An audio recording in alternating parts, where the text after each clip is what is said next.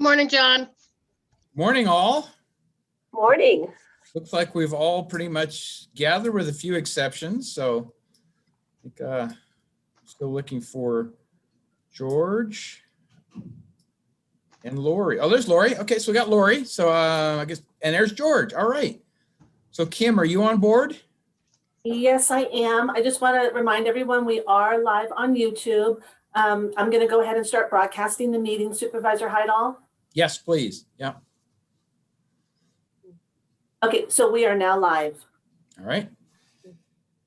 And I think we are at the appointed hour. Let me just take a quick check here. Yes. All right. So it's 9 o'clock, and I would like to call this regular meeting of the El Dorado County Board of Supervisors to order. This is Tuesday, March 16th, 2021. And with having done that, I would like to turn to Chaplain Betsy Vanderpool of the Sierra Chaplaincy for our invocation. So Betsy. Good morning. Good morning. Thanks for inviting me to join you all. Would you please join me in prayer? God, we're so grateful that we get to serve such an amazing county with so many things going on. And Lord, there's updates and plans and reports of how different organizations have shifted and done whatever they needed to do to serve our citizens. And Lord, we're grateful for that. We're grateful for the leadership you've provided. And so God, we pray for our leaders that you would give them wisdom and direction and perspective as we navigate more times that we just have not had before. We've never been this way before, God. And so we pray for your wisdom. And Lord, I pray that you would strengthen and encourage each of our supervisors, each of the leaders of organizations. And God, just let us serve well the people you've entrusted to us. And Lord, would you pray that you would keep your hand on all of our first responders, and may you keep them safe and let them know that we're grateful for their service. In your strong and mighty name, amen. Amen. Thank you, Betsy. Really appreciate that. So with that, we're going to turn to Supervisor Sue Novosel for our Pledge of Allegiance. Yes, would you all please stand? I pledge allegiance to the flag of the United States of America and to the republic for which it stands, one nation, under God, indivisible, with liberty and justice for all. Very good. Thank you, Sue. And with that, we're going to move on to adoption of the agenda and approval of the consent calendar. Do any of the supervisors have items on the consent calendar that they would like to remove? Changes from 5. Go from 5, 4? No. 3? No.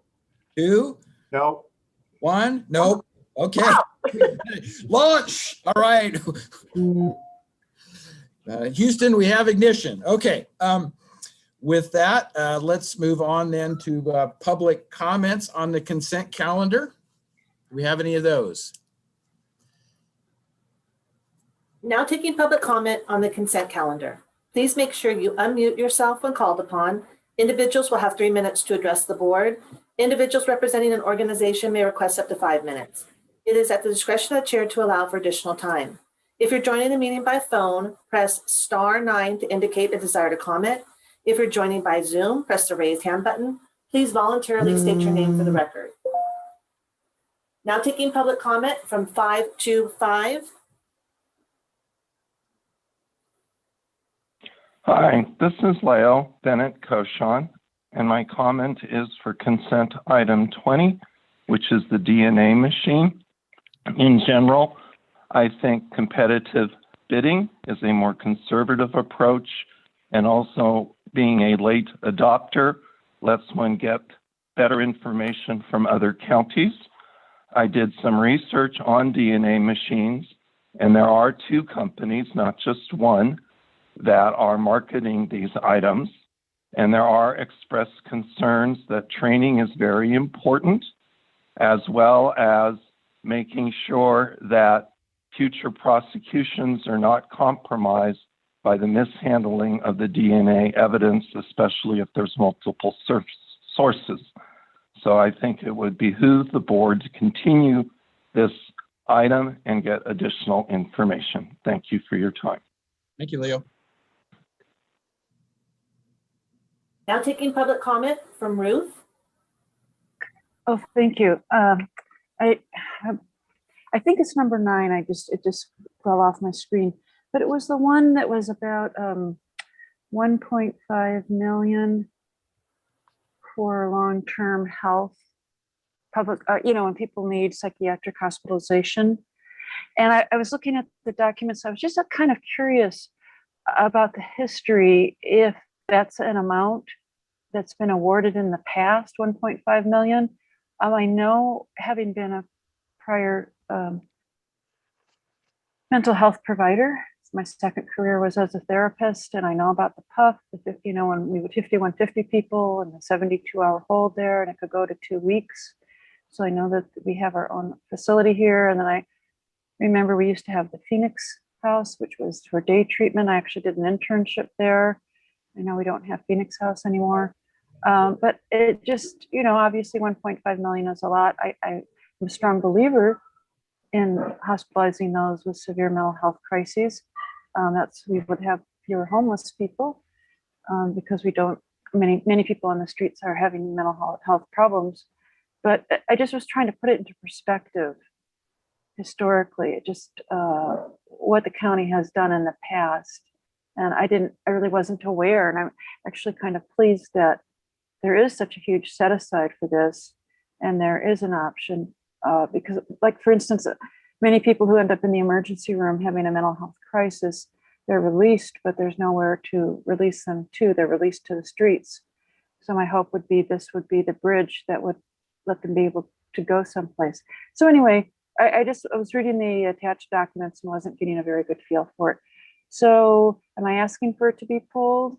I guess I am, so that there could be a little more discussion, because I'd like to know more about it. Thank you. Thank you, Ruth. Now taking public comment from 179.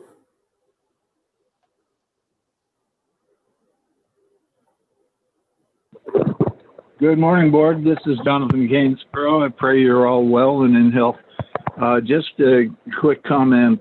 I spent almost 15 minutes trying to find the agenda for this morning's meeting. When I Googled in El Dorado County Board of Supervisors, both that and adding the word agenda, it came to everything except the agenda. So I just want to comment, for the public to be able to participate as you want them to. I'm multilingual. I've written 7 books, and yet it took me 15 minutes, and I still haven't found the agenda and had to call in on the phone. Jonathan, So do you have an need item- to. If you have a specific agenda item you want to talk to on consent calendar, that's the portion we're at. Right. This is pertinent to not being able to see the agenda, which should concern all of you. So I will talk at public comment later, but please have somebody that doesn't have the inside magic handshake to find the agenda, because I couldn't find it this morning, and I am somewhere just under average intelligence. So I appreciate it. God bless you all. Have a great day. We'll talk later. Thank you. Thank you, Jonathan. There is no additional public comment. Chair, Yes, please. I'd like to go ahead and pull item 20. And then I'd just like to tell Ruth about the comment on number 9. It sounds like she needs some historical background. So please contact HHSA. You and I have both been on that Behavioral Health Commission. There's a lot of history there that would help her, I think, in understanding that. And then I get on the agenda every week, just like the public does, and I haven't had a problem. So maybe Kim, maybe you can help Jonathan with that. Thank you. Thank you, Sue. I just want to Yes, ask staff if they had any other comments before I come back to the board. So does staff choose to respond to any of the inputs on consent? All right, seeing none, then yeah, go ahead. I think Wendy, did you want to talk? Okay, any other supervisor comment at this point? Any requests to remove any other items? Okay, not seeing any then. I'll take a motion to approve the consent calendar with the removal of number 20. So moved. Got it? I'll second. All right, we have a motion and a second. Roll call, please, Kim. Supervisor Heidel, how do you vote? Aye. Supervisor Turnbull, how do you vote? Aye. Supervisor Thomas, how do you vote? Aye. Supervisor Parlin, how do you vote? Aye. Supervisor Novacell, how do you vote? Aye. Motion passes 5-0. All right, very good. And I'm assuming staff didn't have any items that you would have talked to it, right, Don? So there was no request from staff relative consent. So very good. No changes. I think we can move on to department matters then, and I'm assuming we're going to take them in a proper the sequence here. Number 21, is that correct, Don? Yes, if we could, Mr. Chair, I'm trying to make sure the DA and the Sheriff's Office are available for number 20. So if we could do 21 first, that would be appreciated. Okay, and then we'll come back to the consent item pulled. All right, thank you. So number 21, Kim, would you read that, please? Number 21 comes from the Chief Administrative Office and Health and Human Services Agency, recommending the board consider the following. 1, provide direction for the use of general fund savings generated by reimbursement for coronavirus mitigation and response activities. 2, approve the spending plan for funding awarded through the Epidemiology and Laboratory Capacity Enhancing Detection Program, and authorize the HHSA director to shift funding between allowable categories as needed with the concurrence of the CAO. And 3, direct staff to return to the board with a budget transfer. Thank you, Mr. Chair. Sue Henneke will be taking lead on this one. Okay, thank you.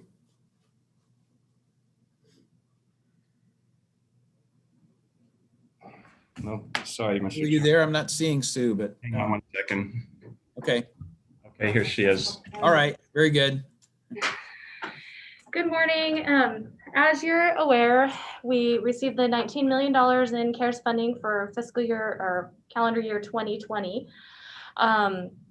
What we did with that was decided by the board on August 4th of last year. So we pretty much stuck to that spending plan.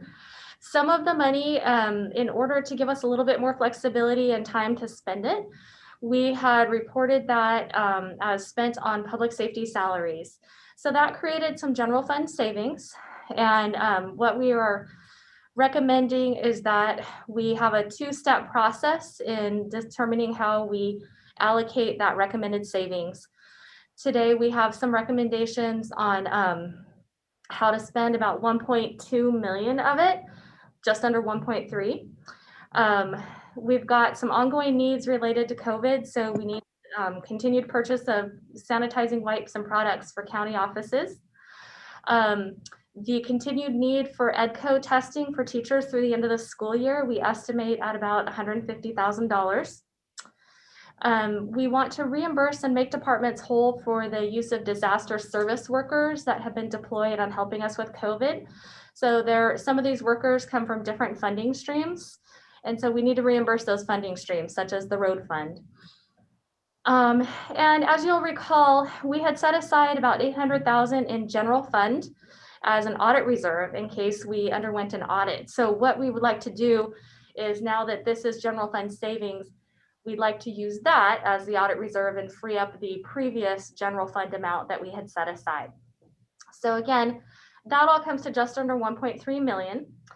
That leaves about another 1.3 that is unallocated, unspent.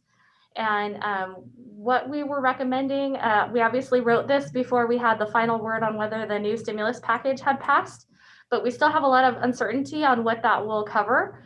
And we need to be really strategic on how we spend that. So we are recommending that we hold off on making a decision on the remaining 1.3 million until we come back with the full discussion on the new stimulus money to the board.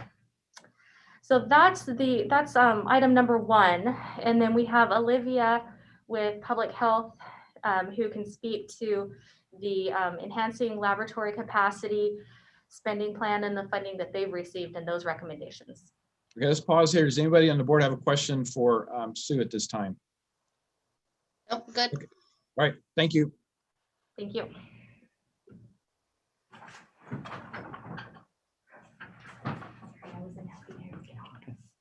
Good morning, everyone. So I actually think Dawn is going to be presenting and I'll be taking questions. Dawn Simone. I'm sorry, Olivia, can you guys hear me? Yes.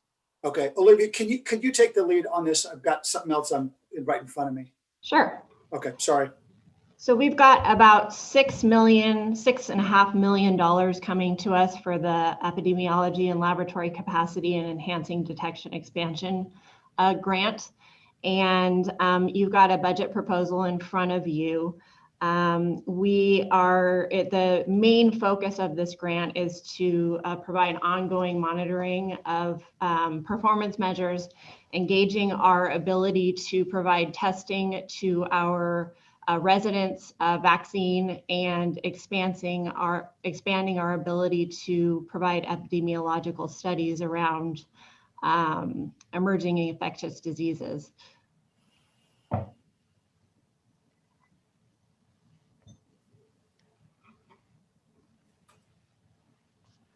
So are we going to cover the spending plan as well, or do you want to just stop at that?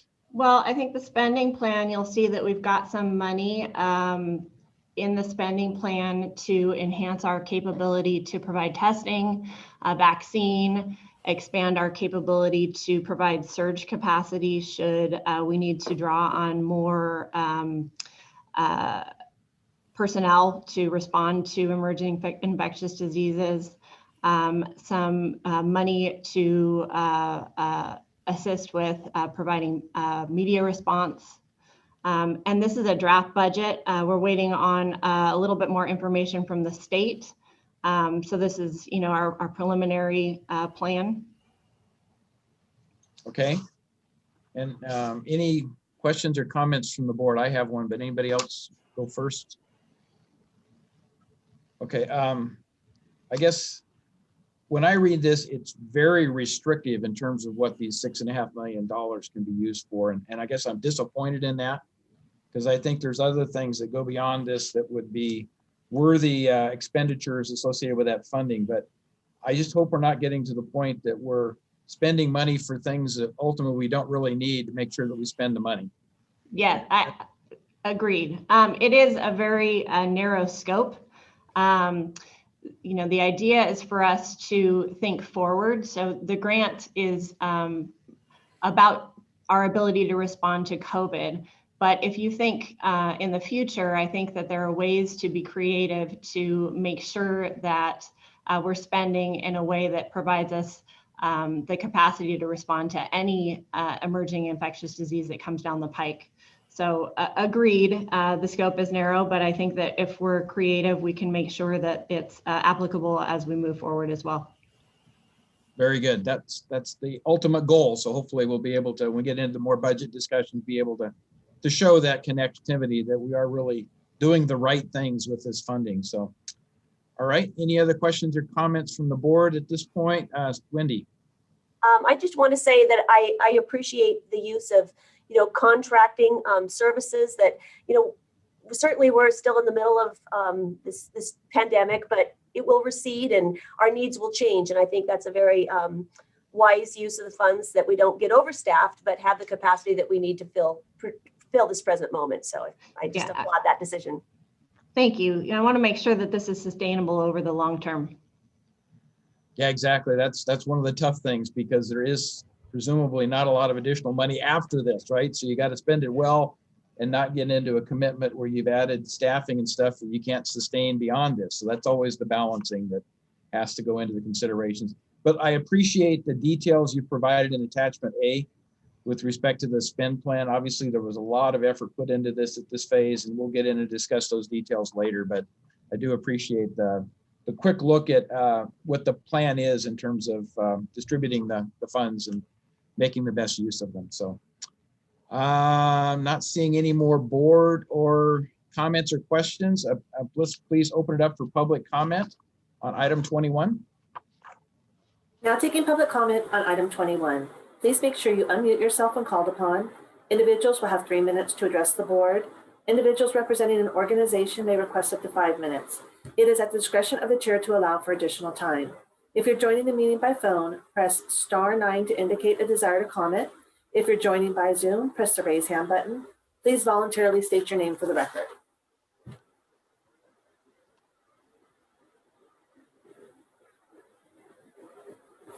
There's no public comment. Okay, so back to the board for this. We do have some actions here: provide direction, approve spending, and direct staff. So we have a motion. Yeah, Chair, I'll make a motion to accept staff recommendations and move the item. Very good. Second. We have a motion and a second. Roll call, please. Supervisor Hydall, how do you vote? Aye. Supervisor Turnbull, how do you vote? Aye. Supervisor Thomas, how do you vote? Aye. Supervisor Parlin, how do you vote? Aye. Supervisor Novacell, how do you vote? Aye. Motion passes 5-0. Thank you. So Don, are we ready to circle back to the item that was pulled, number 20 at this point, or do you want to continue? Oh, we are ready, I believe, Okay. Mr. All right, so Cam, would you please read item 20 since that was pulled? Of course. Item 20 comes from the Sheriff's Office and District Attorney's Office, recommending the board, 1, approve and authorize the purchase of an ANDE DNA machine. 2, find that in accordance with section 3.12.160 of the El Dorado County Ordinance Code, due to the unique nature of the property or services required, competitive bidding is precluded. 3, approve and authorize the chair to sign a budget transfer. And 4, authorize the purchasing agent to execute the contract contingent upon council and risk approval. So I pulled this item because there was a question about the contract, and I looked at the staff report was pretty clear that the FBI has only approved this one machine. I just wanted to verify that's correct, and that's why we did not go out for an RFP. So I don't know if Vern or John, who wants to take the lead here? I'm not seeing the sheriff on at this point, but. Well, I'm happy to talk about it.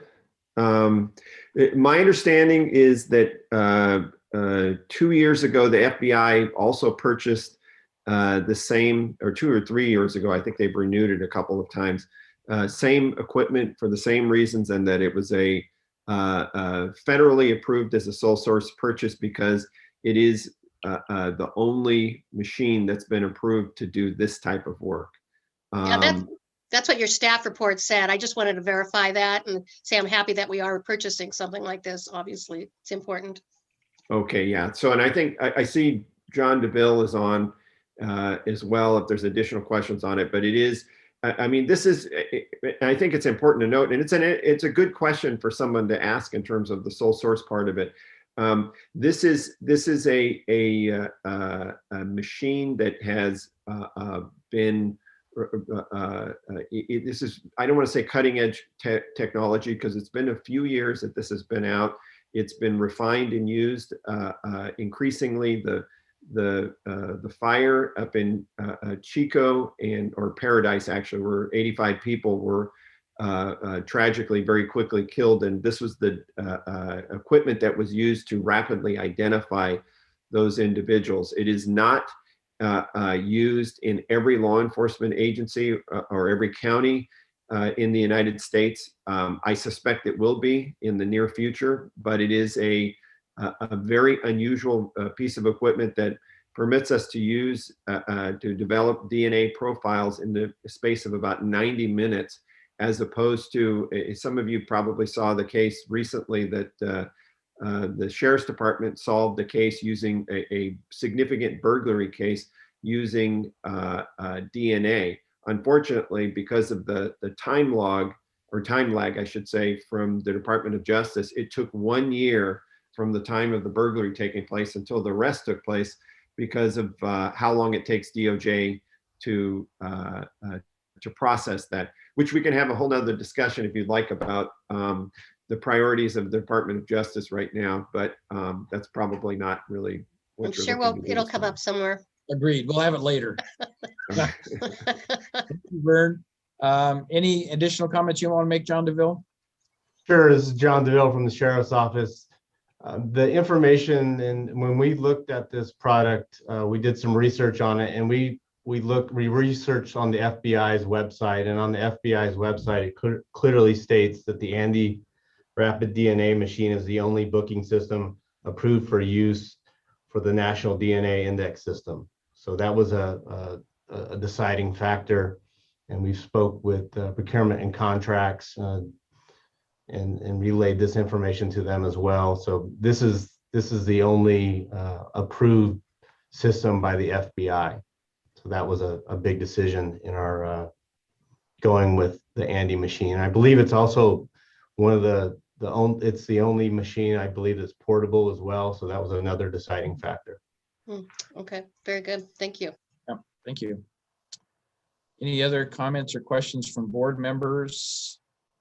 I guess I just have one, John. The maintenance contract, I assume there's some kind of a periodic maintenance. We have to be able to, have them come in and recalibrate or whatever it is, but I'm assuming that falls within the normal department budget of either the DA or the sheriffs as we move forward with this.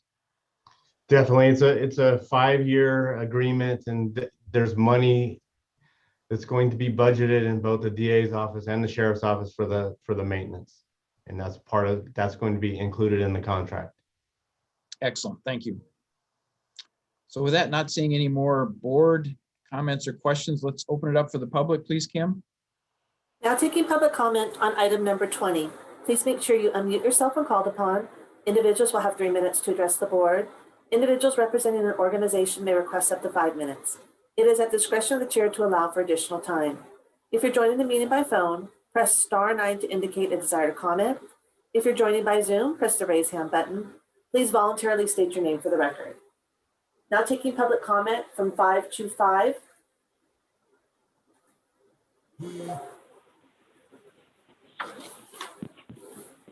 Hi, this is Leo Bennett Koshan again, and thank you for having this conversation. I'm a retired teacher, and we all look at things through our lived experience. And I know many school boards have approved things and then afterwards regretted that they didn't do a competitive bidding. Salespeople are very good at putting their product out there. I just looked it up, and Thermo Fisher also claims it has FBI approval.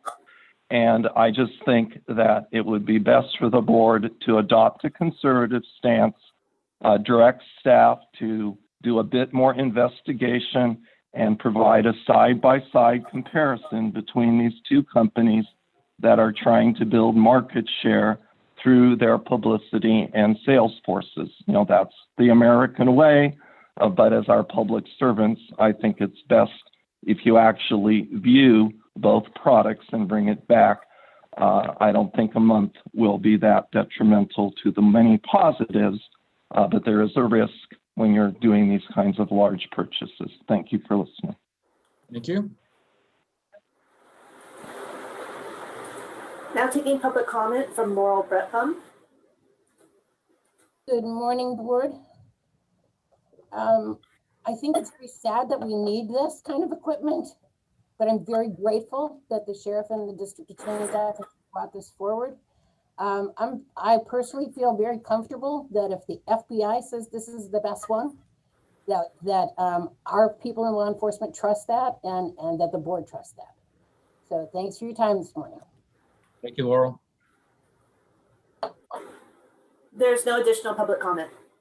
All right. So back to the board for any further conversation or an action, a motion. I'd like to go ahead and move the recommendations of staff and move this item, please. Okay. I'll second. All right. Motion and second, please roll call. Supervisor Heidel, how do you vote? Aye. Supervisor Turnboot, how do you vote? Aye. Supervisor Thomas, how do you vote? Aye. Supervisor Parlin, how do you vote? Aye. Supervisor Novosel, how do you vote? Aye. Motion passes 5-0. All right, very good. So Don, back to you. Given the time frame, are we ready to go to 22? 22 is scheduled to take about an hour, Mr. Chair, which would make our 10 o'clocks late. We could do 23, which we anticipate taking about 30 minutes, but it's your call. Let's do 23 because I think that way we can stay more consistent with the time allocated. So let's take 23 at this point if we're ready to go with that. Now taking public comment on item number 23. Excuse me, item number 23 comes from the Chief Administrative Office recommending the board approve the revisions to the board protocols. So thank you, Kim. I'm Don Ashton, your CAO. Good morning, Mr. Chair and members of the board. You may recall in the good governance workshop we had back in January, we discussed the protocols in the good governance manual at length. These are the protocols that are attached now are the ones that had changes, or the new one, which is protocol regarding the role of elected department heads. I believe Kim has the soft copy and she can call up the protocols in the event there are changes, but maybe we'll start by a quick overview of them, specifically the role of the elected department heads. It is the brand new protocol, and it essentially directs the public where to express concerns to, and that would be to the elected department head. This protocol was shared with the 7 elected department heads, and there were no objections or concerns to the protocol. So I want the board to be aware of that. So maybe I would suggest we start with this one and work our way through. And any comments from board members? Yeah, so Don, I would suggest if we do the track changes, we can show, you know, what the impacts were, because most of these protocols were well established before. These are really minor adjustments or tweaks. So I'm wondering if the track changes wouldn't be better display for people to understand what was added or what was deleted. Kim, do you have the track changes version, or do you want me to call it up from Legistar? This is the only one that I have. Okay, why don't you unshare your screen and I'll share mine. Okay, thank you. Sorry about that. No, that's no problem.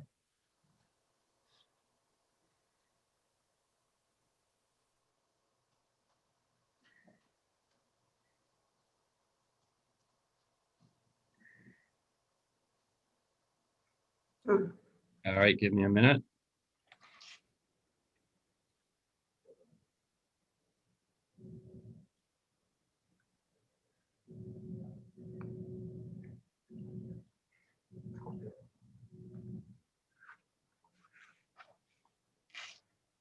All right, it says it's sharing, but it's not coming up. Mr. Chair, I apologize. I can see it, Don. It's got still the column on the left with all the subsequent slides. So if we could just bring it up to scale a little bit larger, we scale it up. I think we're there. Better? Yeah, one more maybe. Okay, that's one down. You got to go down one. That's too much. Yeah. There you go. Keep going, one more. I think this is the magic button here. It didn't go down. It's still at 125. We need to go down just a little bit more. Excuse me. That's it. That's it. That's exactly what we want right there. That's fine. Sorry. Let's go with that. Thank you. So this one is all track changes because it is brand new. Yep. The different colors. That's because we had a couple different versions between myself and County Counsel's office, but I believe it's pretty self-explanatory. So any questions or comments from the board? No, this is, I think, the one new one that we added completely. The rest of them were adjustments. So yeah, thank you for pointing that out. So any board comments on this? Questions? Looks like we're good. So go ahead. Sorry. Don, real quick. I just don't know, should we put in there, and I don't know if we talked about it, just about when we talk about the protocol of its responsibility of the elected department head to handle matters when they have constituent complaints. Should there be something in there about just about allowing to, or making sure that that the department head refers back to the supervisor within that district, just to make sure that there's a constant communication. I don't know if we discussed that, but and I don't know if it needs to be in there, but that communication, collaboration is always important to understand what's happened or not happened. And it's something that, you know, I think whether that needs to be in there in writing or just understood as far as procedure, I don't see it's written in there, and I'll leave that up to the rest of the board to see what they think. But I think that collaboration is important. Mr. Chair, if I could comment on that, please. Yeah. So Supervisor Novosel, that in the discussions we had in good governance, we did not take the conversation that far. So okay. You're correct. Now, in the conversations I had with County Council and the clerk of the board, we did add that last sentence to the protocol that each elected department head is required to communicate necessary and relevant information to the CAO to complete the coordination of all county activities. And I think the expectation there is that then I would communicate with the board members. I realize that's an expectation, and I'm glad you put that in. And maybe that's why I that caught my eye is you know, should we can we add something in there, but we haven't discussed that, but just say CAO, you know, will then relay information back down to the supervisorial offices. I don't know if that needs to be in there, but certainly that kind of grabbed my eye when I saw that. Yeah, if I don't have any objections or concerns at all, if we want to add a sentence that then says, then the CAO will then communicate relevant information to the appropriate district office. If everyone's okay with that, I think that's just gives a little clearer tracking. Yeah, I'm okay with it because I think it shows that chain of command or whatever you want to call it, the chain of control that in terms of information that passes down and gets back. So you close the loop, so to speak. Right, exactly. So I think that addition probably is helpful from a clarity perspective, but we know it's functioning today, but I think it's good, to put it in there. So Put it in there, right? Yeah. You do a good job of that, Donna. It's Anybody else on the board have not a to thought on reflect that? any. Yeah, you and your office do a great job and not to reflect anything. It's just, good to have it in there. Any other board thought or comments on that particular subject? I kind of agree with that because, the board members already meet with Dawn, but I think being added that little sentence to it, I think it just covers all bases. So. Right. All right. Very good. Sounds like we've got pretty much consensus there. So go ahead, Dawn. Okay. All right, hang on, sorry. Okay, the next one is the role of the board chair. And you will see the changes are at the bottom of the protocol in red and purple. And it really clarifies that the board may call a special meeting when he or she, or the board chair may call a special meeting when he or she determines it's necessary based on consultation with the CAO and county council. The significant change in my mind from prior practice is that if 3 or more members of the board or supervisors request a special meeting through the CAO on a specific topic, the board chair will honor that request. That's the meat of the change here that we have not had before. And then under no circumstances is the board chair or any board member authorized to act or provide direction to staff that's inconsistent with or contrary to prior decisions or prior directions provided by the full board. And then during a declared emergency, the board chair will coordinate with the CAO and the director of the Office of Emergency Services in all matters related to the emergency. And again, that was the extent of the discussion in January. And that's consistent with the comments made, but this is for final approval. So any other adjustments would be welcome for consideration. Well, I think, Don, I'd like to say, that we had a discussion about adding or, understanding that no one board member, has the right to put anything on the, has the right to make a decision or direct staff, that it's a, that's a board of 5 that we serve on. And so that's an important thing, but we hadn't really discussed it down to that level. So I think that's something we want to bring back in the next discussion is the role of each individual board member. This is pertaining just to the chair and what that role is. It's a little different. I don't want to get off base on this. And I think it would be a good discussion next time we talk about good governance. Okay, I'll make a note of that, Supervisor. All right, thank you. I think that we need to talk about this sooner than later based on what happened last week, because just because of what happened last week. We need clarity on this sooner than later. All right, are we prepared to do that, Don? We could talk about this. Sure. I'm thinking off. We're going to get into a lengthy discussion. I think we better. No, I don't think we should do it right here and now. I think wordsmithing it while we're in a meeting, it doesn't work. But I do think we need to address this sooner than later because of how things happened last week. It wasn't good. And it actually, I felt there was inconsistencies between agenda items. I didn't see the difference of how things were applied. So personally, I need some clarity on this. And I'm guessing that the whole board would benefit from that. So I think we need to bring this back for some type of a workshop discussion soon. Supervisor Parlin, so you're talking specifically about the urgency ordinance and how that's handled? Because that's something that's not in there. In my mind, Cameron Woods was not that different. So, but nobody really had problem with me bringing that. So I think we need some help understanding what the difference is. I'm sorry. How about if I can make a suggestion that today's conversation focus on approving the direction that was given during the Good Governance Workshop. I will work with Supervisor Parlin and the board chair to schedule another discussion on I guess good governance and procedures. If the board is willing. We had talked about bringing Babs Kavanaugh back in October. Listening to Supervisor Parlin's comments, maybe we ask her to come back sooner than that to have a follow-up discussion, because it seems like those topics are different than what we're trying to accomplish in today's agenda item. Yeah, and I'd just like to clarify that it's urgency ordinance and how we handle that and how we get things on the agenda. There's two specific things there that I thought went real south last Tuesday. So I would like to also make sure that we have clarity on that urgency ordinance ability of our individual supervisorial powers to control that. Thank you. Okay. And Don, I would agree. I think we need to take this separately. We need to cover some things, because I also had a question after talking with you about the terminology we have that's not shown here, but it's maintaining decorum. And that's part of the role of the chair. And I guess I'm trying to really understand how I get my arms around that completely. At least I didn't see it in here. Yeah, I just scrolled up. It's the last sentence in the first paragraph of the protocol. The chair of the board is preserving order and decorum. Thank you.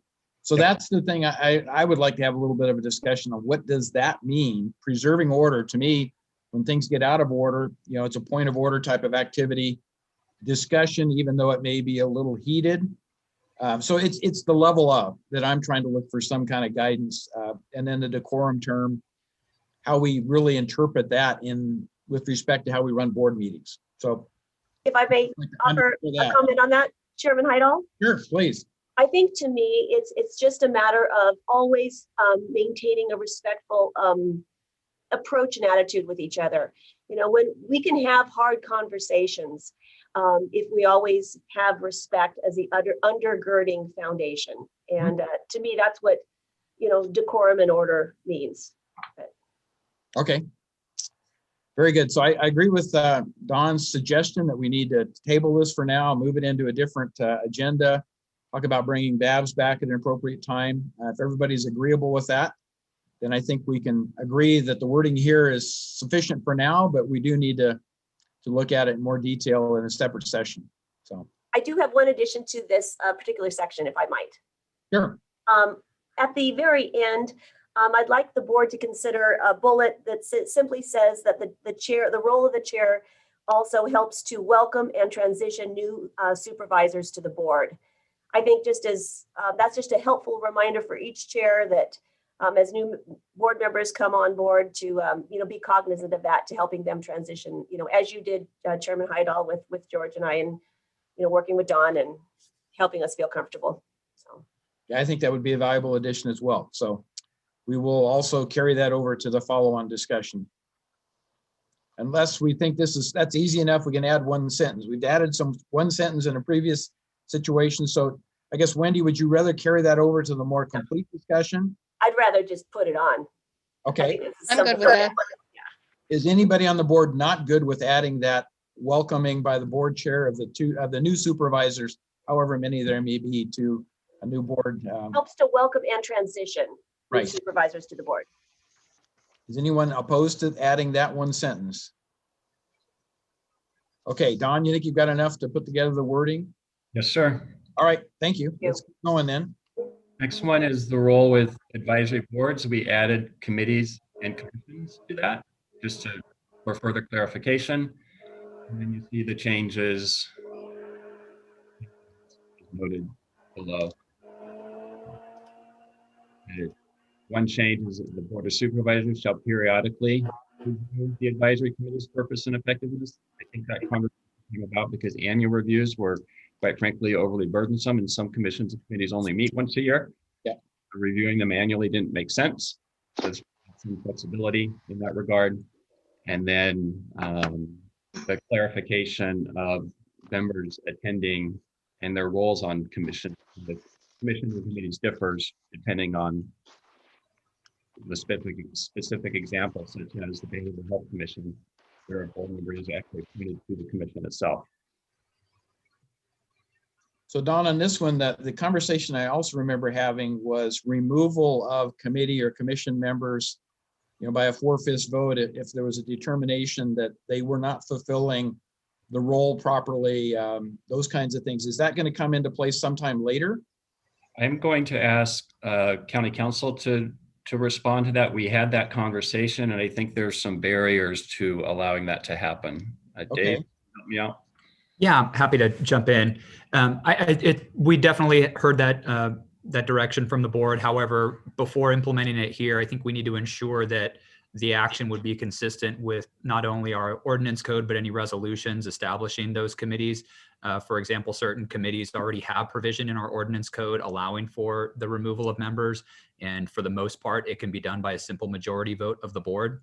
So these protocols that you're adopting today, they in the hierarchy of your kind of legislation that you enact, this is towards the bottom in that sense, and it needs to be consistent with the superior legislation enacted via your ordinances and resolutions. So that's something I think that we need to explore further before implementing through these protocols.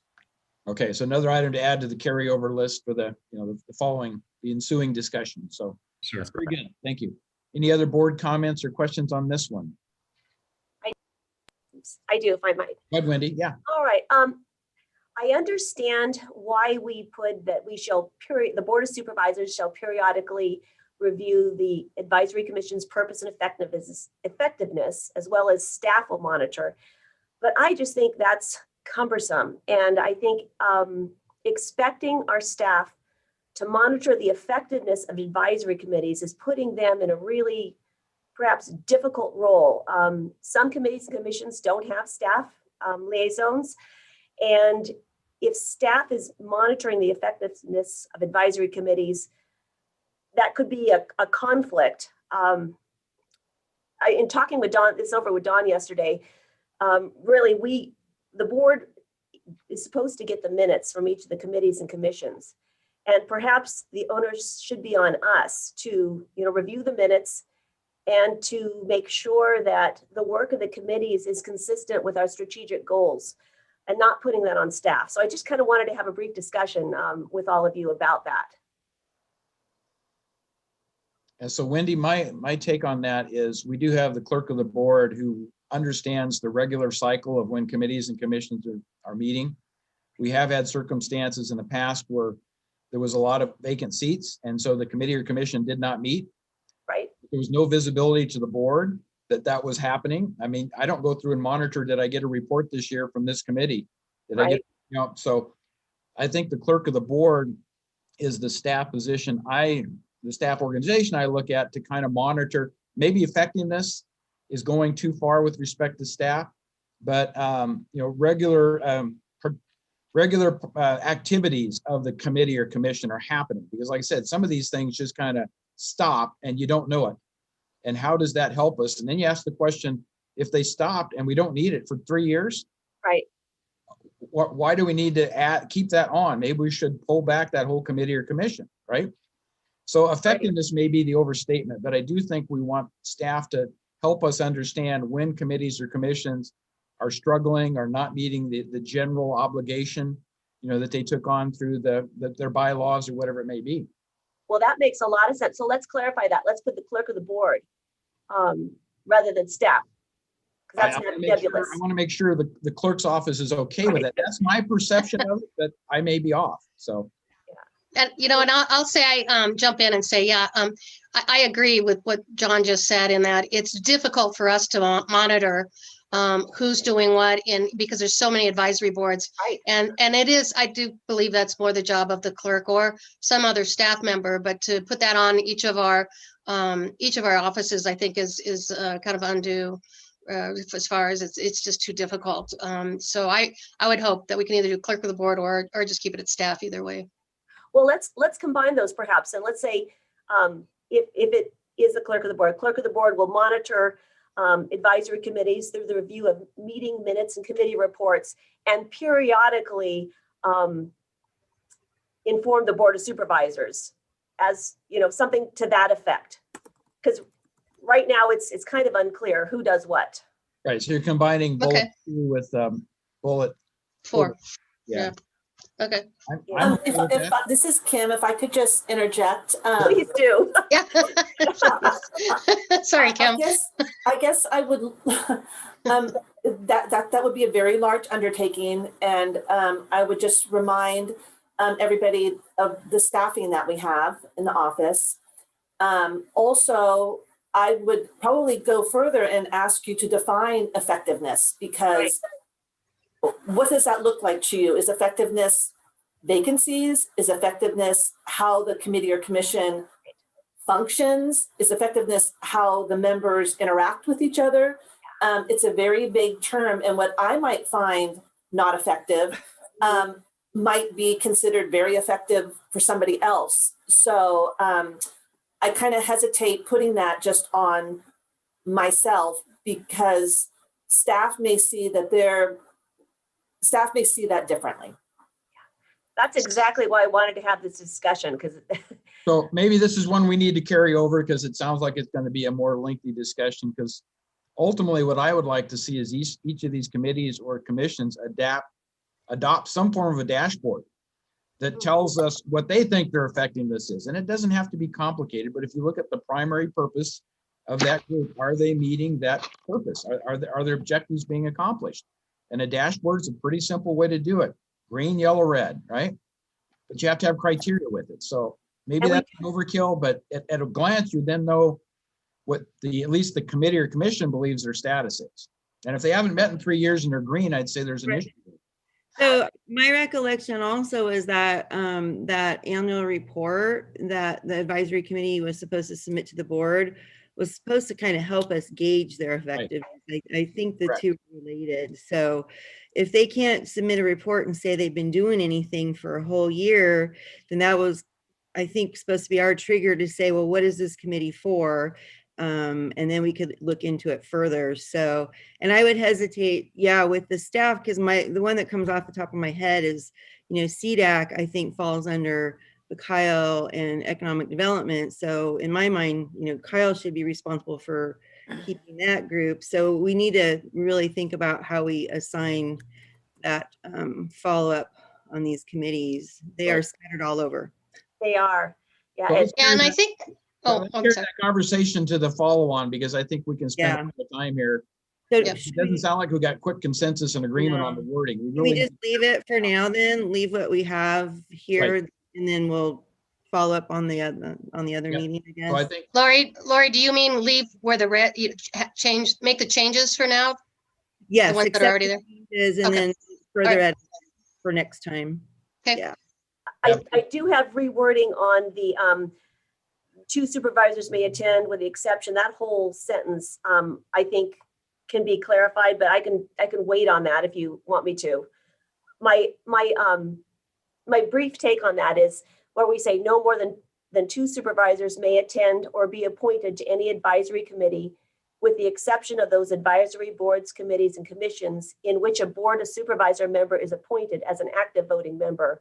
Supervisors are observers and should not attempt to influence the committees. I understand what we're saying is 2 different things, but it reads that even if we are a voting member, we should not attempt to influence the committee, which is not what we're trying to say. So I would wordsmith that to say supervisors are observers and should not attempt to influence the committee unless they are appointed as a voting member. I think that clarifies that. or you can just say non-voting member supervisors or observers. I mean, you can reword it, wordsmith it, whatever you want, but some clarification might help there. So, and those are the only changes I have. And Kim, I apologize. I did not mean to put all this on you. So I think this will warrant further discussion. As certainly we have a lot of committees and commissions, and we don't want to, waste people's time. We want to make sure that they are serving an effective purpose, and looking for the right mechanism is worthy of more discussion. Right. Thank you, Supervisor Thomas. And I just kind of want to put out there, I think that with initiating the implicit bias course,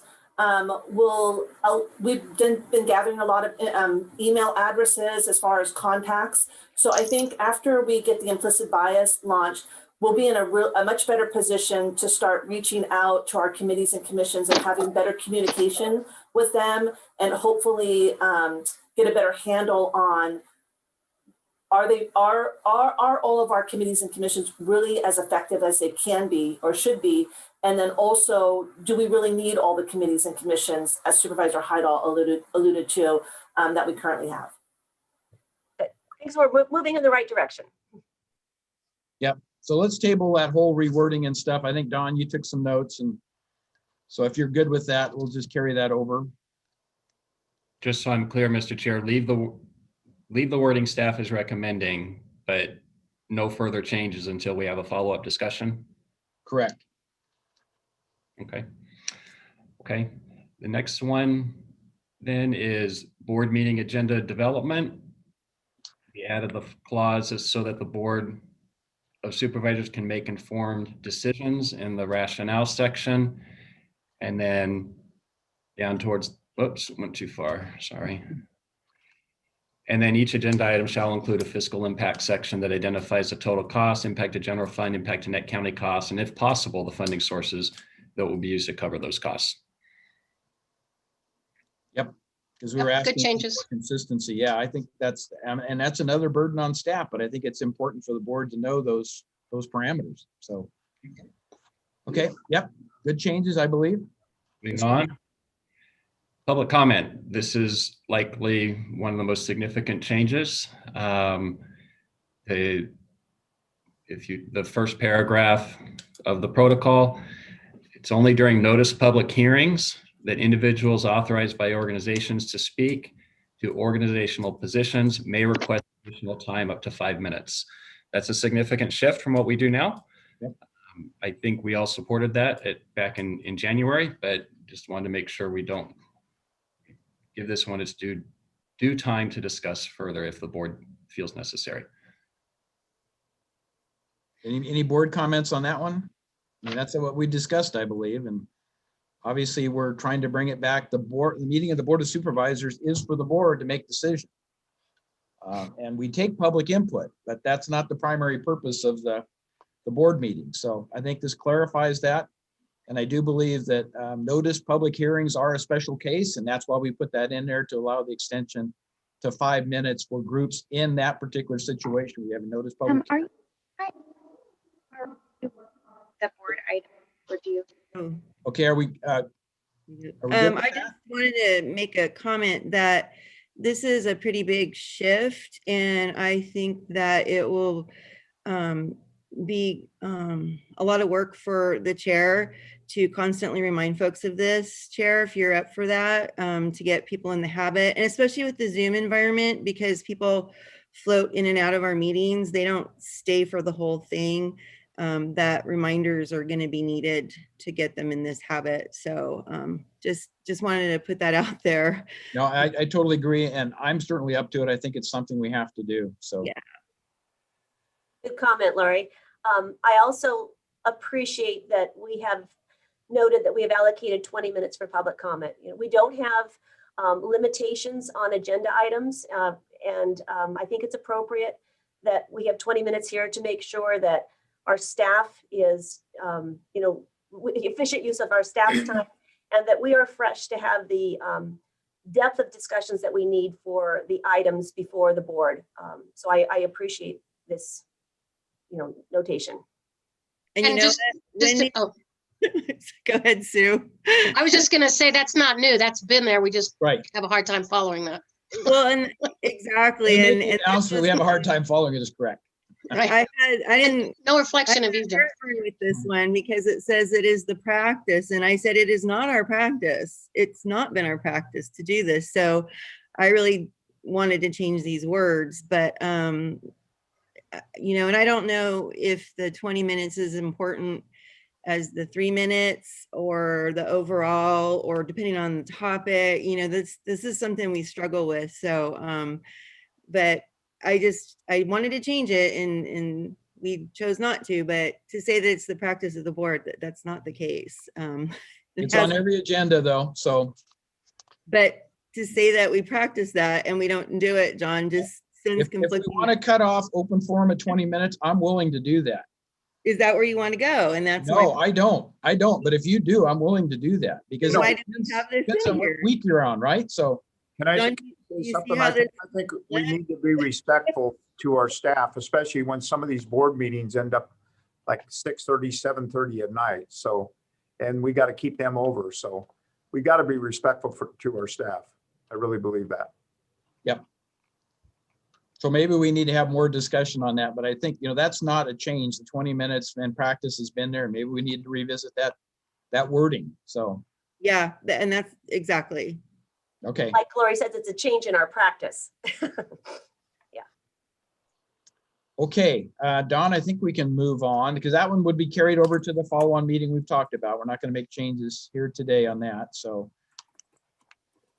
And then the last one is self-monitoring of board effectiveness. So everyone remembers the context of it. We historically, or since I've been the CAO, we've done a self-evaluation of the board in December, and then carried that over into the good governance discussion in January.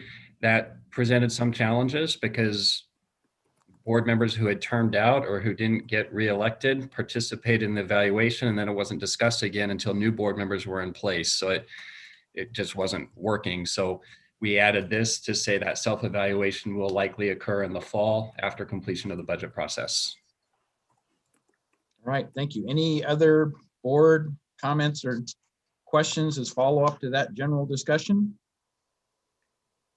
I'm not seeing any. Kim, would you please open it up for public input?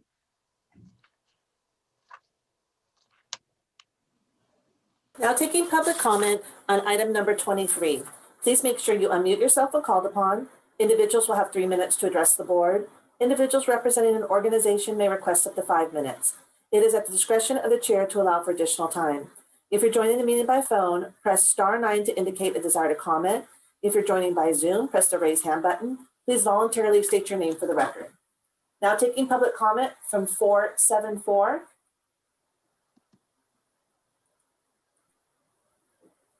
Good morning, Board of Supervisors. Chris Payne, Diamond Springs. Couple of comments. I'm impressed with the board's enthusiasm. No wordsmithing today.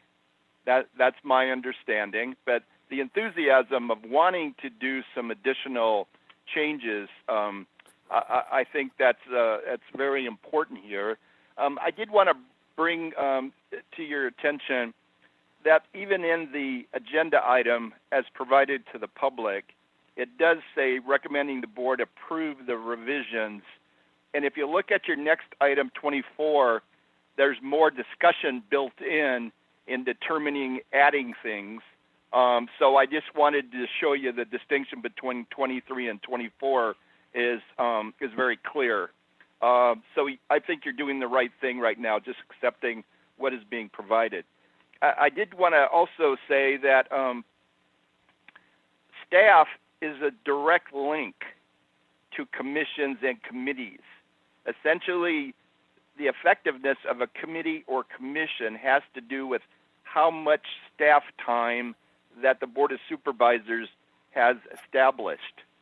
It's your decision whether there is support by staff to a particular committee and commission. And I've been on all types, so I know how that can be very, very difficult sometimes to express that, hey, there's only budgetary responsibility to this level, and some of the commissions or committees have more importance than others. So I just wanted to bring that to your attention. But I do believe, Supervisor Thomas, that you are correct that you got to determine who is doing the oversight, make sure that everything is effectively being handled. But staff is that direct link, so I didn't want you to get too far into making some major changes, which you're not going to do. The last one is the public comment. As one who has been stating under public comment, it has become an effective, I'm actually talking about open forum versus public comment on an item, but public comment has become an effective mechanism to state what the speaker believes is their constitutional right to express anything that is not on the agenda. It gets pretty much wild sometimes some of the speakers in what they're trying to say, and then the appropriateness of it.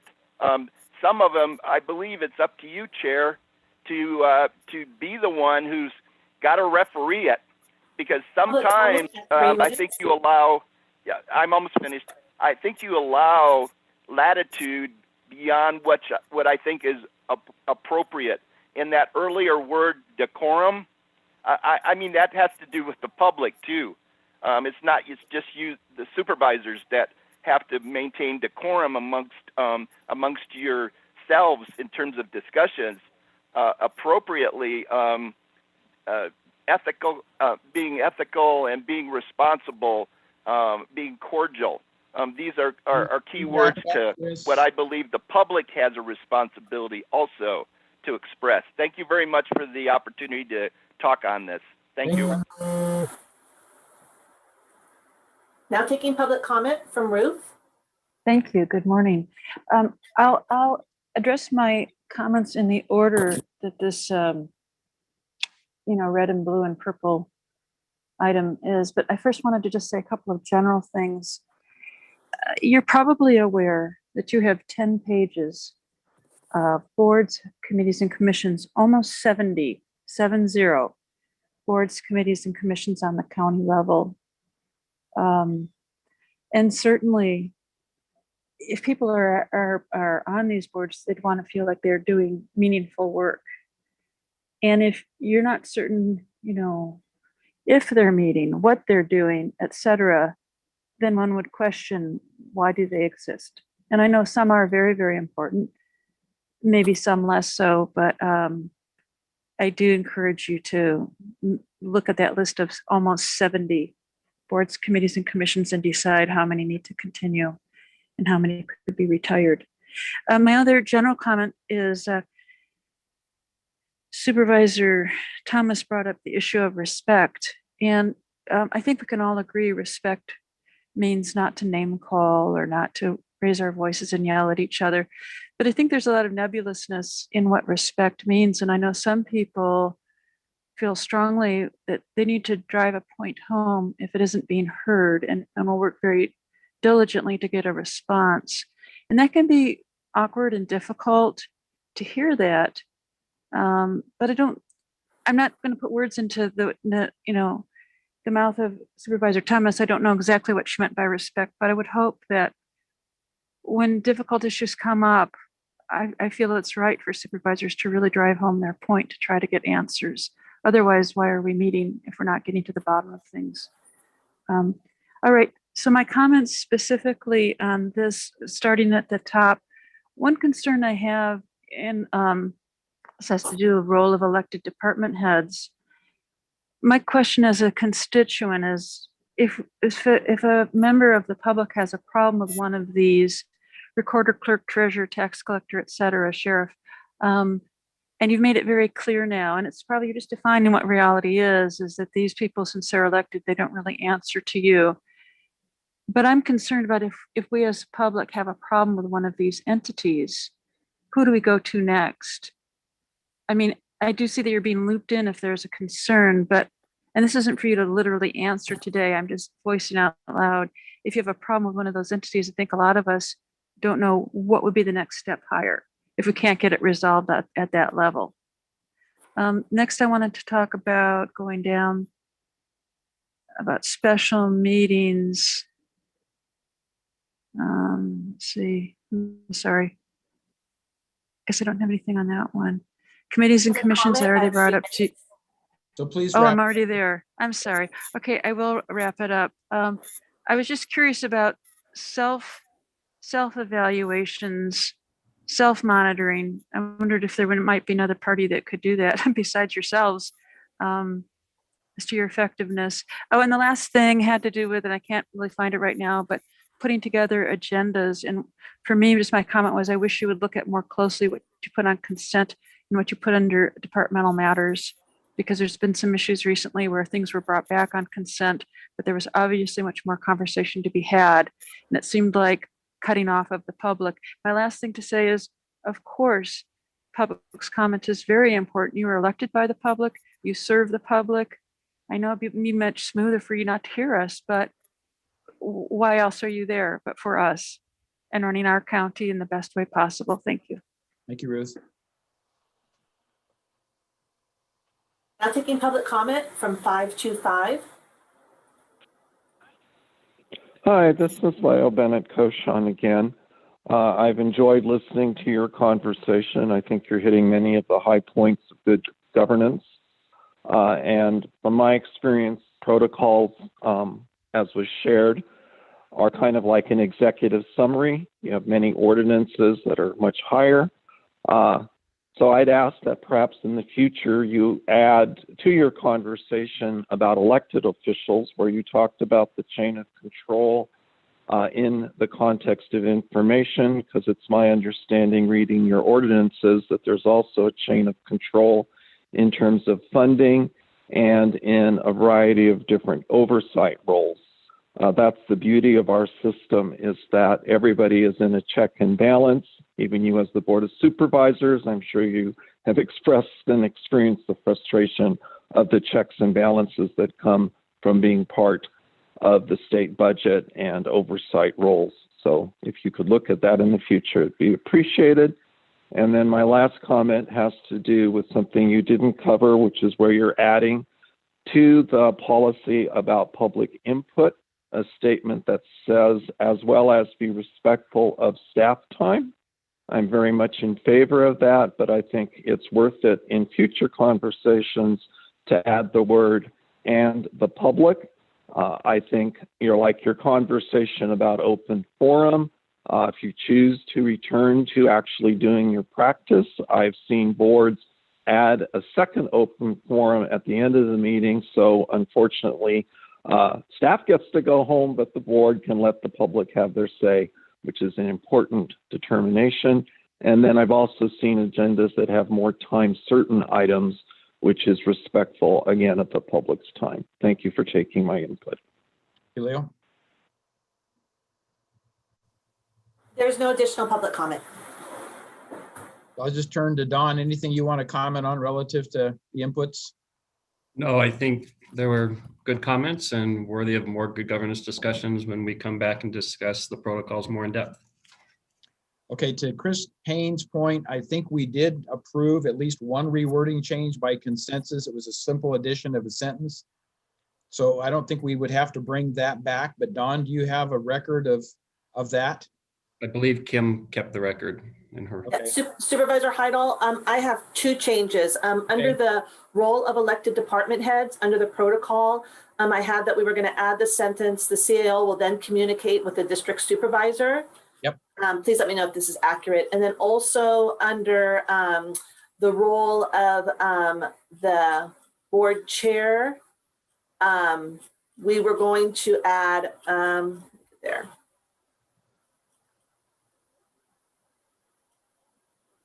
The last bullet point, we were going to add welcome and transition new supervisors to the board. I think those were very simple clarification additions. So I think we could all agree to those. And if we can, then we can move this, recognizing we're going to have a follow-on meeting to get into more of the details of some of the other conversations. So back to the board. Do we have a motion? I will move the item with the noted changes. All right. I'll second it. Okay, George seconded. So roll call, please. I'm sorry, Supervisor Heidel, was that Supervisor Parlin who seconded it? No, it was Supervisor Turnbull. Okay. I think he just beat Lori by a little bit, so. Okay. Supervisor Heidel, how do you vote? Aye. Supervisor Turnbull, how do you vote? Aye. Supervisor Thomas, how do you vote? Aye. Supervisor Parlin, how do you vote? Aye. Supervisor Novosel, how do you vote? Aye. Motion passes 5-0. All right, thank you. So at this point, we need to move to our 10 a.m. time allocation. And so Kim, would you read number 25? Of course. Item number 25 comes from Supervisor Heidel, recommending the board adopt and authorize the chair to sign a proclamation recognizing aid to a distressed veteran.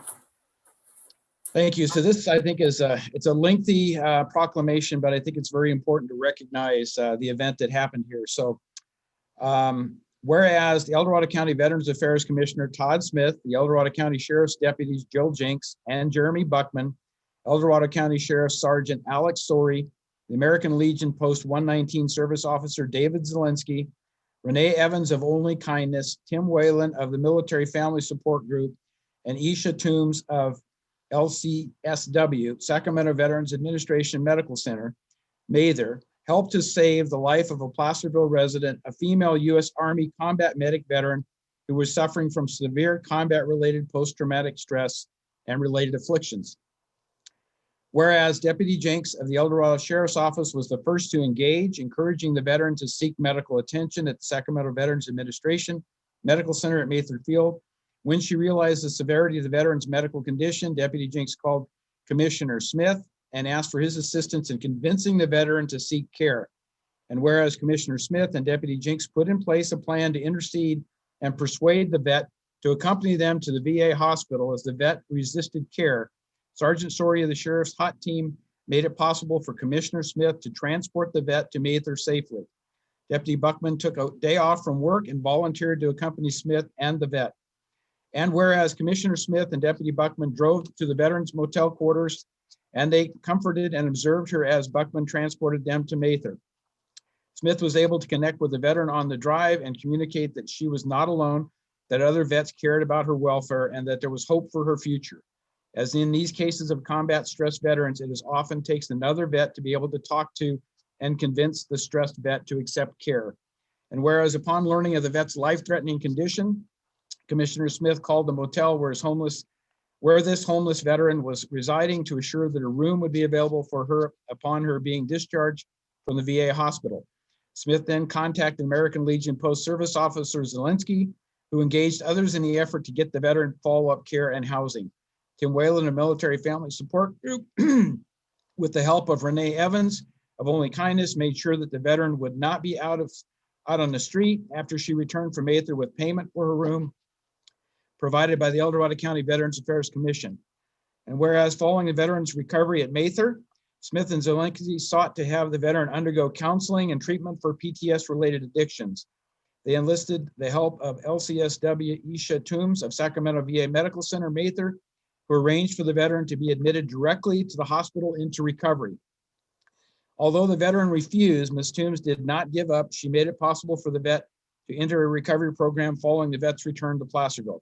Ms. Toombs' tireless efforts were an example of compassionate professionalism. Now, therefore, it be proclaimed that the Board of Supervisors of the County of El Dorado does hereby recognize and commend the indefatigable care that was provided to the combat medic veteran, which reflects highly on all involved and the organizations they represent. Passed by the Board of Supervisors of the County of El Dorado at a regular meeting of the board held the 16th day of March 2021. And I'm going to move the proclamation. Second. All right, so we have a motion and a second on the proclamation. Can we have a roll call vote, please? Supervisor Heidel, how do you vote? Aye. Supervisor Turnbull, how do you vote? Aye. Supervisor Thomas, how do you vote? Aye. Supervisor Parlin, how do you vote? Aye. Supervisor Novosel, how do you vote? Aye. Motion passes 5-0.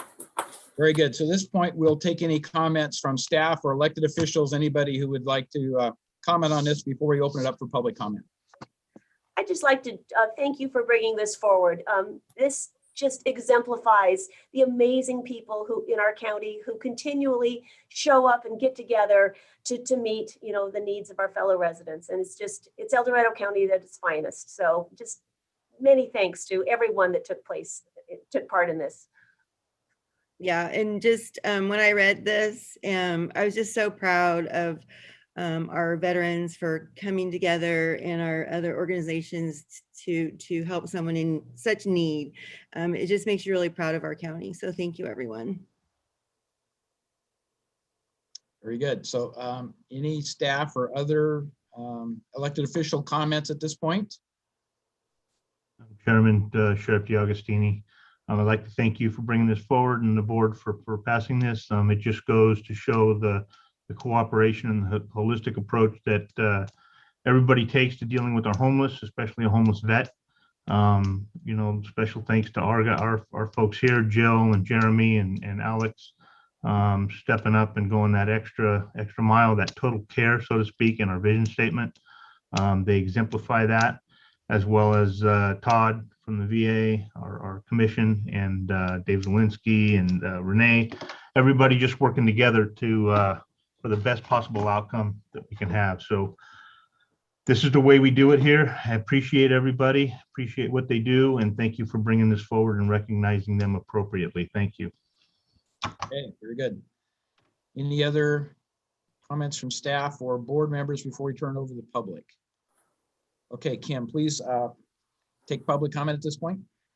Now taking public comment on item number 25. Please make sure you unmute yourself when called upon. Individuals will have 3 minutes to address the board. Individuals representing an organization may request up to 5 minutes. It is at the discretion of the chair to allow for additional time. If you're joining the meeting by phone, press *9 to indicate a desire to comment. If you're joining by Zoom, press the raise hand button. Please voluntarily state your name for the record. Now taking public comment from 525.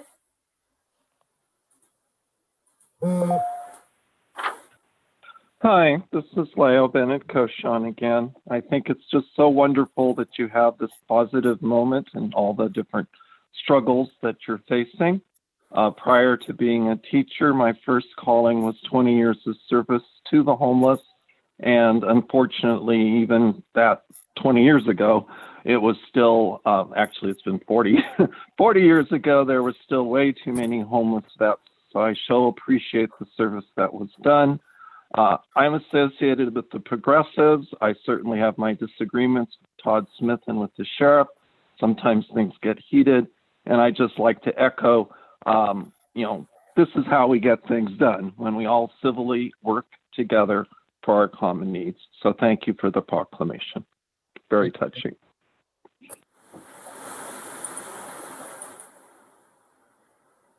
Now taking public comment from 474. Board of Supervisors, Chris Payne, Diamond Springs again. I just want to say this is not surprising.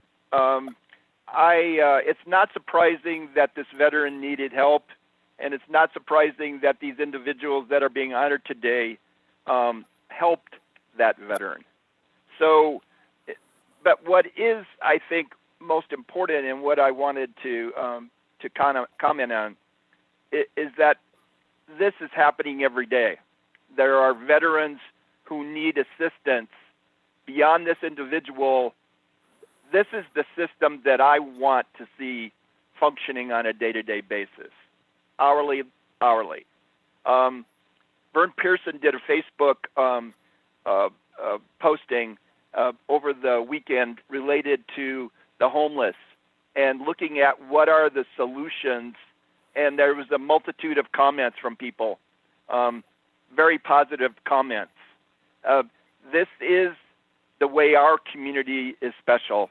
And so thank you, Supervisor Heidel, for bringing this forward. And I do appreciate all of those individuals who I know who are just like that, just like your proclamation. And that's wonderful. Thank you very much for the opportunity to comment. Thank you, Chris. Now taking public comment from John Palmerero. Yes, this is John Poimero. I'm chair of the El Dorado County Veterans Commission. And this was an example of top to bottom care for a fellow citizen of El Dorado County. People at all levels, the sheriff's team, Todd as a commissioner, David Zielinski, Aisha Toombs, so many others, Renee Evans, that were involved. Every single person at every level rose to help this vet and to help this woman that was struggling and continues to struggle. These struggles continue all the time, and it's the people of this county that stand up every time to help them. Thank you. Thank you, John. Now taking public comment from David Zielinski. Thank you very much, everyone. Couple things. I want to make it very clear. This veteran would have died in her motel room if it had not been for these actions. She had her heart attack at Mather Hospital, a very good place to have your heart attack instead of the motel room. So this was a matter of life and death. Also want to point out one person in particular who you do not know, Aisha Toombs, and why she was included. She's a licensed clinical social worker at Mather. You can say, well, she's just doing her job. Yeah, so first of all, she needs to be commended for doing her job. Secondly, she did her job twice. So even though the veteran blew off her get out of hell card the first time from her deathbed in Mather, Aisha did it a second time and got her into honor. She could go straight into recovery, and Todd Smith and Jeremy and everyone were willing to take her there. She still turned us down. The graveyards are filled with tombstones that say, I wasn't quite ready yet. And she's still not quite ready, in spite of almost dying. So anyway, Aisha did it twice. In addition to that, Aisha did with her hand, one hand tied behind her back, because right now the person who's supposed to work with her, another social worker, got transferred to Pennsylvania. So Aisha's doing two jobs for the price of one, and she still got it done. So on it, that's why I called Aisha out. You wouldn't know she exists otherwise. Thank you very much. Thank you, David.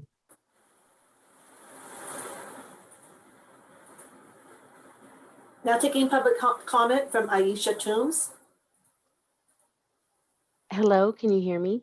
Yes, Aisha, you're coming through fine. Hi, yes. Well, thank you so much, David, for that. I just want to kind of thank everybody as well, just for, the recognition, because, David's right. We don't necessarily sort of do this for the recognition. We're just trying to, help our veterans and get them off the street, get them into treatment, just try to, save their lives.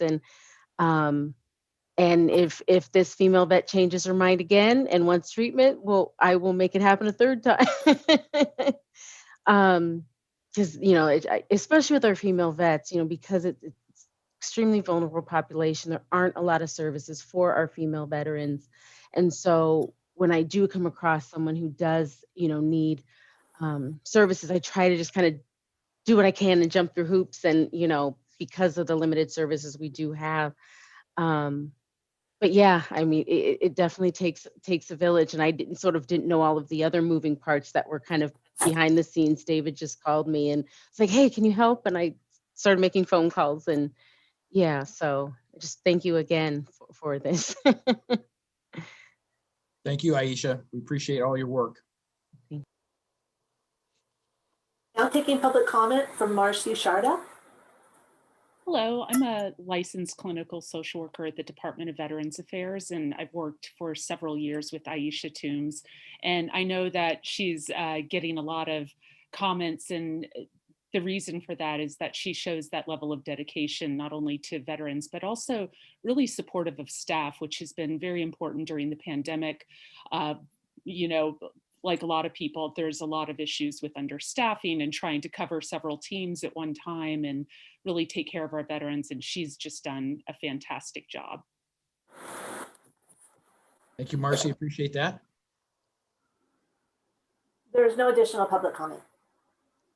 All right, very good. So I'm not seeing anything else from the board or anybody. So I think we're ready to move on to item 26. Kim, if you would read that, please. Item 26 comes from Supervisor Parlin, recommending the board adopt and authorize the chair to sign a proclamation recognizing March as Red Cross Month. Yeah, thank you, everyone. That's a hard one to follow, by the way. Maybe I should have gone first. But when I was approached to ask the board to do this proclamation, I recalled that last year, and it was just last year, we had an evacuation for the Fork Fire. And so the Red Cross was there as one of our partners to assist our residents. So this proclamation seems most appropriate. Proclamation of the Board of Supervisors of the County of El Dorado in recognition of National Red Cross Month. Whereas March is American Red Cross Month, a special time to honor the kindness of our neighbors who aid families in need every day in our community across the United States and around the world. Their dedication touches millions of lives each year as they carry out the organization's 140-year mission of preventing and alleviating suffering. Whereas during the times of the coronavirus pandemic, people have stepped up to help others in need, whether it was responding to this year's record-breaking disasters across the country or rolling up their sleeves to give blood when our country faced a severe blood shortage. Whereas here in the California Gold Country region, families have relied on the local Red Cross volunteers for comfort and hope while coping with the recent Northern California wildfires. Over 165,000 meals and snacks were served to those in need, and 38,903 hotel units were provided for safe shelter. In addition to serving friends and neighbors here at home, many local Red Cross volunteers also deployed virtually to assist with disasters around the country. Whereas local volunteers have also supported families in other ways. Since January 2020, volunteers have responded to 500 home fires, helping 1,983 people address urgent needs like food, lodging, and recovery support. Last year, the Red Cross hosted more than 300 regional blood drives and collected 5,785 units of life-saving blood. Red Cross volunteers provided emergency services for 2,118 people through our Service to the Armed Forces program and enrolled 16,329 people in first aid, CPR, AED training. Whereas this life-saving work is vital to strengthening our community's resilience. Nearly 200 years since the birth of American Red Cross founder Clara Barton, we dedicate this month of March to all those who continue to advance her noble legacy, and we ask others to join in their commitment to care for people in need. Now, therefore, be it proclaimed that the Board of Supervisors of the County of El Dorado does hereby recognize March as Red Cross Month and encourages community members to reach out and support this humanitarian mission. And with that, I'd like to move that the board approve this proclamation. I'll second it. Okay. And then passed by the Board of Supervisors of the County of El Dorado as at the regular meeting held this 16th day of March 2021. We have roll call vote, please, Kim. Yes, of course. Supervisor Heidel, how do you vote? Aye. Supervisor Turnbull, how do you vote? Aye. Supervisor Thomas, how do you vote? Aye. Supervisor Parlin, how do you vote? Aye. Supervisor Novosel, how do you vote? Aye. Motion passes 5-0. Very good. And thank you, Lori, for bringing that forward. It's important to recognize the Red Cross. They do a lot of marvelous work across the whole United States. And I think even in other foreign nations, we've sent the Red Cross to help, in disaster relief and that sort of thing. So they truly are a wonderful organization. So with that, I believe we're able to go back now to department. Supervisor Heidel?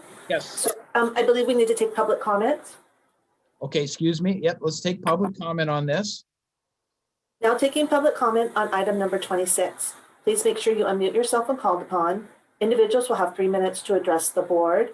It is at the discretion of the chair to allow for additional time. If you're joining the meeting by phone, press *9 to indicate a desire to comment. If you're joining by Zoom, press the raise hand button. Please voluntarily state your name for the record. Now taking public comment from Gary Strong.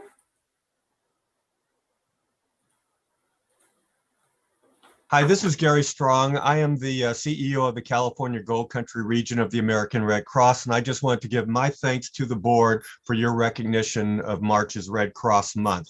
One of the beauties of El Dorado Hills is your forested areas, and every once in a while, we know that those trees will light on fire and the Red Cross will be there for your community. We're always going to be there. And I would just like to highlight as well, even though it was mentioned in the proclamation, there was some discussion of our service to armed forces. And after the previous agenda item, I just wanted to make sure that everyone was aware that the Red Cross also is there to serve military members, whether they're active duty or veterans. It's part of our DNA. It's where we were formed on the battlefield of the Civil War. So Red Cross will be there, and we appreciate you recognizing us today. Thank you. Thank you, Gary. There is no additional public comment. Okay. Then I think that concludes this item. So thank you for reminding me, Kim, of the public comment. I'm assuming we want to go back to 22, Dawn, or 24. What's your choice? 22? 22, Mr. Chair, please. Thank you. Okay. So Kim, if you'd read 22, please. Item 22 comes from the Department of Transportation, recommending the board authorize changes outlined in items 1 through 6 listed below in the proposed 2021 Capital Improvement Program. West Slope Road and Bridge Program. 1, approve addition and changes to West Slope Road Bridge CIP projects. 2, include new project Ice House Road Pavement Rehabilitation Phase 3. 3, include new project Pleasant Valley Road dash restripe. Tahoe Environmental Improvement Program. 4, approve changes to the 5-year Tahoe EIP. Capital Overlay and Rehabilitation Program. Number 5, approve changes to the Capital Overlay and Rehabilitation Program. Airport Capital Improvement Program. 6, approve changes to the Airport Capital Improvement Program. So I'd received an advisory that Supervisor Parlin wanted to make some recusals or whatever. So please, Lori. Right. So I've been advised that based on the location of my residence to one of the projects, that I should recuse myself out of an abundance of caution. Specifically, it's the Ponderosa Interchange project. So if possible, I'd like to request that that be segmented out of the conversation so that I can participate in the rest of it. And I don't know if DOT has it segmented in that way that it'll work. Good morning, supervisors and Supervisor Parlin. It quite isn't, but I'm sure that we can separate that out accordingly and working with County Council to make sure that we can separate that out if need be. So we'll work with David Livingston to make sure. Great, thank you. Okay, so as I understand it, we're going to hear the full presentation minus the Ponderosa interchange. Lori's going to recuse herself, leave the board participation, and then you're going to cover that separately with the 4 board members, right? Will do. Okay, thank you. And Okay. Mr. Chairman, just to then clarify, when it is time for additional discussion and action by the board, I recommend that in accordance with the FPPC's regulations on segmenting these types of issues, that you first take action on the matter regarding the Ponderosa interchange. That is the matter for which Supervisor Parlin may have a conflict. She will recuse herself from that discussion and action, and then she will rejoin the meeting so that you could take action on the balance of the CIP, the matters for which she does not have a conflict. Excellent. I like the suggestion. Thank you. Council? Okay. Well then, with that, I'll go ahead and get started. Good morning, Board of Supervisors. Rafael Martinez, Director of Transportation for El Dorado County, here with Matt Smeltzer and John Kaling, both Deputy Directors for the Department of Transportation as well, to give you a presentation on the CIP workshop. So the agenda for today's meeting will be to go through the background of the CIP and why we perform this exercise every year. We will then ask for the board to acknowledge or recommend new changes to the list of projects that we have before you today, and on the change table, as well as the entire CIP workbook. And then lastly, we are going to discuss the next steps in the process to get the program approved by yourselves in June. So the CIP is a program of projects, but it is also a planning tool that we use to calculate estimates, schedules, funding sources over a long period of time in order to ensure that the growth is consistent with the general plan. DOT analyzes all the projects on the list to make sure that they don't exceed available roadway capacity. And we do that analysis every 5 years, just as such as we did last year when we completed that analysis over a 1.5-year process in December. This is a mandate of the general plan that we perform that analysis. It is also a mandate of the general plan that we adjust that plan for inflation schedules and any other funding sources issues that might arise on a yearly basis. And that's what we are doing here today. So the types of projects that are included in the CIP are West Slope Road and Bridge projects, Tahoe environmental type projects, larger maintenance projects or rehab projects, what we call the corp list. These are projects that are so large that they are not part of maintenance groups, but become more part of a capital improvement project. And then lastly, airport capital improvement projects as well is on the list. As I mentioned earlier, the CIP is a long-range plan used by DOT to estimate costs, schedules, and funding sources over the 5, 10, and 20-year horizons. As I also mentioned earlier, last year we finished up the 5-year major update. Now, as part of that 5-year major update, what we do is we take all the CIP projects that we've had on the list over the course of many years, and how many we've implemented over the course of the last 5 years. We also take into account all the planning parcels that we have implemented over the course of that 5 years. And then we look at the remaining number of parcels that the county can build up to. And then we extend that over the course of 5, 10, and 20 years to find out when is going to be the appropriate time to implement the infrastructure to accommodate the implementation of those number of parcels. So every year, as you can imagine, the number of parcels that the county can implement goes down because our general plan is limited, unless there is an amendment to the general plan or there are changes that changes the amount of parcels that can be built in any given year. So as you can imagine, as the number of parcels that the county can build every year becomes smaller, the growth factor also gets smaller. Sometimes because of geometric constraints, because of environmental, because of changes in socioeconomic, number of parcels goes down, sometimes they go up. And because the number of parcels either go up or down, also affects the CIP. Therefore, the CIP list can have projects that 1 year are on the list. When we do the 5-year update, those projects might fall off because the number of projects or parcels aren't going to exceed the capacity of the roadway network. Sometimes we build more parcels in any given location, and then the projects then go up in a particular region.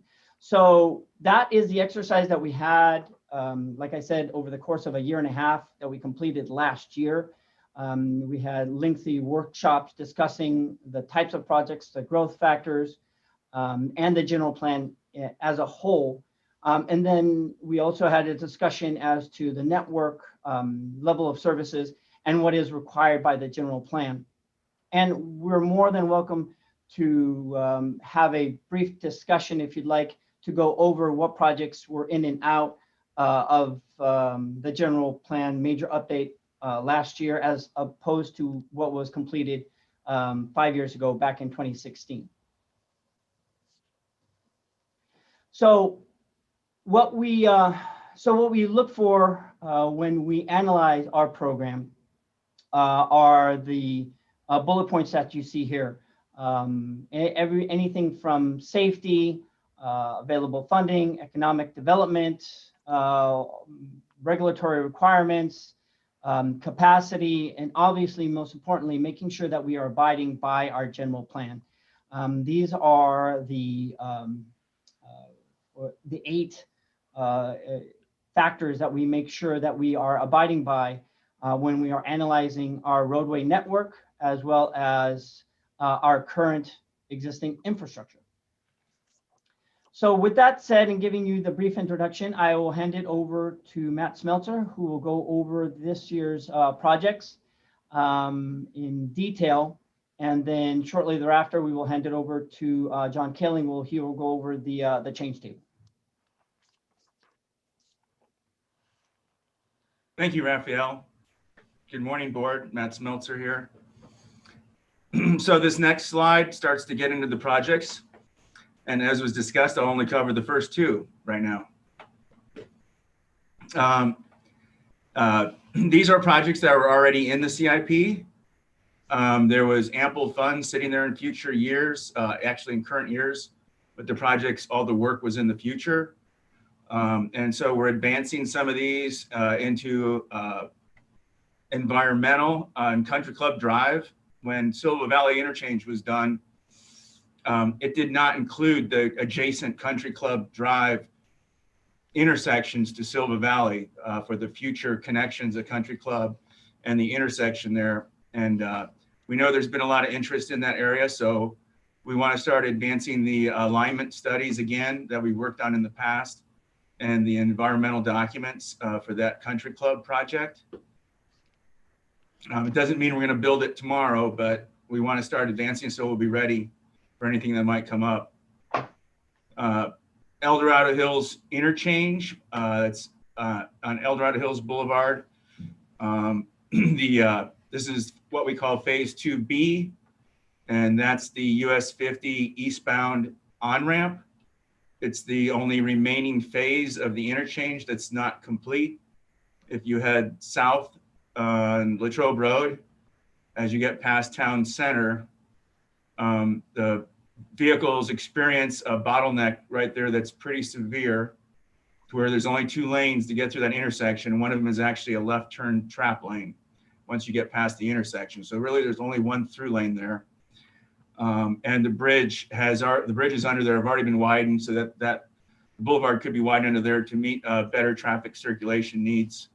It's just this ramp was the only thing remaining to reconstruct so that bottleneck could go away. So we want to start advancing that project. There was plenty of funds again in that TIM fee zone where that project is programmed. And so those are existing projects. Again, we just want to advance. So since we're limiting the discussion right now, I guess we'll go to the next slide. Skip those 2 projects. And so in addition to existing projects that we are working on in the CIP, the ones we just mentioned, we have some new projects we're proposing, 2 new projects for the West Slope. And that's Ice House Road pavement rehabilitation, phase 3.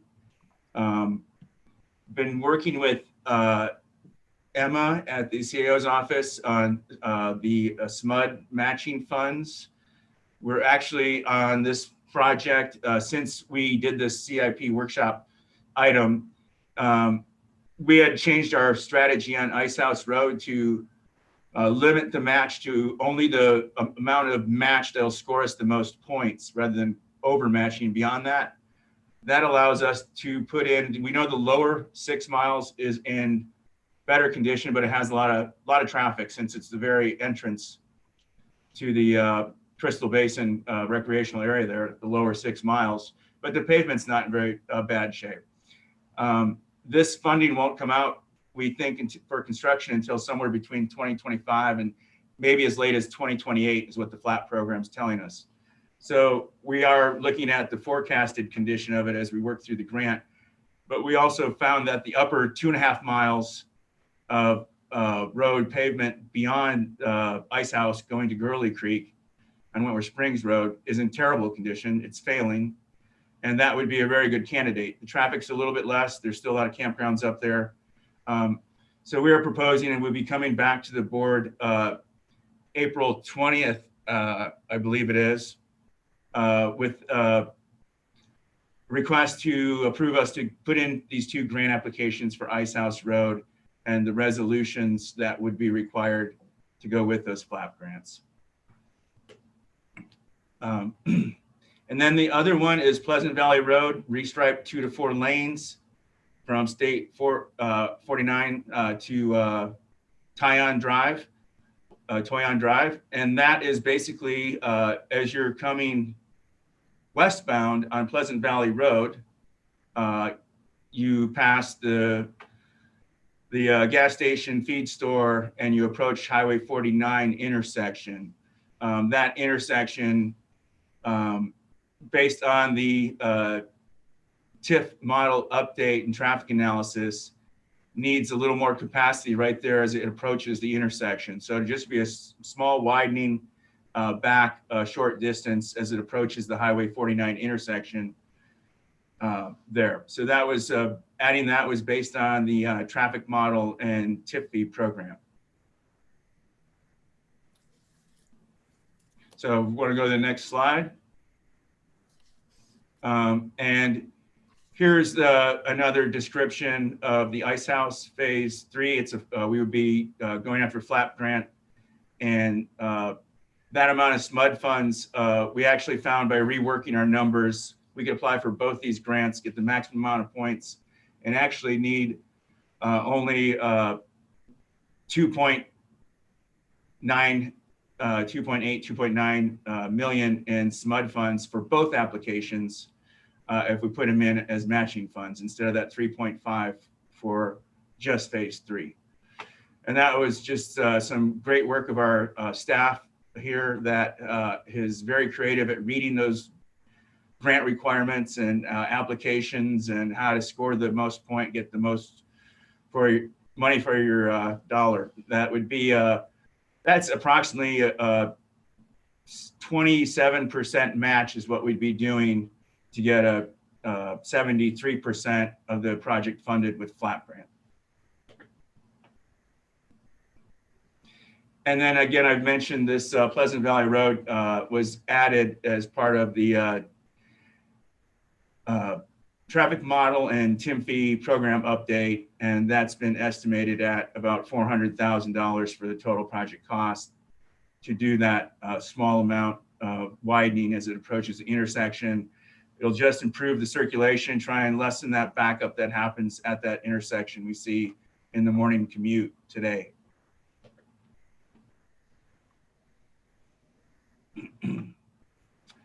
So we're asking that you also approve what we call a change table, and we're going to be going over that next. John Kaling's going to share his screen and start the discussion on our change table for projects that basically have changes in cost due to estimates, and we've had a lot of inflation over the last few years. The cost of construction has been going up a little faster than normal. Some of the reports we've been seeing from Caltrans show the most the recent 5 years going like 3 and 5% per year when it's been sometimes half of that in the past years, the increase every year on construction costs. And real estate is pretty hot right now in our area, so our right-of-way costs have been going up too, unfortunately. So, and then, like I said, the two projects that were added. So I think next slide, and then John will be going over those change tables. Okay. So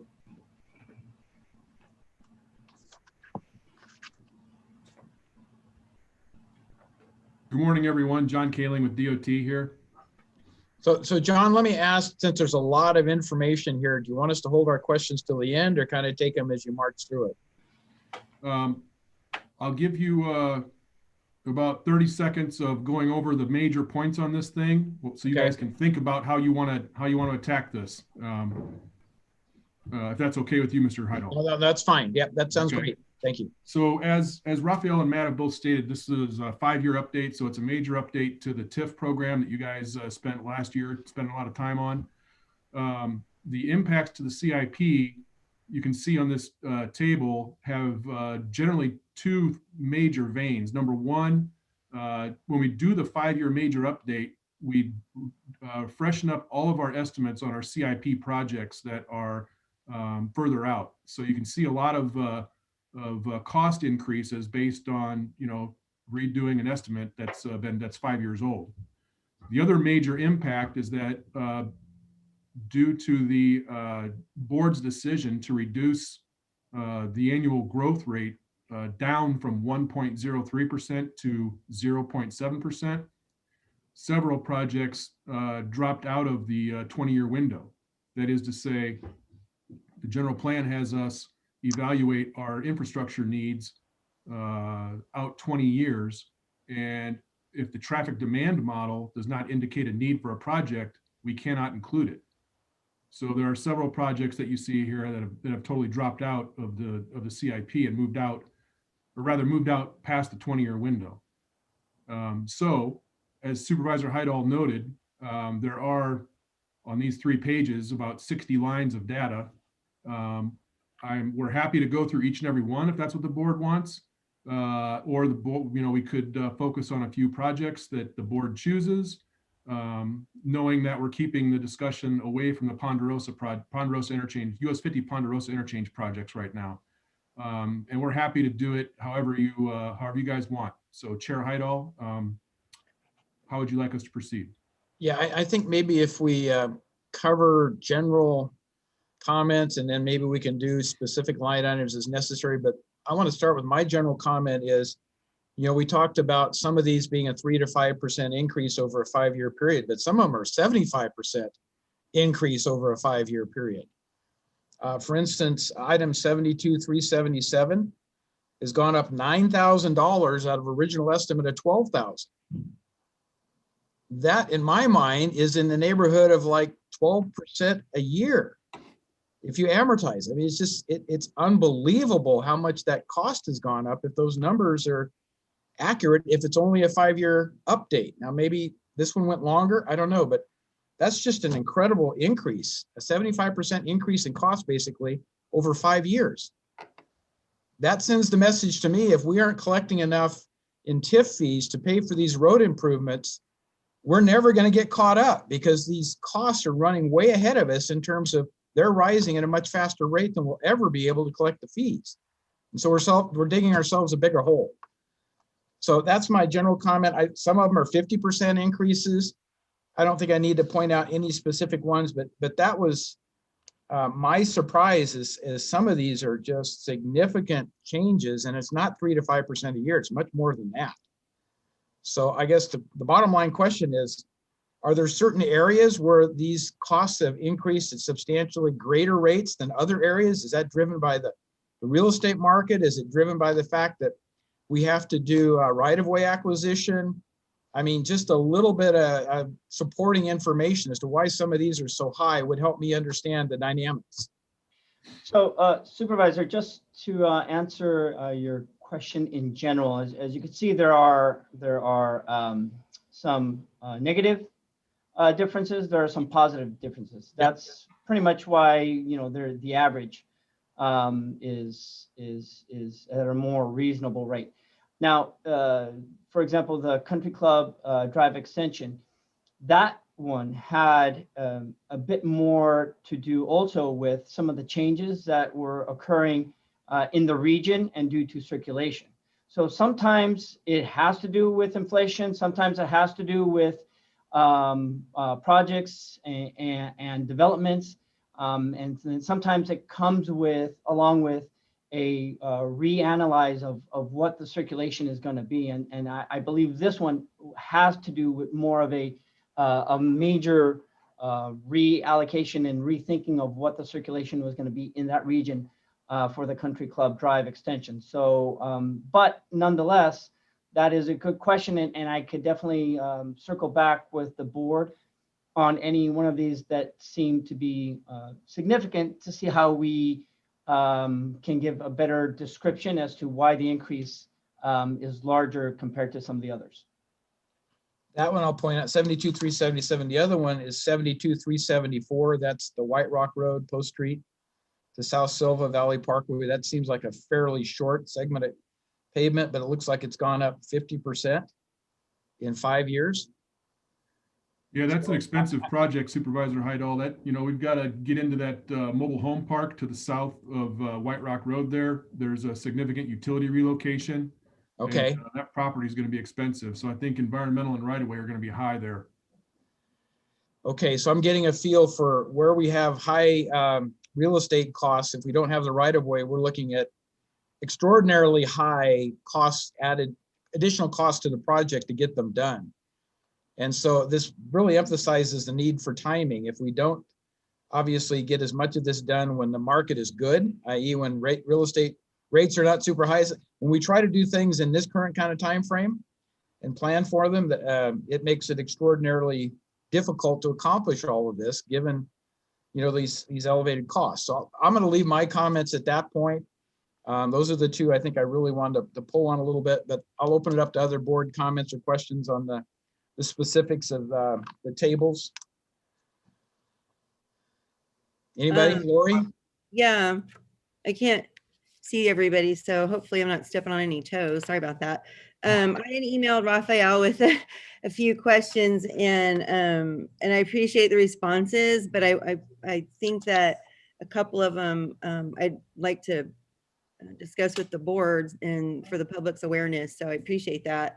The big one is, well, it's related. When we did the change in the growth rate last year, help me understand, is that the growth rate we're stuck with for the next 5 years on average, or is that adjusted every year? Because I'm very concerned now that we're seeing the impact of lowering the growth rate that we did last year and how many projects have now fallen off our 20-year window. So we're not going to be collecting TIF program fees. Tim, I'm going to call them TIM fees. It's still easier. Yeah, it is. Yeah, I know. It's like, why did we change that? But anyway, we're not going to be collecting the TIM fees, but these projects are going to float back onto our list of needs. And it's like, how often do we get to change that growth rate? Because, and I think I mentioned this before, but not in this relative to the CIP specifically, but the report showed that El Dorado County, depending on what data you're looking at, of course, but El Dorado County had the highest growth rate in the state of California last year. So, and it was like double what we just changed our growth rate to. And that does affect projects. And, I'm specifically looking at the Cameron Park interchange. To say that isn't needed for another 20 years when we know there's been projects proposed by some folks in that area, and they were told, no, there's not enough capacity, the LOS, whatever. There's definitely a need for that interchange to be improved. And yet to say it's outside of our 20-year window and we're not going to collect fees, which just kind of compounds what Supervisor Heidel said. If we're not going to collect fees and the costs are going up, we're never going to be able to build these much needed infrastructure projects. And I'm just, we've had this conversation a little bit before, but it just seems that maybe things are, with that growth rate change, things are even worse. So Cameron Park interchange, I'm very concerned that we've changed it now to only one piece of the whole project. And then can you explain that growth rate then too? Yes. Yes. No, and I'm glad you brought that up. I'm glad you brought that up, Supervisor, because that's an excellent question. And it's a question that I get from other supervisors, commissioners, and from the public as well. So essentially, if you can imagine a county that a newly incorporated county in the state of California, in the middle of nowhere, has only 100 parcels that it can develop. As they start developing more and more parcels, the more and more parcels that they continue to develop, the smaller the growth rate is. In the beginning, the growth rate is 100%. They've got up to 100 parcels that they could develop. But as they get closer to that 100 number, their growth rate, their growth factor that they can actually fill up that county becomes smaller and smaller because it becomes a lot less difficult. It becomes a lot more strenuous due geometric and other factors imposing that county. But the closer you get to the final number, which we do then eventually at one point become constrained by our general plan and how many parcels our general plan says that we can incorporate in the county. So we might get spurts like we did last year or the year before when in that study that you provided for me. I had seen that earlier, where we might get well above our growth rate factor for 1 or 2 years. But that might be due to projects having to coincidentally come together any particular time or one piece of infrastructure, roadway, providing access to a certain area, provided for development to increase at a higher rate than we anticipated. But what we are calculating is that over the average, over the next 20 years, that growth rate, which is smaller than what it was before, is smaller because we are reaching that final ultimate value of what our growth is going to at one point peak out at. Now, every 5 years, that's the good part, is that we get to reanalyze that value and our existing general plan. We, working with the planning department, we find out how many parcels are potentially available for being developed. We analyze our infrastructure, and then we determine whether our infrastructure is going to be able to adapt and handle the capacity needed for the amount of volume that we anticipate. The unfortunate part of it is for a lot of people in the county, what we consider to be an acceptable level of service is a little bit different than what the state of California accepts as what used to be the CEQA analysis, the level of service to be an acceptable level of service in terms of delays, in terms of circulation throughout a roadway network. So whereas the interchange of Cameron Park might seem that it is at a failing level of service, it actually isn't right now. Now, there is one intersection that is, it fluctuates between level service F and D on any given time. And it really is more of a queuing problem than it is a level of service issue. And I can have John explain a little bit on the details of what we anticipate moving forward with Cameron Park interchange and what we plan to do on the interim, if you'd like. Would you like us to talk about the interim instead? I don't want to belabor it right here. I'm just concerned that we're not collecting quickly enough to do these projects, which feeds into the rising construction costs. So, and one other thing I do want to mention that, and Natalie mentioned this at the last planning commission, is that the hard part is we want to get that number right, because if we overly are conservative with the amount of infrastructure that we need, basically we have to justify it with a lot more parcels to implement more infrastructure. Where if we have more parcels, that means we have more people to collect from. That means the potential to collect the amount might be smaller that we collect. So instead of, let's say, $30,000 that we're going to collect from a parcel, we're only going to be collecting $20,000 from a parcel.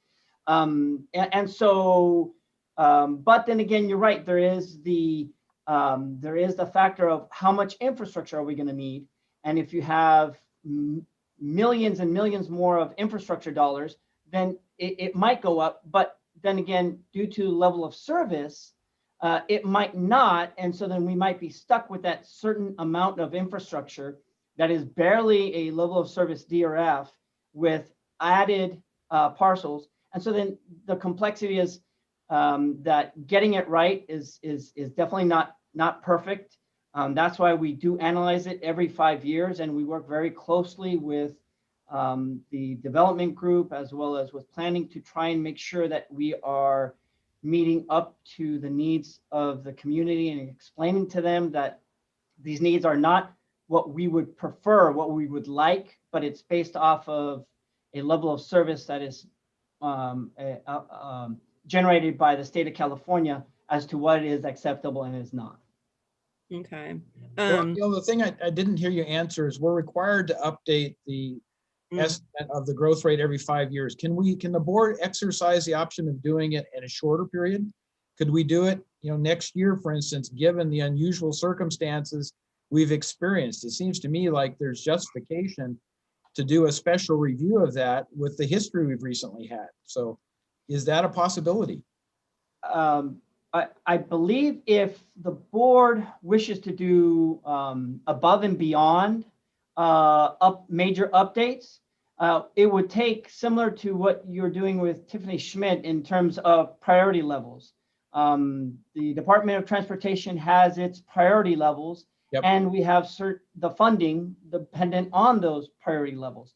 I believe the major update that we just performed, completed in December, was approximately, I think, anywhere between $750,000 to $1 million to perform that. So if we're going to be doing another one, are we going to take that money away from the TIF fee program?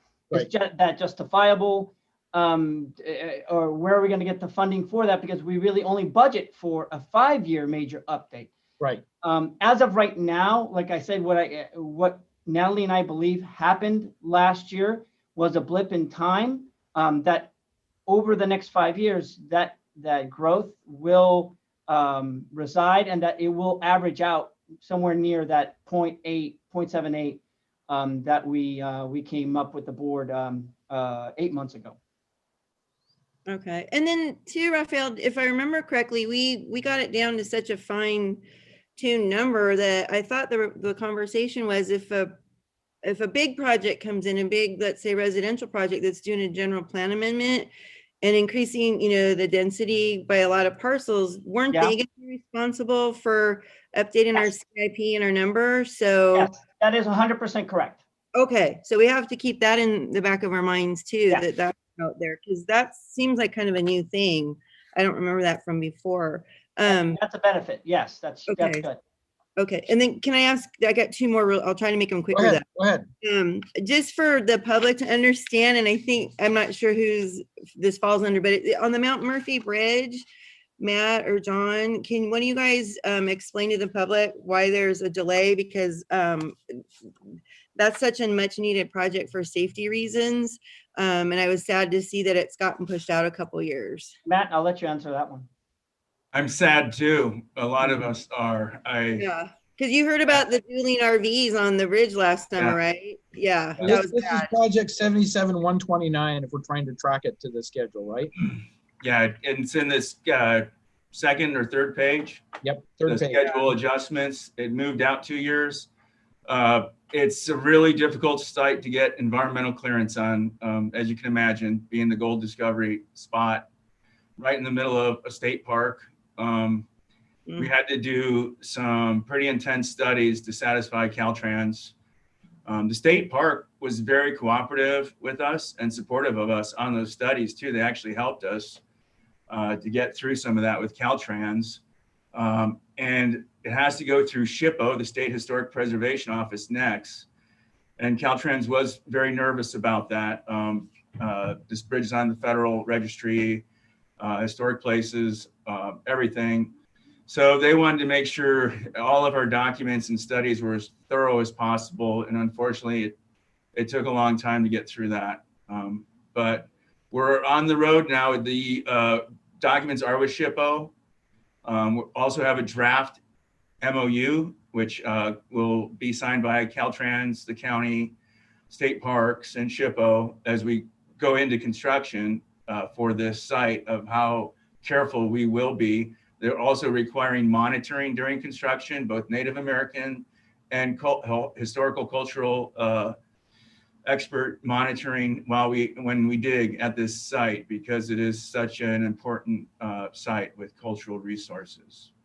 Okay, I really appreciate that. If you can make sure that you have a special web page for that one, because we point people to those bridge update pages often. I appreciate you keeping those updated. If you could make sure this information's on there, because people are going to be asking, where's the bridge? Thanks. I think we've updated the schedule, but I'll try and make sure we add some notes to what's causing the delay on it too. Yeah, I think it would help people not complain that DOT is not doing it. It's bigger than that, I appreciate that. And then the last thing, Matt, I wanted to ask was back to the SMUD and Ice House Road. We're having an ad hoc committee looking into that. So if we're able to find partners to help us with the matching money, so it doesn't have to come out of our SMUD account so much? Does the grant allow for us, as long as we have the money, it'll allow us to get it from different places? Do you know? Yes, it just has to be non-federal dollars, whatever local type dollars we could apply to it. Perfect. Okay. Thank you. And if I could, I just wanted to say a couple brief things about the cost. I noticed there's some sticker shock there. And also the Cameron Park future interchange and some of the other ones that got bumped out.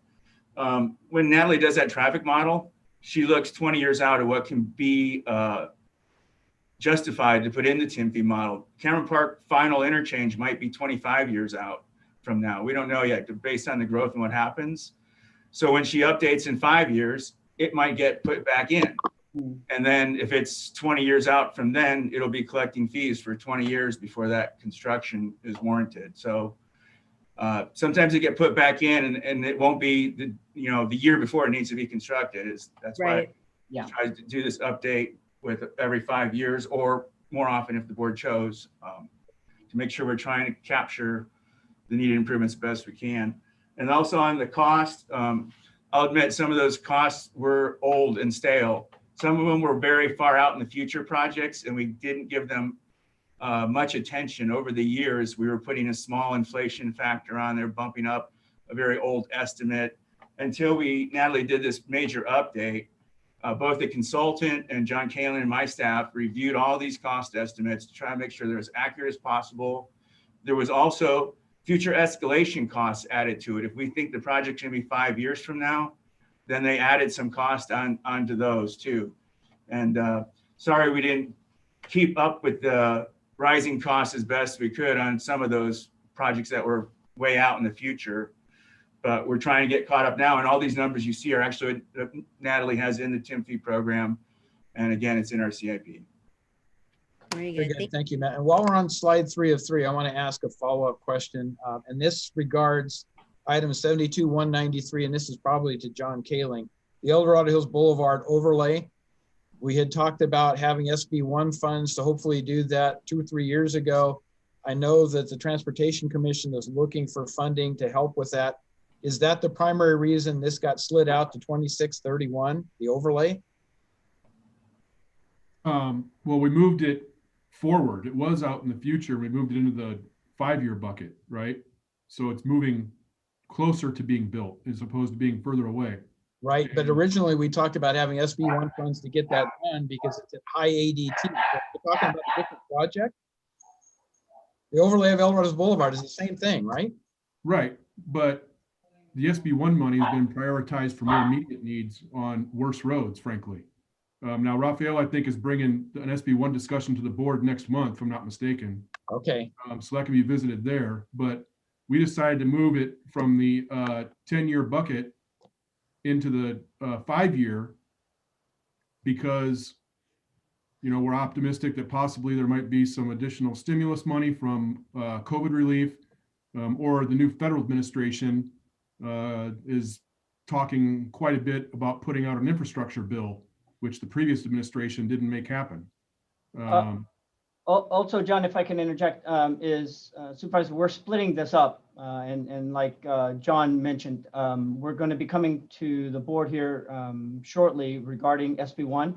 And the portion that is more of a maintenance responsibility is going to be done much sooner. We're looking to doing that within the next year and a half.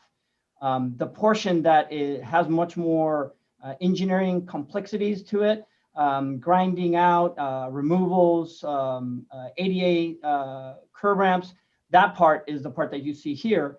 That is more of an engineering project, CIP project, as opposed to the maintenance overlay. It really is a restructuring, reconfiguration, new base, whatever it is, of the roadway, as opposed to just a resurfacing overlay type of process. Okay, so that's where my confusion, I guess. Yes. We talked about being so close to just having an overlay done to smooth it out, make it without going to extreme measures of super grinding and tearing out the base and all, replacing where we had to. So it's really 2 levels of the project. And hopefully what you're telling me is within the next 2 years, we'll have that surface overlay for certain segments of that roadway, hopefully completed, but we'll talk about it with SB1 funding, correct? Yes. Okay, fair enough. I'm good with that then. Okay. So let's ask any other board members who have questions. I have a question and Yes, stuff. go ahead, George. And the thing is, I can see all these projects are not really contained to my district, especially South County. And a lot of my concern is a lot of the deteriorating roads that are happening right now. And I was just wondering if any of this particular areas is going to be priority, because especially one of the things I think should be a priority is especially our easements, cleaning our easements, ditches, and our culverts. Because we don't, so if we don't do that, we're going to end up having more deterioration of our roadways. So I'm just curious about that, if that's a priority to you, Raphael, or not. Most definitely, and I'm glad you're bringing that question up as well, because sometimes people get confused between what is a maintenance project, what is a capital project, and these are primarily more long range, large capital projects, bridges, new roadways, or reconstruction of roadways. And so we do have prioritized maintenance projects that do address the ditching, the drainage, and Brian Mullins is going to be bringing that to the board here shortly to have a discussion in terms of how we are prioritizing those projects moving forward separate from these. As well as, and I think John Kaling can maybe speak to this effect, we have other projects that are grant funded, such as AQMD, where they're going to be paving some dirt roads. Are we not, John? Yes, that's correct. We were successful in getting some AQMD funding to chip seal or surface some county maintained gravel roads. One of which is the middle portion of Sand Ridge between the 49 end and the Bucks Bar end. Awesome. And then there's some other roads included in that grant application too. And we've got some safety grants that we're gonna implement both in Diamond Springs, Town of El Dorado, the Cedar Ravine, Pleasant Valley Road intersection, things like that. So just because you don't see those projects on this list here doesn't mean that we don't have major roadway ditching, maintenance, drainage projects moving forward in the county. It's just not part of the large developer-funded long-range planning type of projects that are part of the capital improvements program. Part of our CIP includes the corp list, capital overlay, rehab. Those are major maintenance. And there's 2 major projects on Sly Park Road too, on the corp list. Okay. Mm-hmm. That was just my concerns, because my constituents were kind of concerned that there was no money going into the, in South County, and that's what I was asking those questions. Fair enough. No, we'd love to at someday if you do have a pandemic allowable town hall meeting, we'd love to discuss that. Those projects with your constituents, to let them know that yes, some maintenance road work improvements are on the way. Okay, sounds great. Thank you for clarifying that. Sure. So Wendy or Sue, any other comments or questions? I had my hand up. Yeah, just real quick, same thing, what George says. I get that all the time because you don't see any Tahoe lists or very little District 5, but I absolutely understand that when we're talking about road maintenance, we're not talking so much about CIP. There's still a very major part of our road fund that goes into maintenance and operations, and you don't see it on your CIP project list. So just want to make sure we clarified that. Yep, thank you. True. Thank you. Wendy, anything? Just a brief question.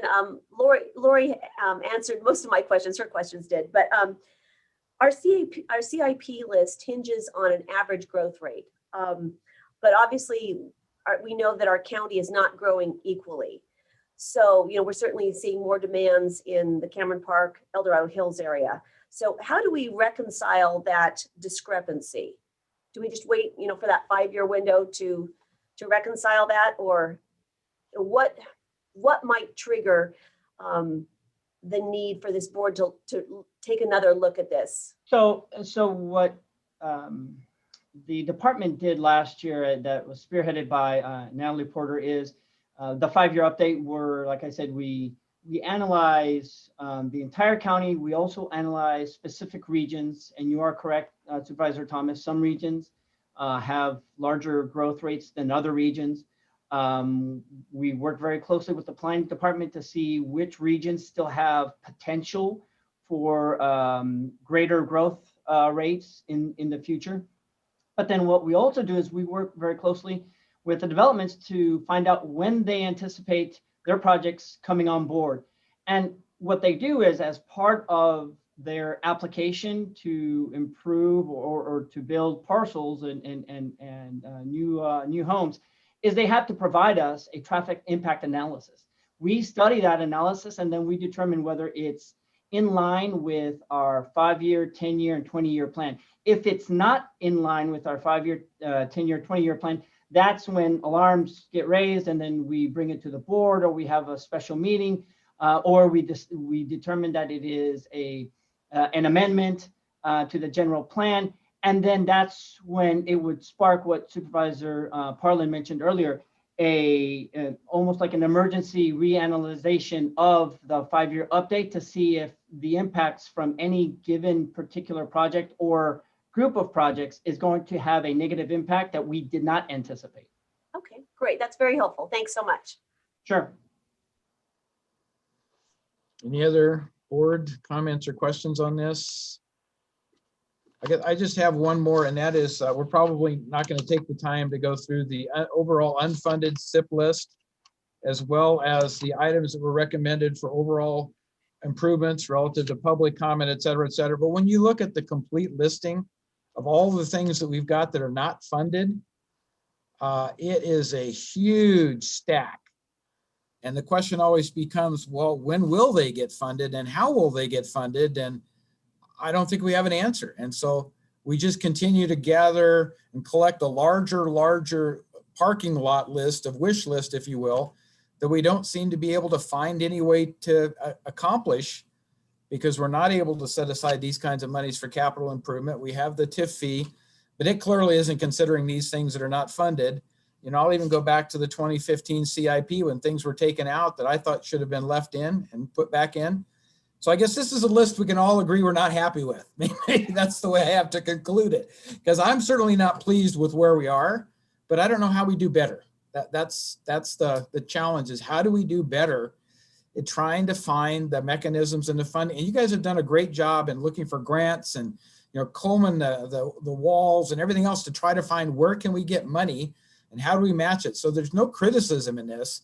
It just seems like we've taken on a huge burden and obligation to the public, and we're never going to be able to fulfill it the way I'm reading it. There's just no way we're ever going to be able to do all these things. So how much more do we add to the list?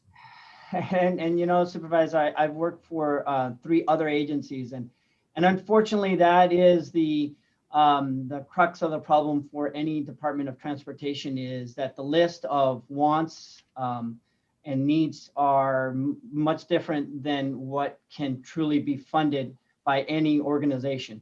For us, when it comes to the CIP and the TIF fee, we have to have a nexus in order for us to be able to bill anybody, whether it's a developer or a single family resident, to be able to bill them for improvements in the county. And it is prohibited by us, by the Mitigation Fee Act, to bill more than what is a nexus. So if the nexus does not justify an 8-lane road, you know, on White Rock, then we can't charge somebody as if it's going to be built an 8-lane road. It's prohibited for us to do so. Now, the good thing about that list that you're speaking about is that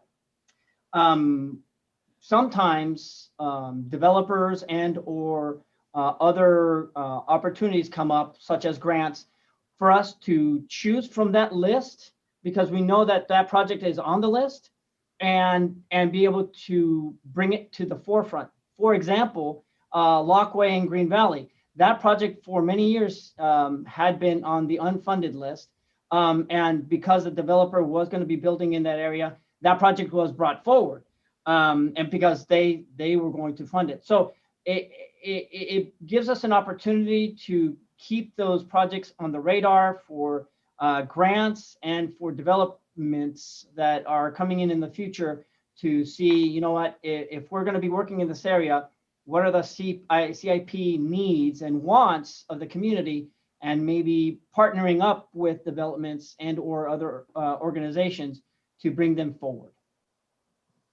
Okay, thank you for that. So any final comments or questions from the board at this point? And I think maybe given the fact that Lori needs to recuse herself from what items, probably best to take public comment at the end, but we'll take public comment for just the Ponderosa interchange while she's outside the room. And then we'll close off all of that, and then we'll bring everything back for public comment to wrap it up with everything but the Ponderosa interchange. Does that seem like a reasonable way to progress? I guess I'm kind of looking to county council. Does that seem to make sense? Yeah, just to be clear, you're not contemplating, you know, like a second public comment period, but rather just calling specifically for comment on the items for which Supervisor Parlin will need to recuse herself. Initially, and then when she comes back to take public comment on everything but the Ponderosa interchange. That's the way I thought we could kind of keep it separated and not have to get into, you know, the mixed mode, although we could take public comment now on the things that don't include Ponderosa interchange, but I don't know. You have any advice? At your discretion. I think that your plan sounds like it should work. Yeah. Should I go now?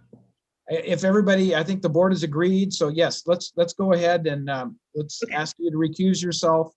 We will cover the Ponderosa interchange information with staff making that presentation. Then we will have board discussion of it. We will take public input on only that. And then we will basically make a decision on those if there's any action to be taken. And then we'll bring Lori back and get back into the public comment for all things other than Ponderosa interchange. Okay. So very good. So with that, I guess, Matt, back to you to cover the Ponderosa. It looks like we're already back on slide 7. So yeah, Ponderosa interchange stuff. Okay, yeah, this is where it skipped over that project. We completed the CEQA document for this. Caltrans has a project study report. It's on Clark Perry's desk to sign off on the project study report that we did for Caltrans on the interchange proposed future improvements. And so we've been getting questions about the alignment. We want to make sure any future right-of-way is preserved for this. The CEQA document and the preliminary, what we call geometric approval drawings were done. But we want to do some more refinement on that to make sure we have the right-of-way correctly preserved in case anyone comes in there to try and build something at this interchange in the near future. So the 2 phases that Natalie pointed out in the traffic study that is warranted to move forward in the next 20 years is the 2 frontage roads. It's on the south side, it's Duroc Road, and on the other side, it's North Shingle Road. Both those traffic signals are way too close to space. It was always an interim project there at Ponderosa interchange done a long time ago. It's probably outlived its life expectancy. And so we have a lot of gridlock problems there. So the traffic study recognized that, and those were the 2 phases we were going to move forward with, and those are listed here. And hopefully, if money comes along or something, or the board decides to try and keep advancing those and into construction, we will have those options and we'll be ready for whatever comes along. That's our plan. We listed the 3rd one, which is the the final phase, the 3rd phase, which is widen the overcrossing on Highway 50. That's not needed for 20 years, but Natalie put some money in the TIMFI program so that we can make sure we do planning and design for it that would be compatible with the 2 frontage road projects. Since the intersections and the improvements will be done on Ponderosa Road, we want to make sure it's able to tie in to the bridge overcrossing properly in an interim and ultimate phase. So that's why those 3 are in there. Existing projects proposed to advance in this current fiscal year. They're also listed in the change table. for cost increase. We don't know when they'll be built yet, but this was part of the major TIF fee program update. Those estimates again, and some of these went up by a few $1 million, some of them not much on the Ponderosa ones on the table, the change table. Is there any other questions on the Ponderosa? Board members, anybody have a question or comment on Ponderosa interchange or related work? Okay, not seeing any, then I think it's appropriate to open this up for public comment on just the Ponderosa interchange portion of this discussion with Matt just followed up with. So any public comment, please open it up, Kim, for just that specific purpose, the Ponderosa Road interchange. Now taking public comment on item number 22, specifically the Ponderosa Road interchange. Please make sure you unmute yourself when called upon. Individuals will have 3 minutes to address the board. It is at the discretion of the chair to allow for additional time. If you're joining the meeting by phone, press *9 to indicate a desire to comment. If you're joining by Zoom, press the raise hand button. Please voluntarily state your name for the record. Now taking public comment from 474.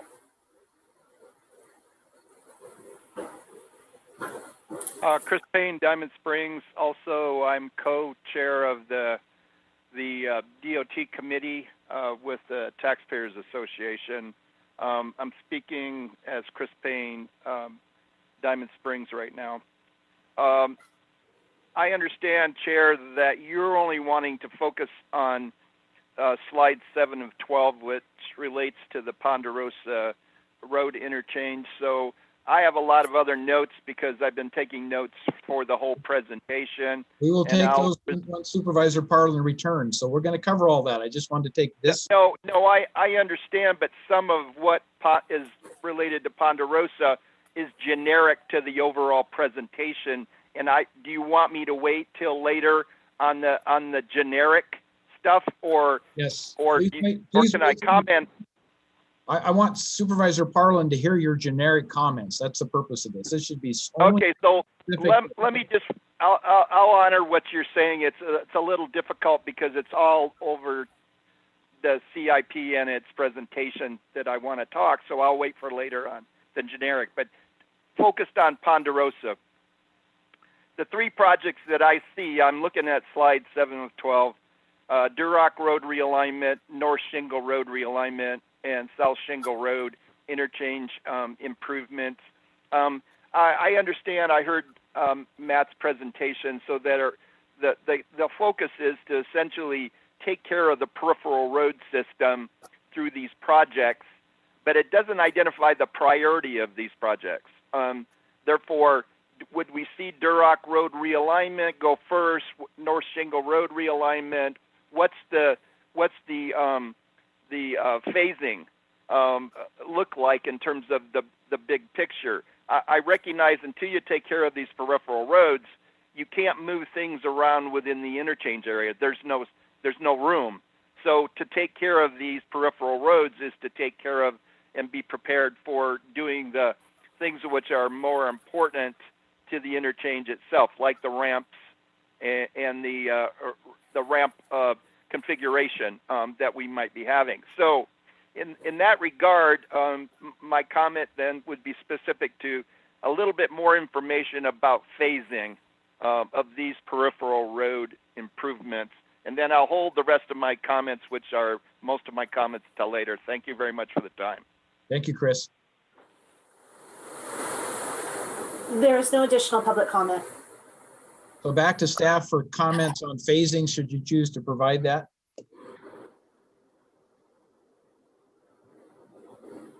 Oh, Raphael and I both drive through this interchange, so both sides are bad. And it seems to vary sometimes. North Shingle backs up like crazy, and with the school on that side especially, Duroc, and they can vary sometimes, the AM and the PM, which is worse.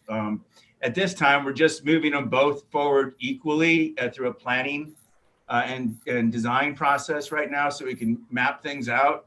And They're both hard. They're both hard to do because right away and utilities and things that are being impacted by them. Durock's I'll just say Durock's a little easier to do than North Shingle. North Shingle has some extra complexities to it, but I think from looking at the traffic numbers, from what I recall, I think the North Shingle side, the north side of the freeway was backing up a little worse than the Durock side. That's correct, Matt. Okay, thank you for that addition. So with that, if there's no other comments from anybody in staff, I think it comes back to the board. And as I'm reading the agenda item, we would propose taking action for only the Ponderosa Road interchange at this point relative to item 1, the West Slope Road and Bridge improvement, because that's what brings forward that item into the current planning, advances it, so to speak. So I think it's just the portion of dealing with the West Slope Road and Bridge program that we would entertain a motion on to approve it only for this Ponderosa interchange portion. And then we could bring Lori back in and have the more general discussion. So is that consistent, council? Does that seem like what we're doing here? I think that is. Yes, I completely agree. Okay. So do we have a motion on that portion of it?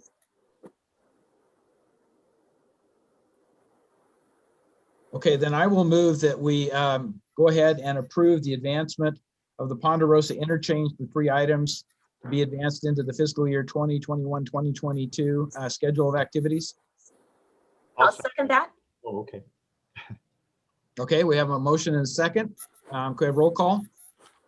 Supervisor Heidel, how do you vote? Aye. Supervisor Turnbull, how do you vote? Aye. Supervisor Thomas, how do you vote? Aye. Please let the record show that Supervisor Parlin has recused herself. Supervisor Novacell, how do you vote? Aye. Motion passes 4-0 with Supervisor Parlin recusing herself. And if I could just have a moment to text her to let her know to rejoin the meeting. Yes, please. Do we want to take a short break or do we want to just wait for her to come back? I assume she's right there. So let's see if we can get her back shortly. I just texted her. Thank you.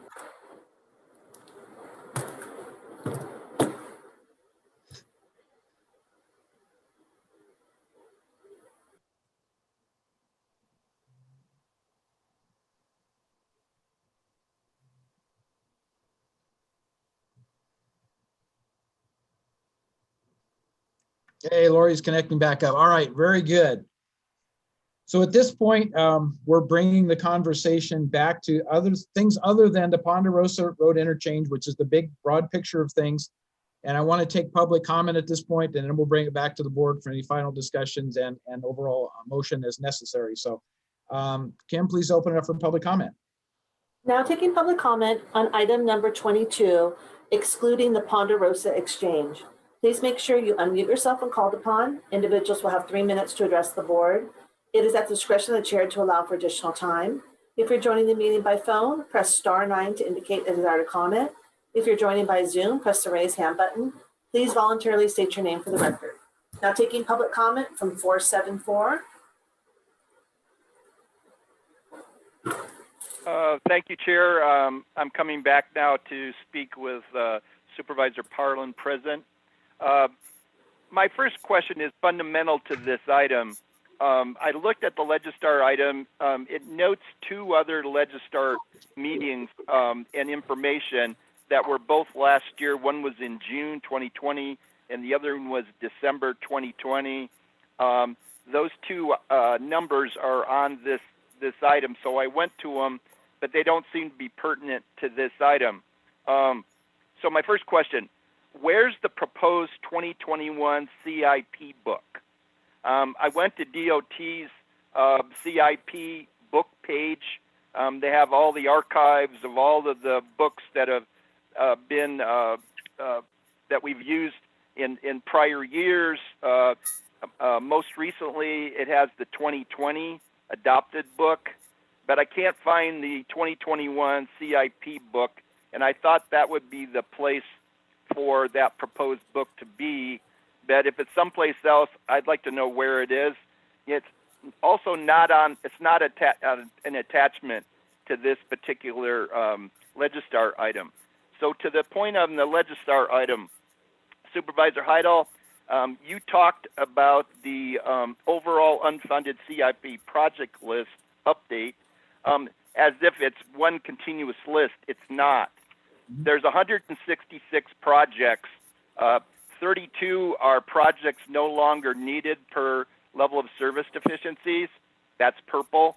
24 projects, orange projects identified in county studies. That seems like that would be important, that 24. 45 in blue, that's projects suggested by various transportation commission studies. I think that would be very important to make sure that those are all going forward consistently what the expectation is. Yellow, projects suggested for public outreach, by public outreach, that was 47. And gray, that's 18. Projects suggested not within county purview, which I don't know what that is, but a total of 166 with 18 gray. So those need, I think, more attention, Supervisor Heidel, because you brought it up, and I'm just saying it's even more important than what I think you emphasize. Two other things. I'm interested in the Capital Southeast Connector Project. That's a regional project. So those projects that are identified specific to being needed for the Capital Southeast Connector Project that might be provided separately by the El Dorado County. Those are critically important because we don't want to lose track of what needs to be done. Therefore, that White Rock extension by the mobile. Okay, I'm almost finished. That project that is identified by the mobile home park on the extension of White Rock Road, critically important in the success of the Capital Southeast Connector Project. And then finally, where's my Cameron Park eastbound off-ramp rodeo connection? I don't want to lose track of that, and Raphael has promised me that we're not going to lose track of that. So I'm just trying to make sure that it's still in and what the status is. Thank you for the opportunity to comment. Thank you, Chris. There's no additional public comment. Okay, staff, should you choose to respond to Chris's comment, you're welcome. I think I better.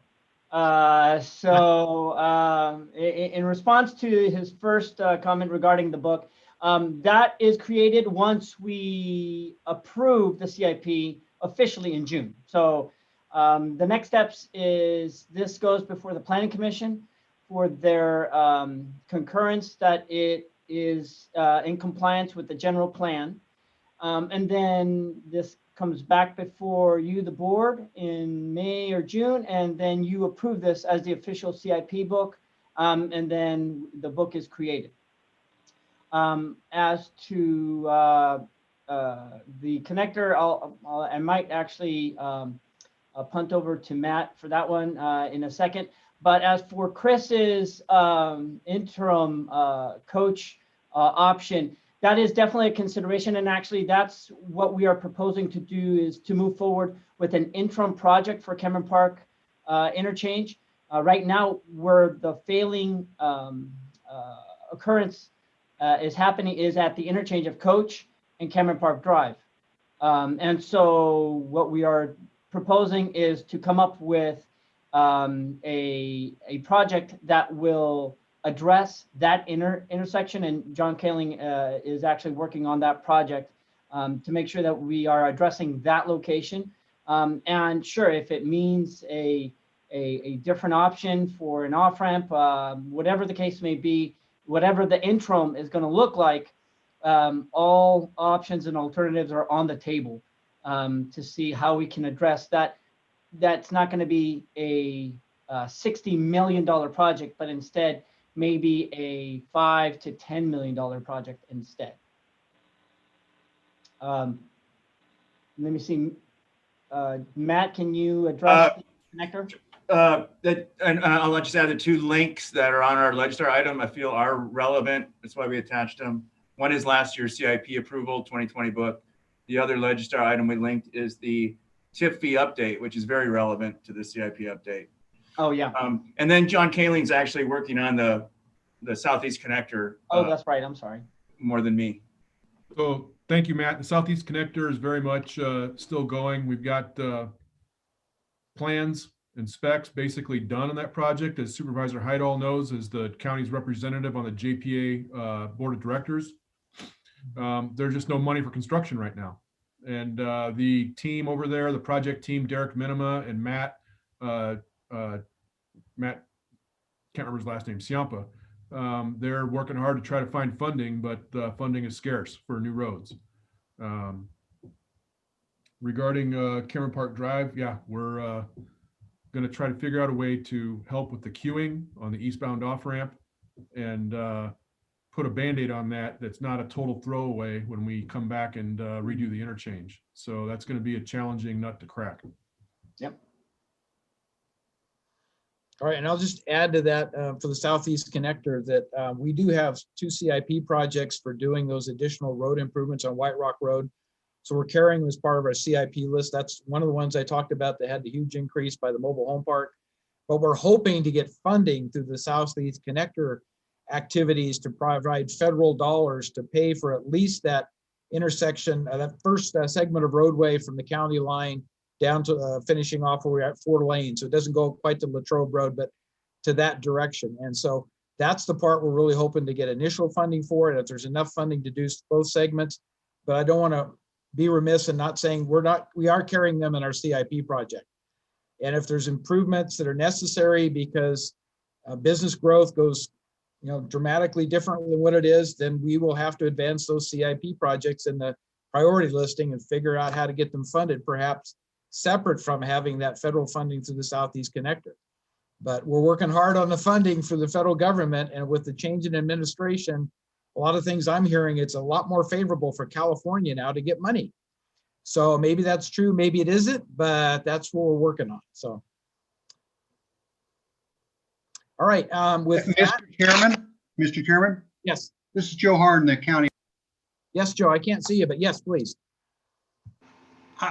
I wish we could go back to interpreting the Mitigation Fee Act. And I realize we're not here today to talk about the Mitigation Fee Act, but Lori brought it up, and it's a reason why we can't get as many projects done as we'd like.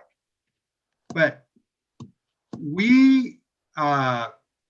everybody in Zone 8 started paying a fee for the Silver Valley interchange 15 years before construction started.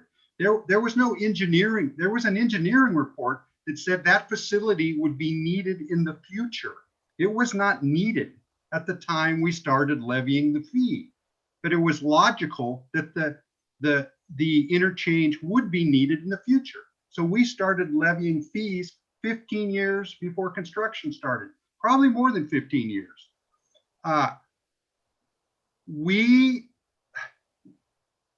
We also need to look at, so I don't understand why we can't start levying fees for some of the infrastructure that we know is going to be needed in the future.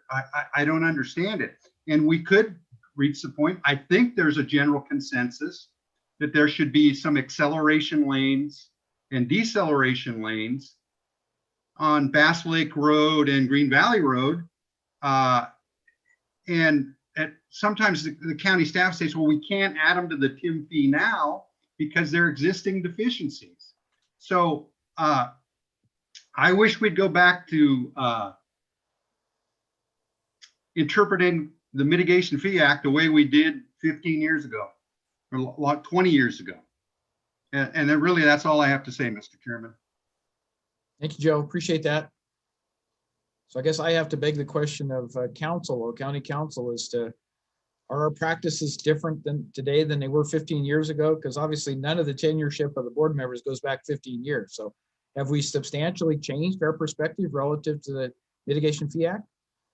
Unfortunately, Mr. Chair, I'm not really in a position to opine as to the differences in our practice between now and 15 or 20 years ago. I am happy to look at that further. I mean, the auditor is very familiar with the Mitigation Fee Act and has a great insight into it. So I'm happy to consider whether there are additional changes that we could make. I will note that the law with respect to mitigation fees has evolved quite a bit over the past handful of years. So to the extent there are changed practices, it likely was a result of changes in the legal requirements. But again, I'm happy to continue to look into it. Unfortunately, I'm not really in a position to offer that opinion right now. No, I appreciate that. So maybe I believe it's something we really should look into to make sure that we are consistent with the requirements of the law, but not under, but are including projects that may be outside of a planning window if we know they have to be done, consistent with what we did presumably 15 years ago. So I think that's worth going back and revisiting, not in this meeting, but as a separate discussion somewhere. Certainly. So staff would just figure out how to bring that forward to the board. I think that would be an appropriate follow on. So, okay, very good. And with that, let's bring it back to the board for any final comments or questions. I will note that part of the proposed action here is to look at the capital overlay and rehabilitation program, to look at the Tahoe environmental improvement program, and to look at the airport capital improvement program, which I've done all of those, but they are all also related to this specific agenda item. So I'm asking, I guess, does anybody on the board have any questions or comments for those areas we didn't, show the presentation on, talk about in detail? Are we okay with all of this then to move forward? I'm okay. I am too. I'm good. I'm fine. Okay, all right, so good. So with that, we'll take it back to the board for an action for everything other than the Ponderosa Road interchange. So that's the only exclusion I think we need to make in going through all 6 of these recommendations of approval. I will move the item. Go ahead. Yeah. Go ahead, Wendy. Go ahead. Okay. I will move the item with the exclusion of the Ponderosa Road projects as previously approved. Second. Okay, we have a motion and a second. Roll call, please, Kim. Supervisor Heidel, how do you vote? Aye. Supervisor Turnbull, how do you vote? Aye. Supervisor Thomas, how do you vote? Aye. Supervisor Parlin, how do you vote? Aye. Supervisor Novosel, how do you vote? Aye. Motion passes 5-0. Very good. So given the hour, I'm going to look to our CAO, Don Ashton. Do we want to try to do something in closed session before we take a lunch break? Because we are coming back at 1 o'clock for the open forum and then the item at 1 o'clock. So what's your suggestion at this point? Thank you, Mr. Chair. I apologize to everyone. My video stopped working, so that's why you can't see my face. I would suggest we take a lunch break till 12:30, then come back and we'll begin in closed session. And Okay. we can reconvene an open session at 1 p.m. Excellent. Is everybody agreeable with that? All right. So we'll take a lunch break, be back in the closed session at 1:30. 12:30. 12:30. I'm looking at, well, my clock is off a little bit. Be back at 12:30 from closed session for closed session to start, and then we'll probably reconvene close to 1 o'clock in open session, just so people have a forecast of the approximate timing here. So with that, let's take our lunch break. And Mr. Chairman, actually, before everybody gets off, if you could seek any public comment on the closed session agenda, so this way we have that covered before we convene. Thank you. So at this point, Kim, please open it up for any comment for closed session items before we take our lunch break. Of course, now taking public comment on closed session items 28 through 30. Please make sure you unmute yourself when called upon. Individuals will have 3 minutes to address the board.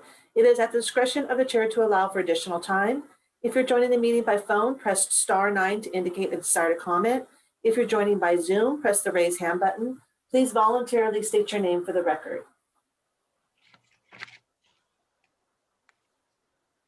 There's no public comment.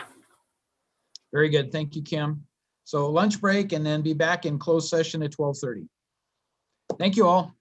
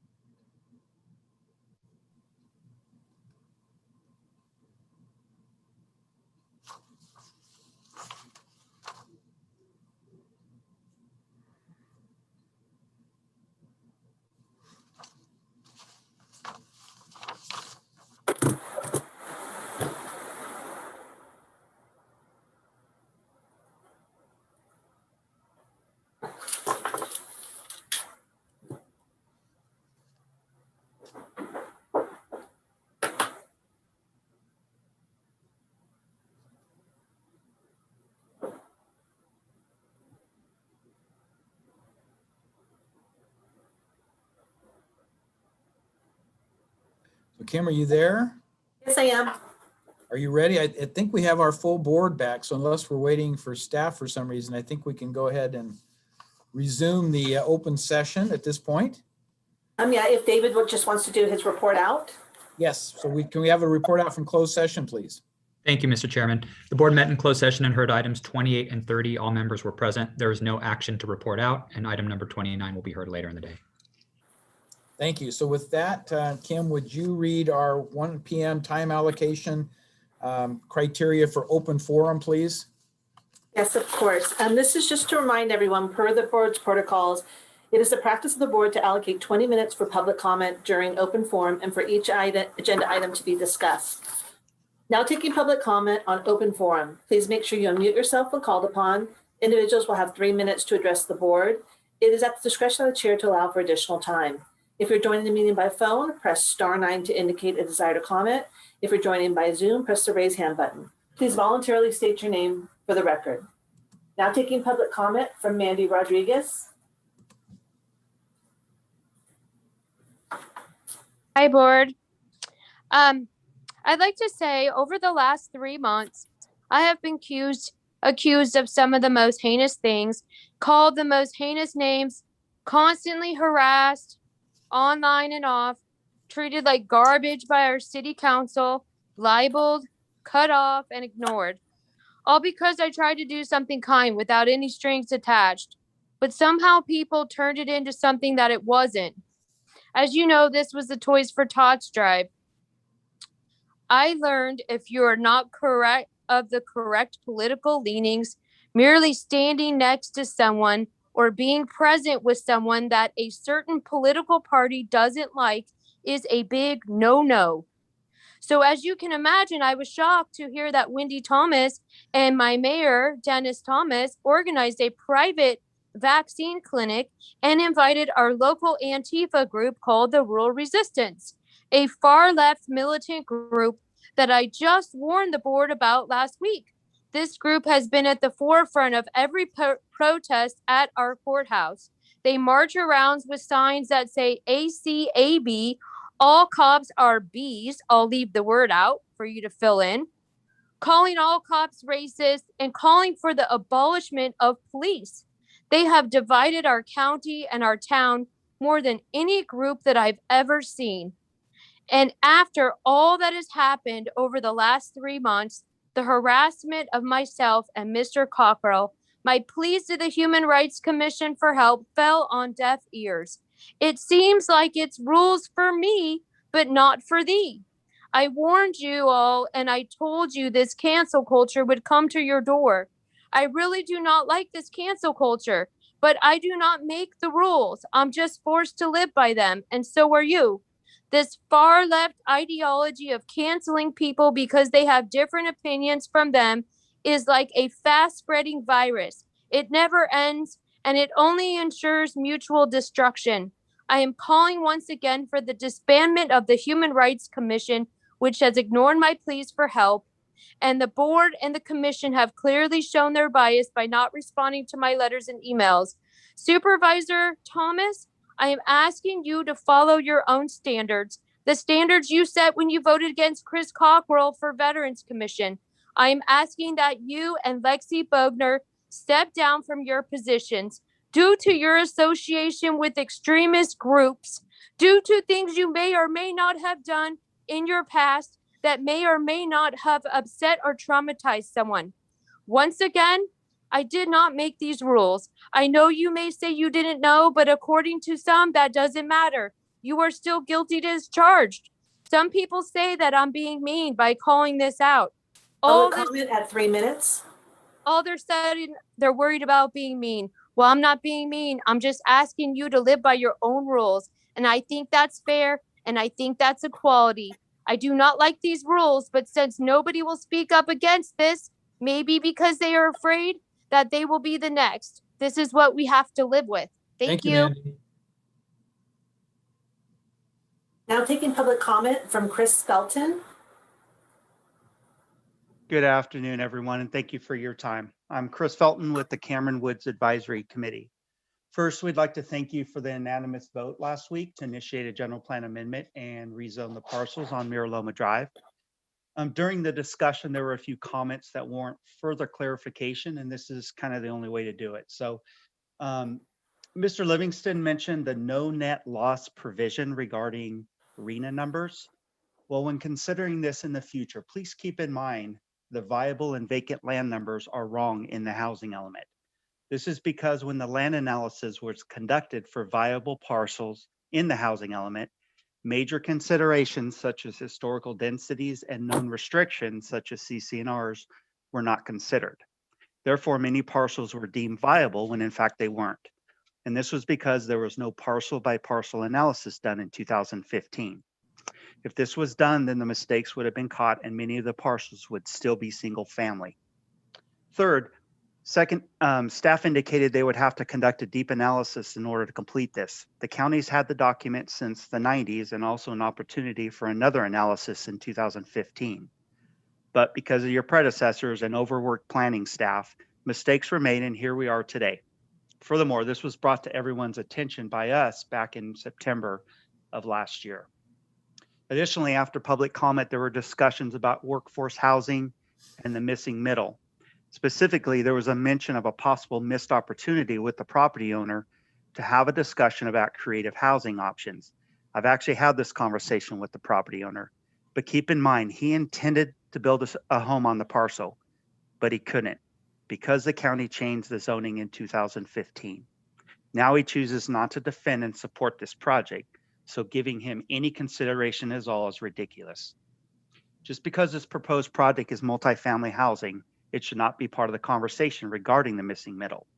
This is not the quintessential developer versus the community, and it's nothing like the Dollar General issue. It simply is that the parcels should have been listed as single family and were not. Again, we very much appreciate the unanimous vote last week, and when this comes back to you in the future, we encourage you to vote again unanimously to change these parcels back where they were intended. Thank you again for your time. Appreciate it. Thank you, Chris. Now taking public comment from Jerry Lidgett. Hello, good afternoon. This is Jerry Liggett with the Cameron Woods Advisory Committee. Also, good to see you all today.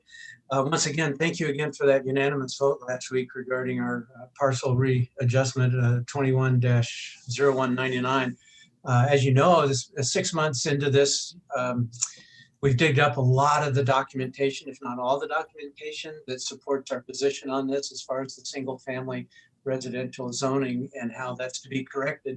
Pretty straightforward in our view at this time. I know your matrix of priorities has to be considered in these areas, but I know if you look at the documentation that we've sent and what's on file with staff, you'll see it's a pretty straightforward changeover and to eliminate this item off your docket as soon as possible. So we appreciate that. And of course, have our emails. If there's further clarification on any of this, we're more than happy to submit that at any time.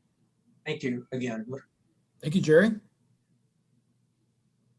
Now taking public comment from Keely Link.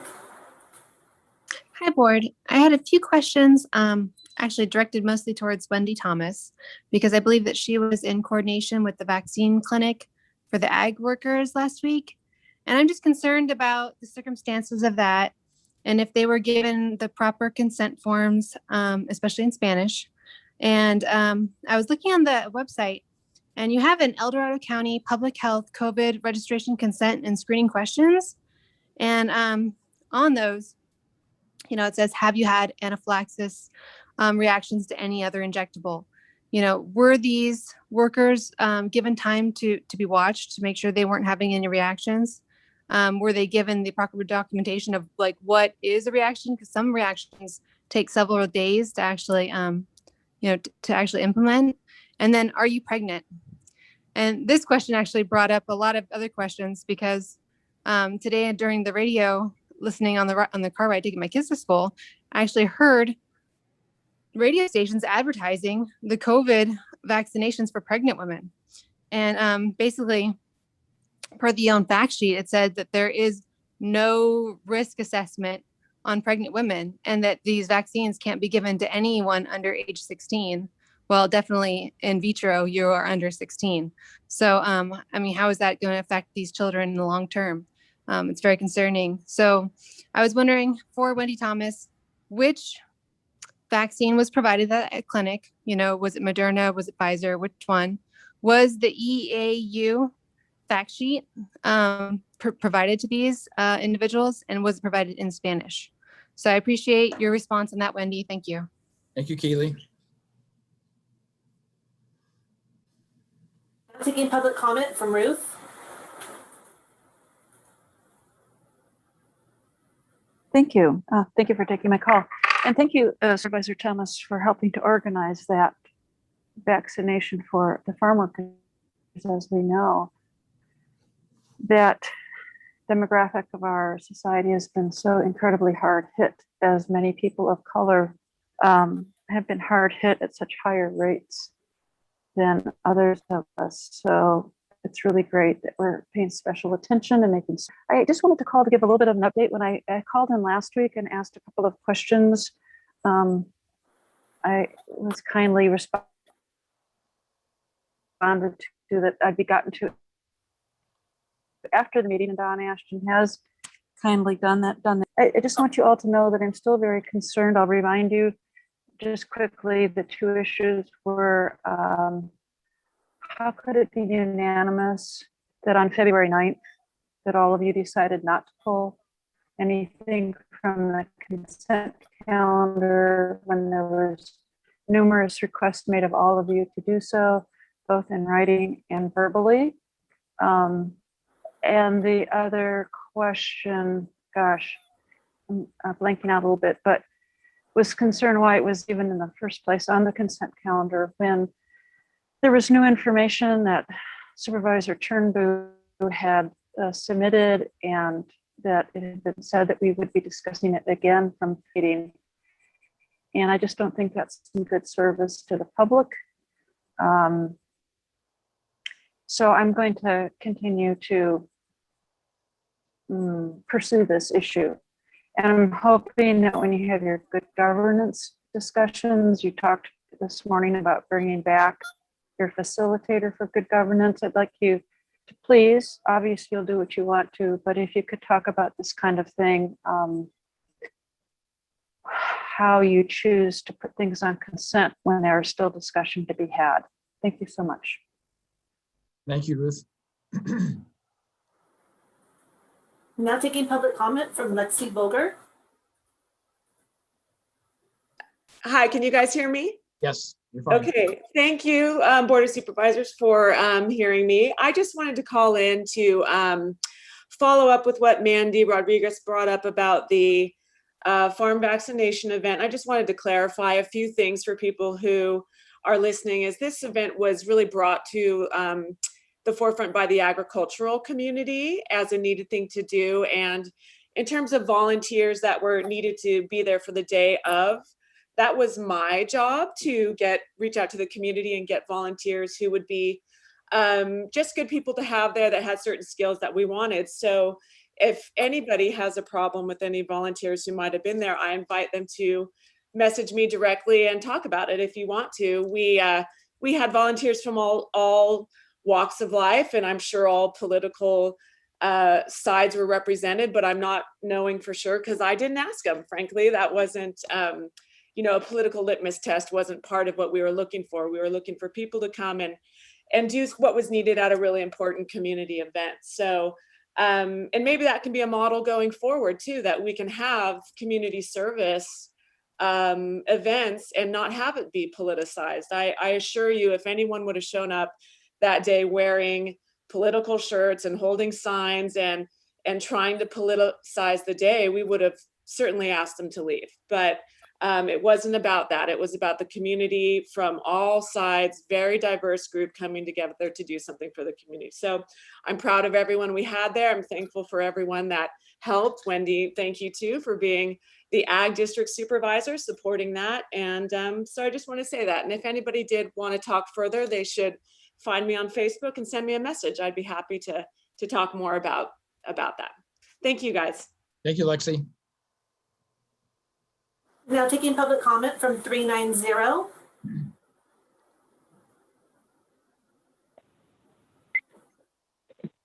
Good afternoon, board. This is Ken Greenwood with the Citizens for a New WTF ordinance. Thursday, the Planning Commission took the bold move to deny the Verizon project scheduled for Oak Ridge High School. Sadly, they denied it for all the wrong reasons.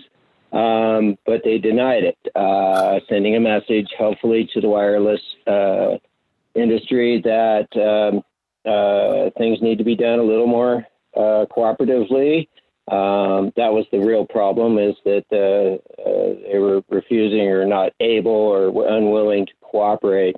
Well, the whole issue here is that the ordinance is so bad that you can't help but deny these projects. It can't help but be confusing and poorly done. I sent correspondence to the Planning Commission and gave them 12 reasons to deny this project, and sadly, they didn't really recognize those. They denied it on some other reasons, but again, they did deny it, and that's the good news. But we still have a very poor ordinance to deal with. Noticing was an issue. And the environmental review on this one, they were pawning it off as a categorical exemption. And if you recall from your training session last week, Cat X is the best way to get yourself into trouble really fast with CEQA, instead of doing it the right way through a negative declaration, or honestly through an EIR, so that alternatives can be addressed appropriately. So again, we still have these problems, and they will continue. And part of the problem is going to be, even though we are scheduled to revise this ordinance, it's going to take a good year to year and a half. Something needs to be done in the interim. There needs to be an urgency ordinance. Ooh, wow, hate to mention that, but there does. Because the current situation does not allow an adequate analysis of these projects, and they're being foisted upon neighborhoods within 30-foot setbacks, et cetera, et cetera. And it's just wrong, pure wrong. And we need to set some interim guidelines to keep these monstrosities out of people's backyards and up onto larger parcels on ridge tops where they actually belong. And we need to quit playing the wireless community or wireless industry's game of Comment at 3 minutes. Thank you. And we need to get a in place now, so that we're not getting more and more of these monstrosities placed next to people's houses. Thank you very much. And all right. And goodbye. Thank you, Ken. And Kim, as we approach our 20-minute allocation, looks like we have one more panelist, so let's cut it off there. So I think we can hear from Linda, and then we'll move on to the follow-up. Now taking public comment from Linda Gary.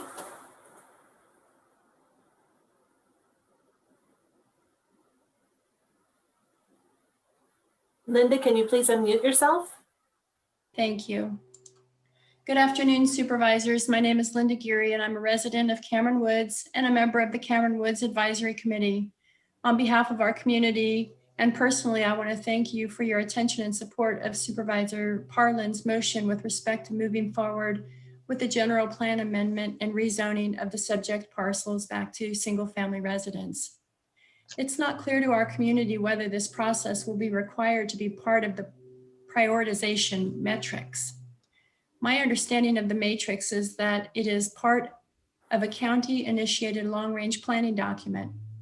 It would seem reasonable and logical that El Dorado County would want to have the Cameron Woods parcels rezoned in advance of initiating their long-range planning project.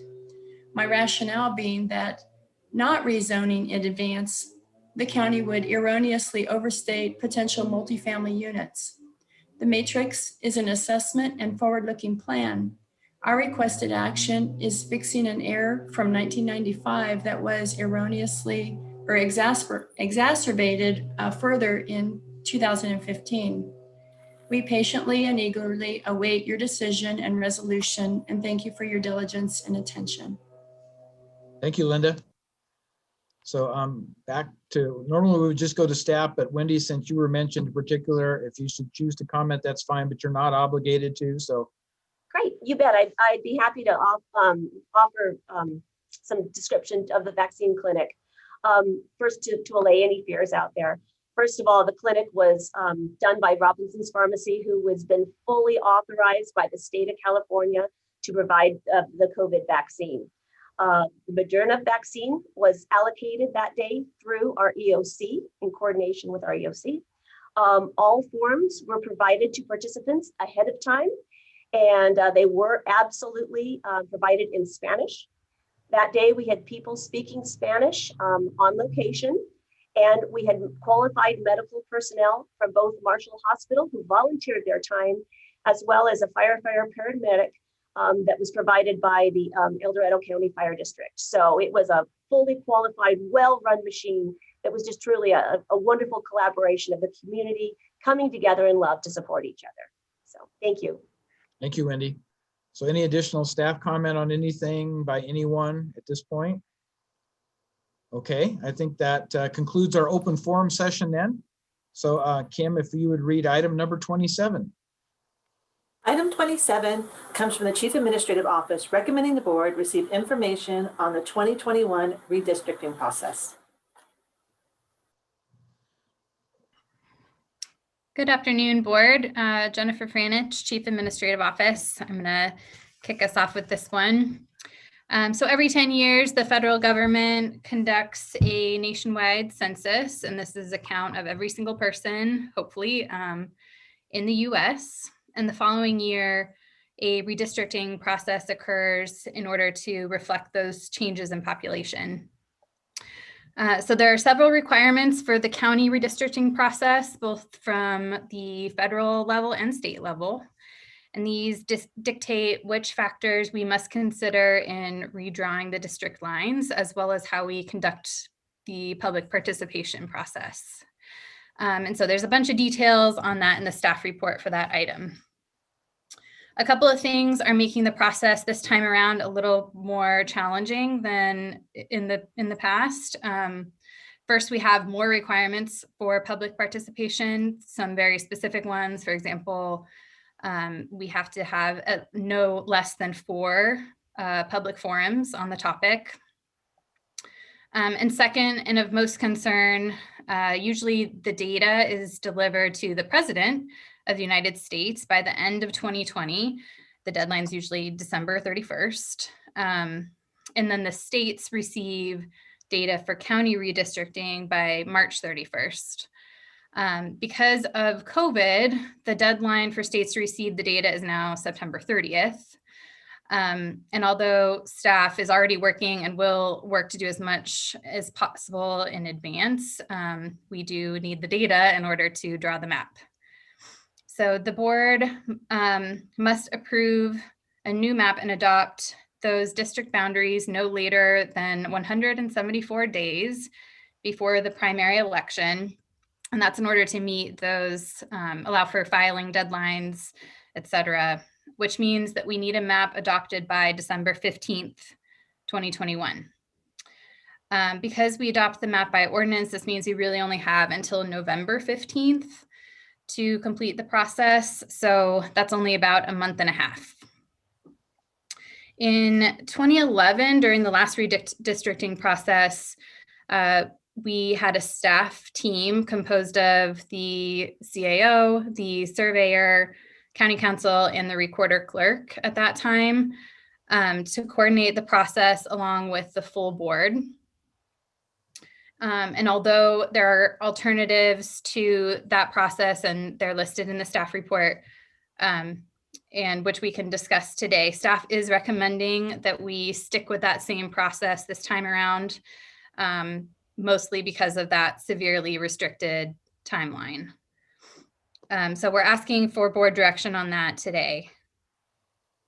We have Phil Mossbacher, the county surveyor, on the line, and he can answer any questions you have about the data We also have Bill O'Neill, the Registrar of Voters, and then Dave Livingston, of course, available. So we can answer any questions you might have. Okay, questions? Sue, you got your hand up. Go. Oh, thank you. Thank you, Jennifer.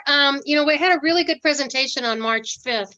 It was CSAC and RCRC gave a really excellent presentation that I did participate in, and gave out basically the same timelines that you're describing.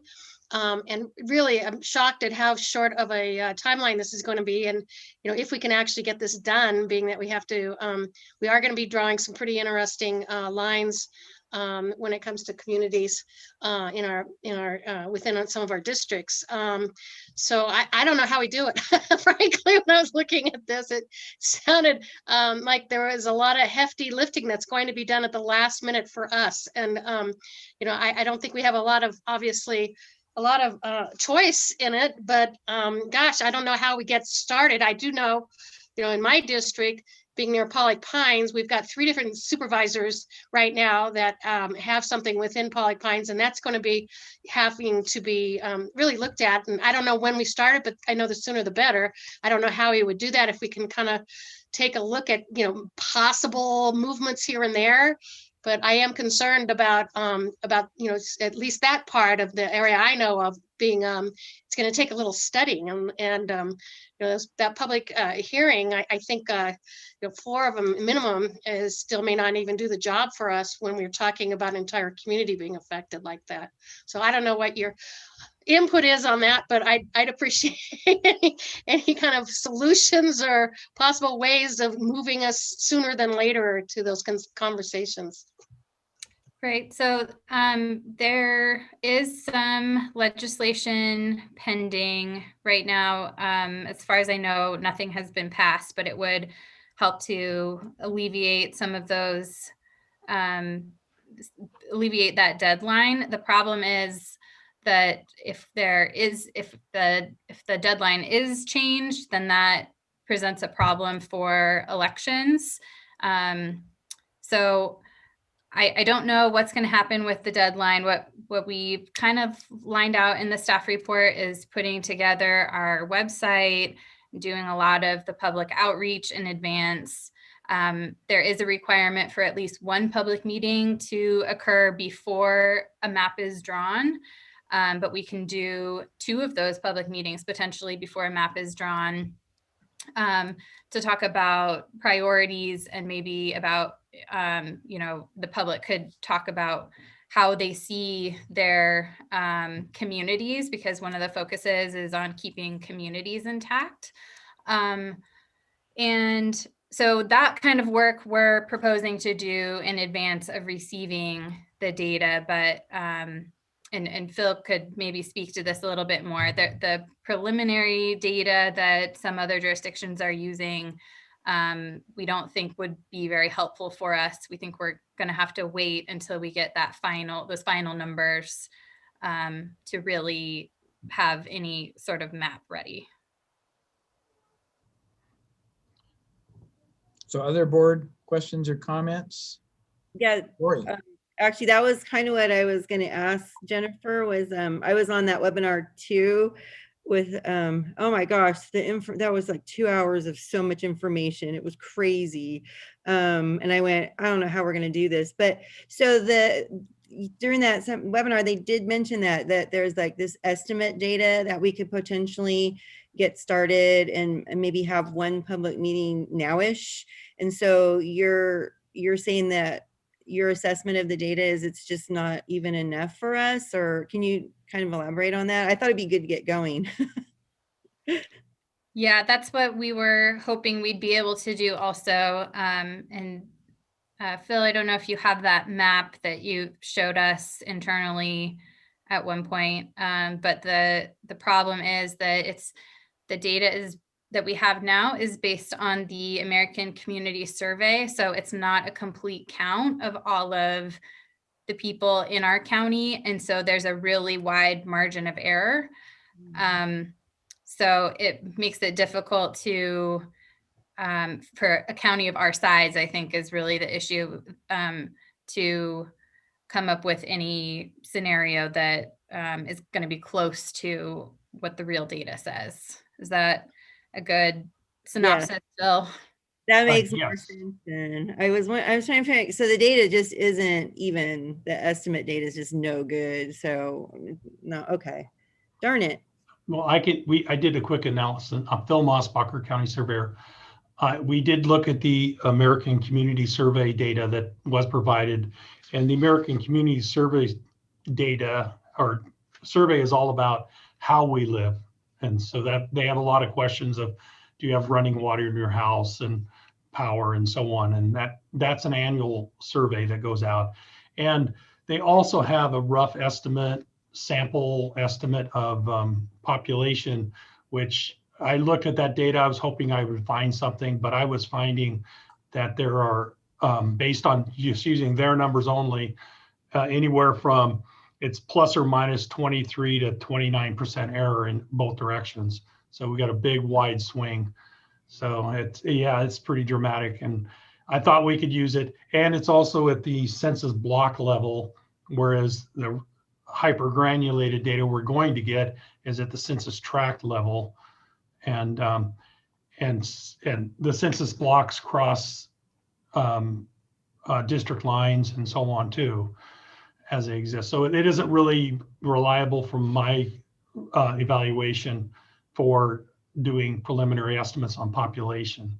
But what is in there that we can work with is the census block and census tracts are intact and what they will be. So our plan is to put together a kind of a .NET research website that's specific to the redistricting.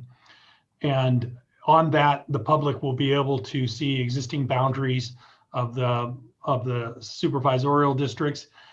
And they can, anything we have boundaries on, fire safe councils, city boundaries, water boundaries, lakes, rivers, roads, that can be pre-evaluated, I guess, for the public to, if they wanted to argue present a community of interest that needs to be held intact. So that was one of our big public outreach that will be on our website, so they can do that type of research. Yeah. And then when we do get the data, we'll be using Esri software, and I don't know if you've seen our demo on that, and it's very efficient. And once we get the data, so we can work with the boundaries as they exist now, and then manipulate them as needed based on the population. And then we'll come up with our scenarios in time. So a quick follow-up on that. So say we have an area of interest, we have say, let's take Polly Pines, and they want to be an actual area of interest. Is there should we have a public meeting now, or sometime in the near future here, to at least gauge that interest on where they feel their boundaries would be, if things get moved around, that there would be an actual area there that we could then at least put a stamp on and understand that they want to keep that pretty congruous, and then that's of interest for them? Yes, that would be the purpose of the meetings in advance, so we can gather as much of that type of information to be used at a later date when the actual data comes in. And so we can take all that input. We have to catalog every letter of intent or question and everything. It has to be all cataloged by the new laws that are out there.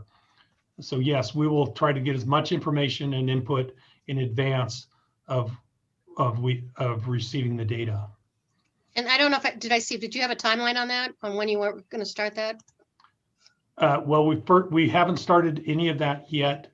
Okay. And because we need some direction from the board on the process. And then we can start right away. I'm already in discussion with our GIS manager on putting that type of information together on a separate application. Very good. Thank you. Yes. Oh, I'm not. Wendy, go ahead.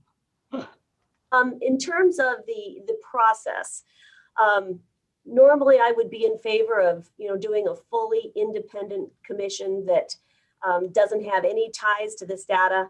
However, in talking with our county staff, there just isn't time this time to do a fully independent process. And so I lean toward accepting staff's recommendation. That's just my 2 cents worth because we hadn't talked about that. George, did you have any comments on this? I don't have any comments, not right now. Okay, so I do have some things to contribute here. I also attended the RCRC CSAC presentation, which was really not intended for supervisors, as I recall. It was intended more for staff to understand all the legal aspects of this, all the steps you have to go through. But I found it very informative. There is a second session that's coming up here in the very near term that is more oriented towards the supervisor's attendance. So if you're not aware of that, we can certainly share that date, because I would encourage all the supervisors to participate in that second segment, because I think it'll give you a little bit broader perspective on what this is all about. But having personally gotten engaged with the redistricting in 2010, I have copies of maps of the old districts before the redistricting and after the redistricting. And there was some protocols and stuff that were set up there that I'm familiar with, that I think staff is intending to use that same process. But in general, we can say, based upon trends, we know that we've had population growth in certain areas of the county, and we've had population decrements in other areas of the county. And I think we can kind of conclude that, at least notionally, some of the districts are going to have to shrink. And I would say District 2 is the most notable, because there's been an awful lot of new population in District 2 and the south end of El Dorado Hills, et cetera. So I would think District 2's got to shrink. District 1's got to shrink a little bit. District 5 has probably got to extend. And then we have District 2 and 3. But what I'm hoping to encourage is that we have that first public pre-map meeting as soon as we're ready, because I think that's where we try to gather notional ideas on what redistricting might look like.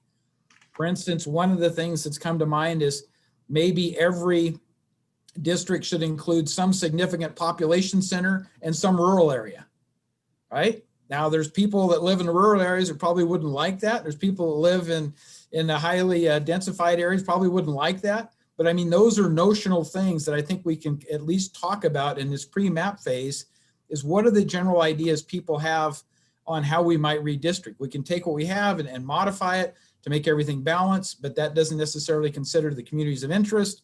So there's a whole lot of things at play here. But I think if we gather as much as we can, the public input in that first pre-map meeting on notional ideas, because again, a lot of people I know have been tracking this for over a decade, right? And they have ideas. And I think that's the part to get them on record and to look at it, because maybe that influences what Phil ends up doing with those 3 to 6 different alternatives, right? But I think that notional input is very important, because we're not going to have the time, as Wendy pointed out, to do the separate committee review and stuff. By the time we get the data and stuff, we are fast tracking to try to get this thing finished up and finished by the middle of December. And that isn't going to allow that. So we want to get as much public input as we can early. And I would really say that since we're allowed 2 public meetings before we get to the data, I think where the data is released, that we try to encourage doing that as much as possible. Get the earliest meetings we can completed, because that's where we're going to gather the bigger set of inputs. And then it's kind of a process of trying to determine how we take and converge down to 3 or 6 different alternatives, whatever it is. And then that's where the real discussion starts, because that's when people are going to come out for or against. And we know residency, where individual supervisors live, may enter into that discussion of whether you like or dislike a given map alternative. But those things are all part of the process. So, but that would be my recommendation, is we try to schedule that first public hearing as soon as possible when we're ready, and start gathering that notional input on alternatives. And then, we're at least headed down that track. So Lori. Well, and I'm embarrassed to say this, but I'm looking through the staff report, and exactly what is the staff recommendation? There's so many alternatives in here, and I keep scrolling back and forth going, which one is exactly being recommended? Please help me, you guys.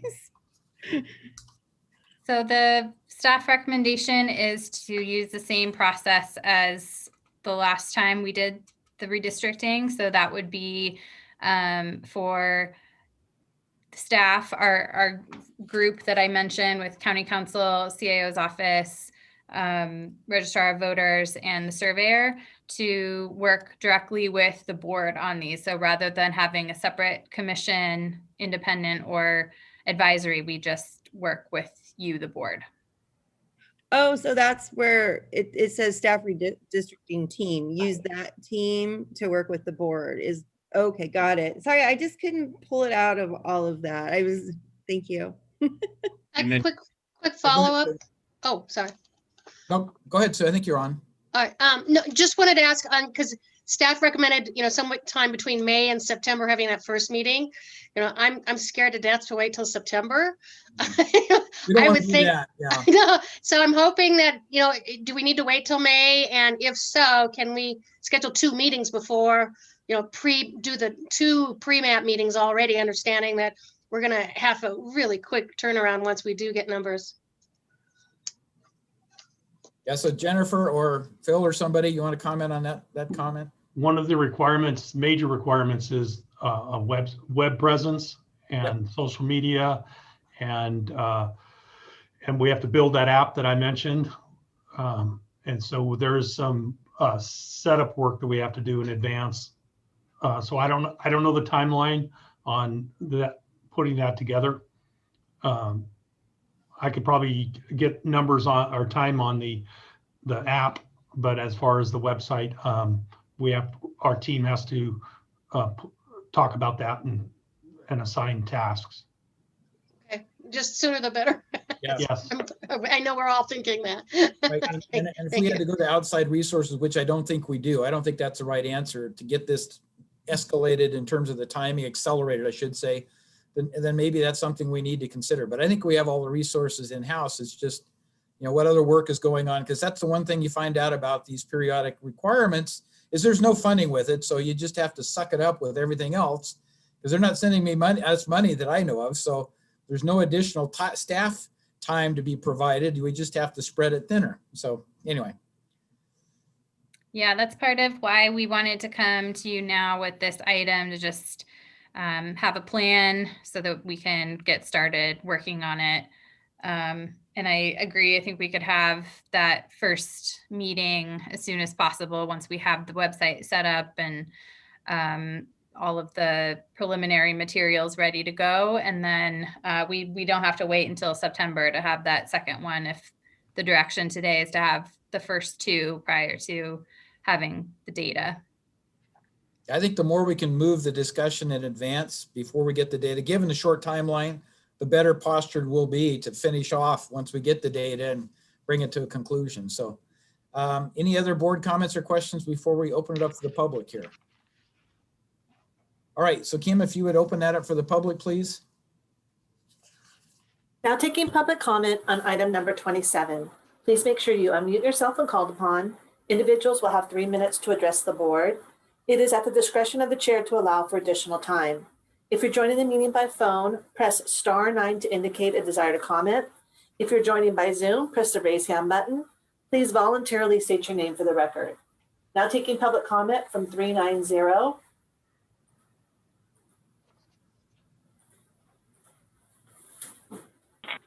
Always a pleasure.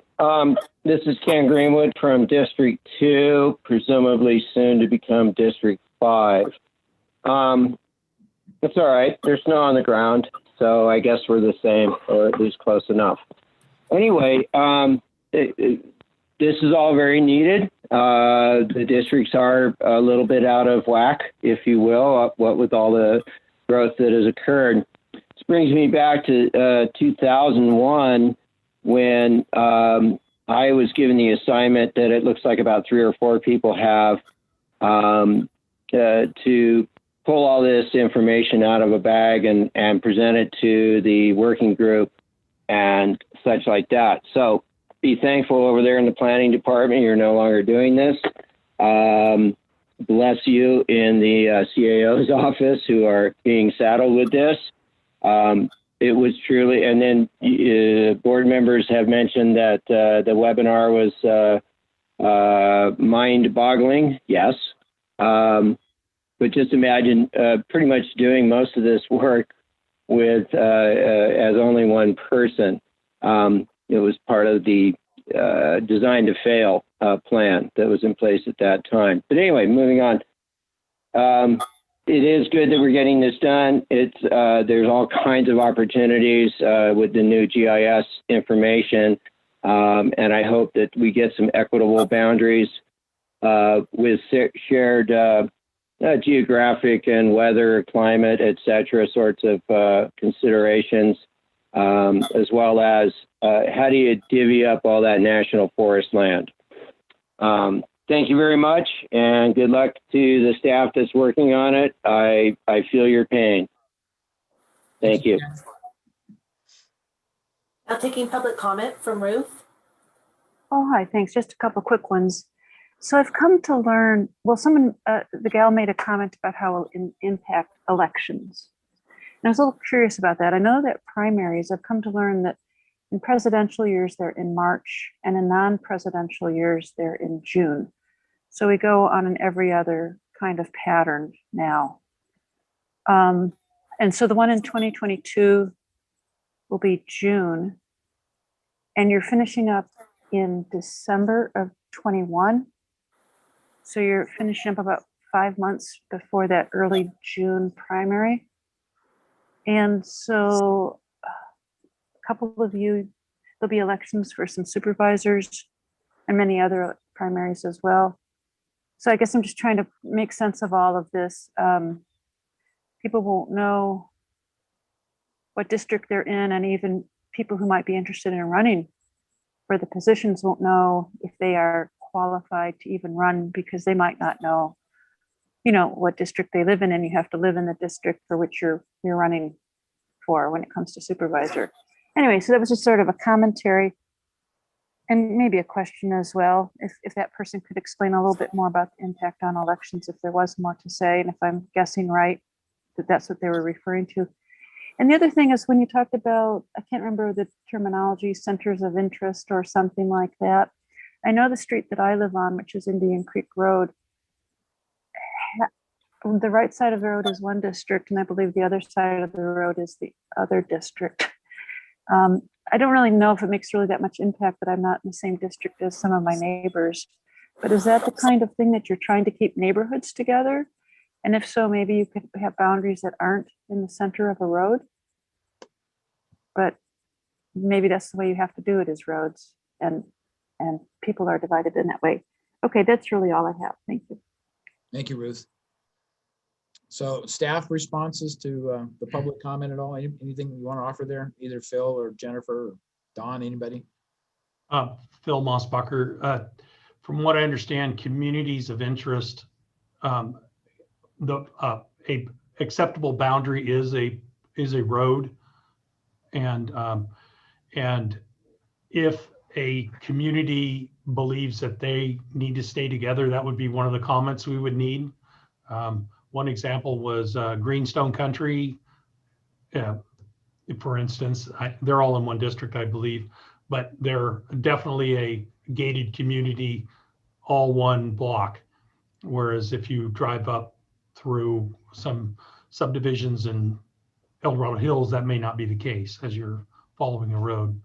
So the boundaries, a road is an acceptable boundary, and if they have someone has a comment, we'll definitely add it to the considerations for the line work.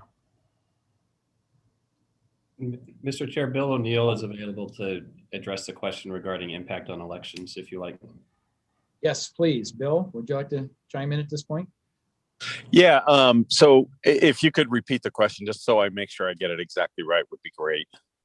The impacts on elections with the June primary following very shortly after the December 15th determination this year of what the new districting boundaries are. I know one of the benefits is at least this is a non-presidential year, so our primary in California is in June, not in March, because the March would have been even a tougher time frame for candidates to get lined up and figure out where they are. But the concern was the very limited time that potential candidates would have to understand if they want to run or not, that members of the community might not recognize that they're in a new district now because they've been associated with a certain district and a supervisor of that district. So it's the political ramifications of not knowing until December 15th what the new district boundaries are and having a primary in June. Yeah, and so I've actually talked to a couple of candidates about this. One of the big things that will be happening as we go through this process, candidate filing period for SIGs and LU starts in December, I believe it is. We're working on finalizing that calendar. So the biggest impact it's going to be on the candidates is not knowing exactly which areas that it extends to, and the supervisorial district might move a little bit further down the hill, like Soup 5, and some of the other boundaries obviously are going to move a little bit. So we will try to get our website updated, and I talked with IT about getting the redistricting website up so that we can get that information to candidates as soon as possible. We do have more time to do it because of the June primary, but candidates are really going to have to pay attention as this information is released. And when they start their campaigning, probably in April, know how far they can go and what those mail out areas are. We'll have all that information available, and we'll, as we always do, we'll be providing that to PDI. It's just going to be an incredibly tight time frame for them, and I know it's going to fall right in the time when they're trying to get their signatures in lieu. But we'll work with them as best we can and try to get our schedules and calendars up as quickly as we can. And then the public is just, most people probably aren't going to pay attention to what soup district they're in, but we'll try to get that information out. We've talked to the Secretary of State's office about providing funding so that we could do mailers because everything's going so late. And then we could mail everybody, you're now in District 4, you're now in District 5. And if I don't expect any of the other congressional districts or others to change, but any information we can get out, hopefully we can get the state to help us with mailing that information out. Very good. So with that, I think we're back to board direction based upon staff's recommendation. So would somebody want to pose a motion or more dialogue? Yeah, I'll move to approve staff's recommendation. Second. Okay, we have a motion and a second. Can we have roll call, please? Supervisor Heidel, how do you vote? Aye. Supervisor Turnbull, how do you vote? Aye. Supervisor Thomas, how do you vote? Aye. Supervisor Parlin, how do you vote? Aye. Supervisor Novosel, how do you vote? Aye. Motion passes 5-0. Very good. So Don, at this point, we could either take on the last department matters or go back to closed session. I'm guessing you want to take on the department matter, item number 24, is that correct? Yes, sir. Okay, so Kim, would you please read 24?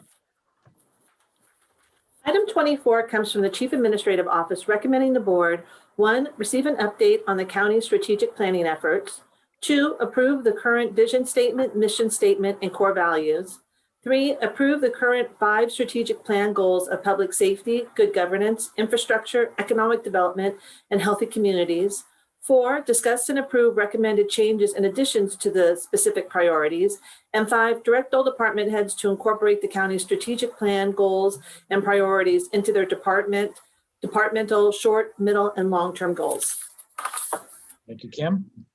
Thank you, Kim. Thank you, Mr. Chair. Don Ashton, your CAO. I'll kick this off, and then we'll have a number of people presenting different components of this discussion. Just by way of background, the last major update to the strategic plan was in 2019.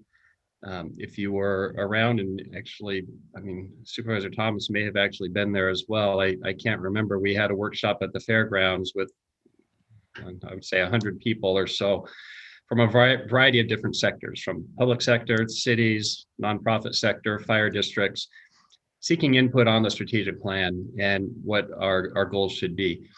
These original 5 goals were established back in probably 2016 or so, and in 2019 there were no recommended changes to the 5 goals, and there are no recommended changes to the 5 goals at this point. If people are wondering why we didn't do a similar process to what we did in 2019. You know, for the most part, strategic plans are, you try to go 3 to 5 years out. So we're actually in year 3 since the last major update. And this last year was extremely unique, in that being COVID really changed the priorities for counties across the nation. And we've all experienced that and talked about that regularly. So the process we use this time is we did discuss the strategic plan with your county department heads, your leadership team, and the recommendations from that team is to keep the vision, mission, the values, and the 5 goals the same, but to update some of the themes and priorities under each of those goals. And we will get into that in a minute. Before we get there, what I would like to do is ask and provide opportunity for each goal team or goal lead to talk about some of the accomplishments they've made over the past 2 years. And the reason I feel that's important is a couple of reasons, actually. First, it demonstrates El Dorado County is working our strategic plan. Many times, especially in the public sector, strategic plans are developed and they're put on a shelf and only to never be looked at again until someone asks a few years later. And I hope what you see through these presentations is that's not the case. Your departments are considering the strategic plan themes and priorities when they develop their own priorities. And I hope you will also see the level of collaboration and non-silo thinking that goes into a lot of these. When you look at public safety and the departments that are impacting public safety or good governance or infrastructure, there actually is a lot of collaboration taking place, which is encouraging, and the board should be proud of, your community should be proud of. The last thing I want to emphasize is these accomplishments are by no means meant to be an exhaustive list of everything that was accomplished. We could spend hours and days talking about everything all your departments have done over the past 2 years. It also doesn't focus a lot on all that was accomplished this past year in regards to the COVID pandemic. When this plan was developed, COVID didn't exist. And that distracted us from a lot of our priorities. You will see a lot we're still completed and accomplished, but one thing I really want to emphasize to the board is the hard work and the dedication your staff have had through COVID. And I kind of categorize it into 2 different categories. One, you've had employees who got pulled off their normal assignments to address the emergency itself. And we want to thank them for that. We needed that. And because of that, we've been, I believe, as successful as any county in managing the COVID pandemic. But we also have the staff who, while they weren't called upon to address the emergency itself, they were called upon to keep the operations of their department running. And that's just as important as the people who got called on to address the emergency. So thank you to all the staff for your hard work over these past 2 years, this last year especially. Everyone, I believe, has done as best they could under very challenging circumstances, both at work and at home, depending what our personal lives are, to serve our community. And I hope that's what you get out of this discussion. So with the board's approval, we'll start with public safety. They will kick it off. I really don't anticipate a lot of discussion in the summary of the accomplishments. Really, most of the discussion I anticipate would be when we get to the last slide deck to talk about what changes and adjustments we want to make to those goals and priorities. So, can I just real quick add something? Because I was here in 2016 when we initiated these goals, and I just want to say it was an incredibly wonderful experience and exercise in understanding what all of our departments do, and the ability to come together and have that discussion made us really feel like a team by the time we were done. These are not just the goals of each of these 5 priorities. It's the goal of the entire county. And it brought us all together to act like a team, and this is teamwork. So what you'll see in here was a lot of teamwork. And underneath each of these were categories of protocols and more important objectives, how we got there. Obviously, that's going to change a lot, but I just wanted to throw it out there that historically, when we can all get back together and have a discussion, it was a really great exercise in understanding how we all work together. That was all I wanted to say. Thank you. So I'll just add to that very quickly. I was a member of the strategic planning group as a public member. I worked on the healthy communities part of it, made some contributions there, thoughts, etc. But I got to see the whole picture. So I too have the same appreciation I think the Supervisor Novosel does for the amount of effort it took to pull that together. And there was debate, should it be 5 elements or 6 elements, or what about the 7th element or whatever? But I think we ended up with a good compromise with the 5 we've got. In my opinion, are pretty darn solid, 4 years after the fact. So could they be modified? Could they change? Could we add something? Certainly. But I think we're in real good shape, to the point of it's been almost 3 years, but I think we're still well aligned. It's just continue to meet the goals, the objectives that was spelled out. And we'll see that in the second part of your presentation, sounds like. So. Okay, if there's nothing further, I believe I might get it wrong. Lieutenant Lykoff is taking the lead on this, on the public safety. Is that correct, Jeff? Or Under Sheriff Gomez? Oh, there we go.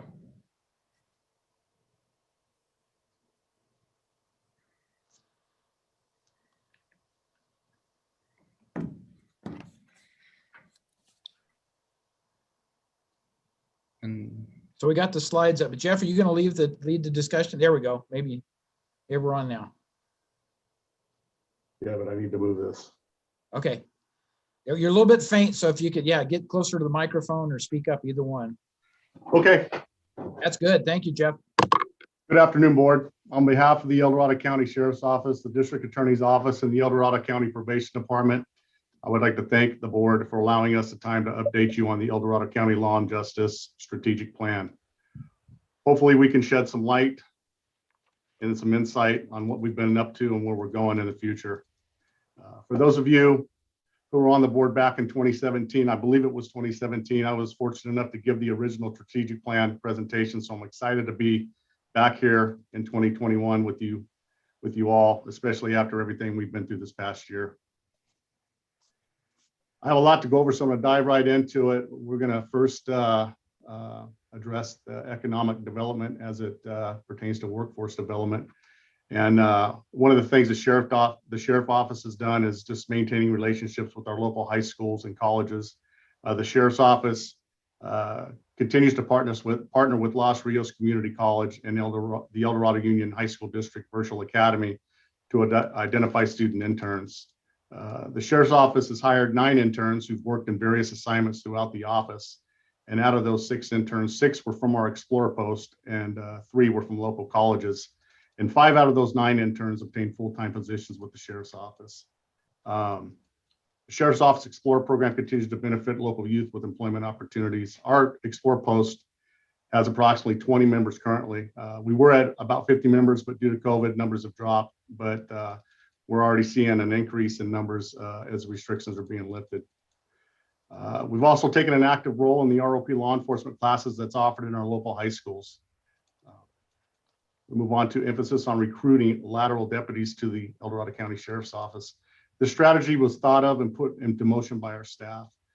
It's very similar to an open house. We utilize statewide advertising, and on the day of the recruits and their families get to meet with the sheriff in a group setting and ask him and staff questions. The sheriff explains his vision and our mission, and attendees get to tour the public safety facility campus, which has been a great recruiting tool in and of itself. Attendees and their spouses have then provided lunch where they can visit with the sheriff's office staff and ask more questions of everyone, including representatives from our real estate community and our school district community. This is done in a relaxed setting so recruits and their spouses can get a good feel of the environment. And out of the 6 recruitment days that we've held, we've hired 9 deputies because out of that. In all, we've hired 22 total laterals, which have been hired in the year 2019 and 2020. This results in reduced training or time spent on FTO, sometimes 4 months shorter. which means they can get out on the street sooner. This has a less of a demand on our field training officers, and our lateral hires also bring fresh and innovative ideas from their previous agencies. Recruitment presentations at local law enforcement academies throughout California. One thing that we've done is we've attended 7 recruitment presentations at regional academies throughout the state. And typically a sergeant or deputy coupled with human resource staff travel to individual law enforcement academies and introduce them to El Dorado County. Several academy graduates have been hired due to this strategy. We've maintained our leadership development with our employees. The Sheriff's Office has been partnering with on-base leadership to provide leadership academies to our employees. We've sent a total of 128 Sheriff's Office employees to the academy. A total of 88 sworn and 40 non-sworn have attended this academy. This classwork prepares employees for future leadership roles within our agency, and this training is available and has been attended by other county employees as well. We've seen great success with those who have completed the coursework at this academy. We've sent 15 of our sergeants have attended and graduated from the Post-Certified Supervisory Leadership Institute, or SLI. 3 lieutenants have been sent to and graduated supervisory management schools. And we have 1 sheriff's captain attend and graduate from the FBI National Academy in Quantico, Virginia. Our goal is to retain and attract community members. This is accomplished by providing a safe community where you can live, work, and play. El Dorado County rates near the top of the safest counties in the state. This brings business and a workforce into our county. This goes back to our recruiting and hosting lateral recruitment days. We want to target the top law enforcement officers in the state, or those who love doing what they're doing, but maybe not necessarily where they're doing it at or raising their families. Moving on to continue with economic development. The El Dorado County Probation Department is focused on building their relationships to increase their workforce in El Dorado County. They're working with schools to develop a pipeline for new probation employees to join their agency. They're also working with adult and juvenile clients to overcome their past and gain the skills to join the El Dorado County workforce and give back to their communities. Moving on to good governance. Homeless, as it relates to homeless and mental health. The El Dorado County Sheriff's Office Homeless Outreach Team currently works with the District Attorney and Public Defender's offices on a case-by-case basis to positively and directly impact our homeless and transient population. HOT, as referred to, is currently working towards the development of homeless court to fully utilize the diversion programs and keep nonviolent offenders out of jail. Our Psychiatric Emergency Response Team, or PERT, collaborates with Adult Protective Services, Marshall and Barton Hospitals, Behavioral Health, Public Guardians, and Alta Regional Centers. They've identified 11 super users of this program. Using the above team members, they have helped clients establish services and, as of late, reduce the number of super users by 4. Moving on to healthy communities. Providing resource to county jail inmates. The resources offered to county jail inmates have allowed for increased access to vocational and educational programming to help positively regenerate inmates to our community once they have completed their sentences.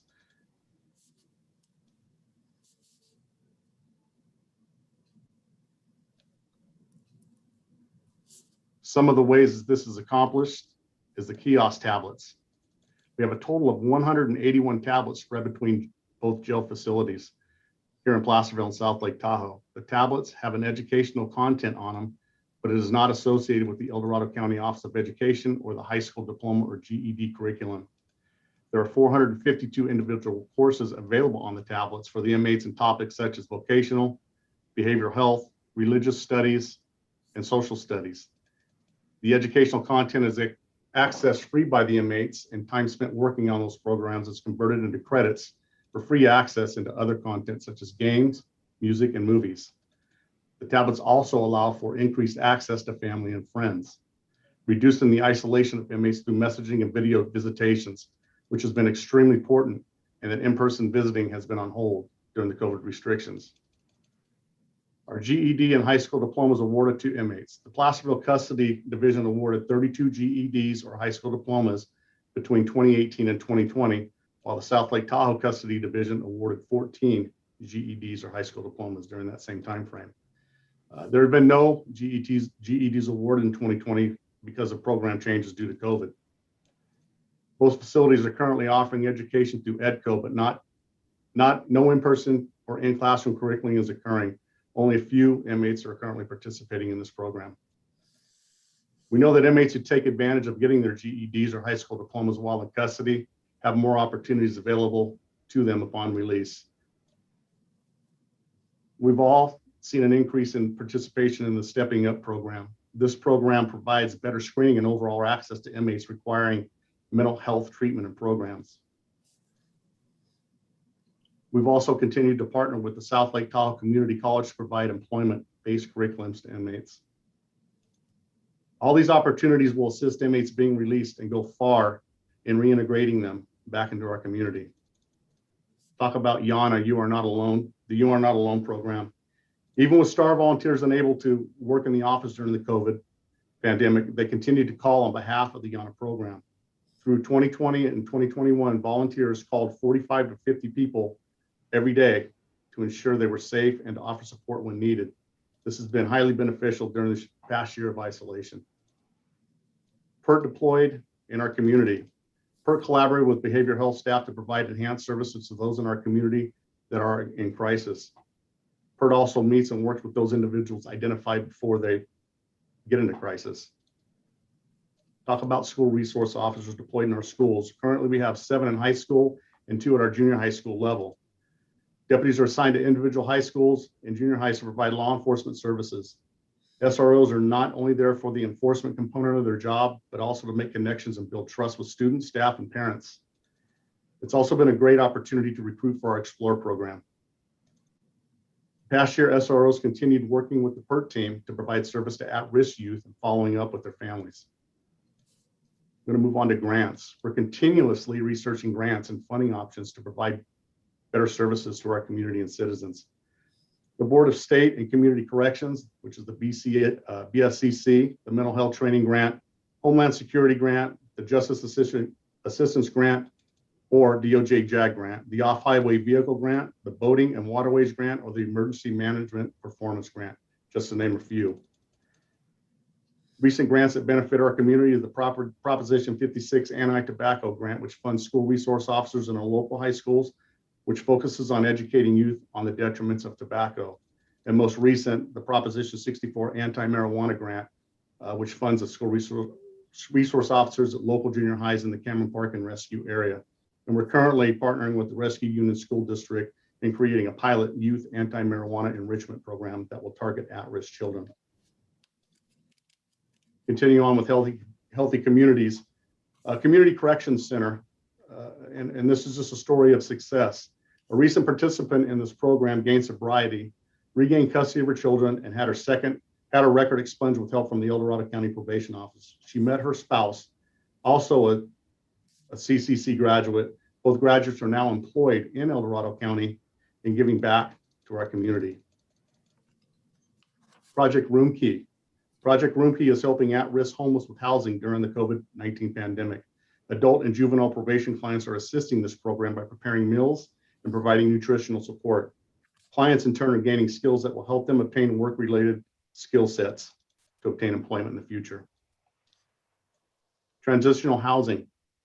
Transitional housing opened in mid-February to address a long-time need in our community. That is stable housing for clients. The house was made possible through strategic collaboration between HHSA, CCC, and local CBO. This collaboration continues to seek partnerships with Community Health, Marshall Medical's Medication Assisted Treatment Program, NCCT, Center for Violence-Free Relationships, and Only Kindness. Continuing with healthy communities, community outreach to help identify and report crimes. Our district attorney's office is reaching out to community groups to help citizens identify crimes when they're being committed, as well as how to report these crimes. Crimes investigated by our DA's office include workers' compensation, fraud, welfare fraud, real estate fraud, parental child abduction, consumer fraud, environmental crimes, and political corruption. Special courts to meet the needs of special groups, or specific groups.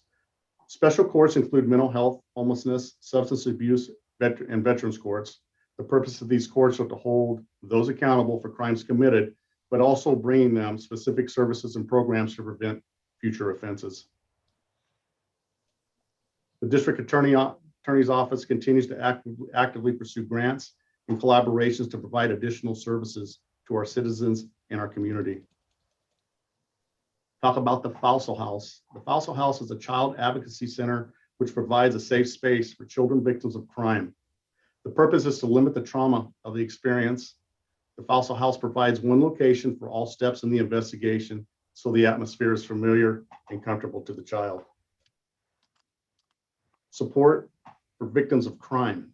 The district attorney is ensuring that victims get proper services to assist with overcoming trauma, regardless of the status of the criminal case.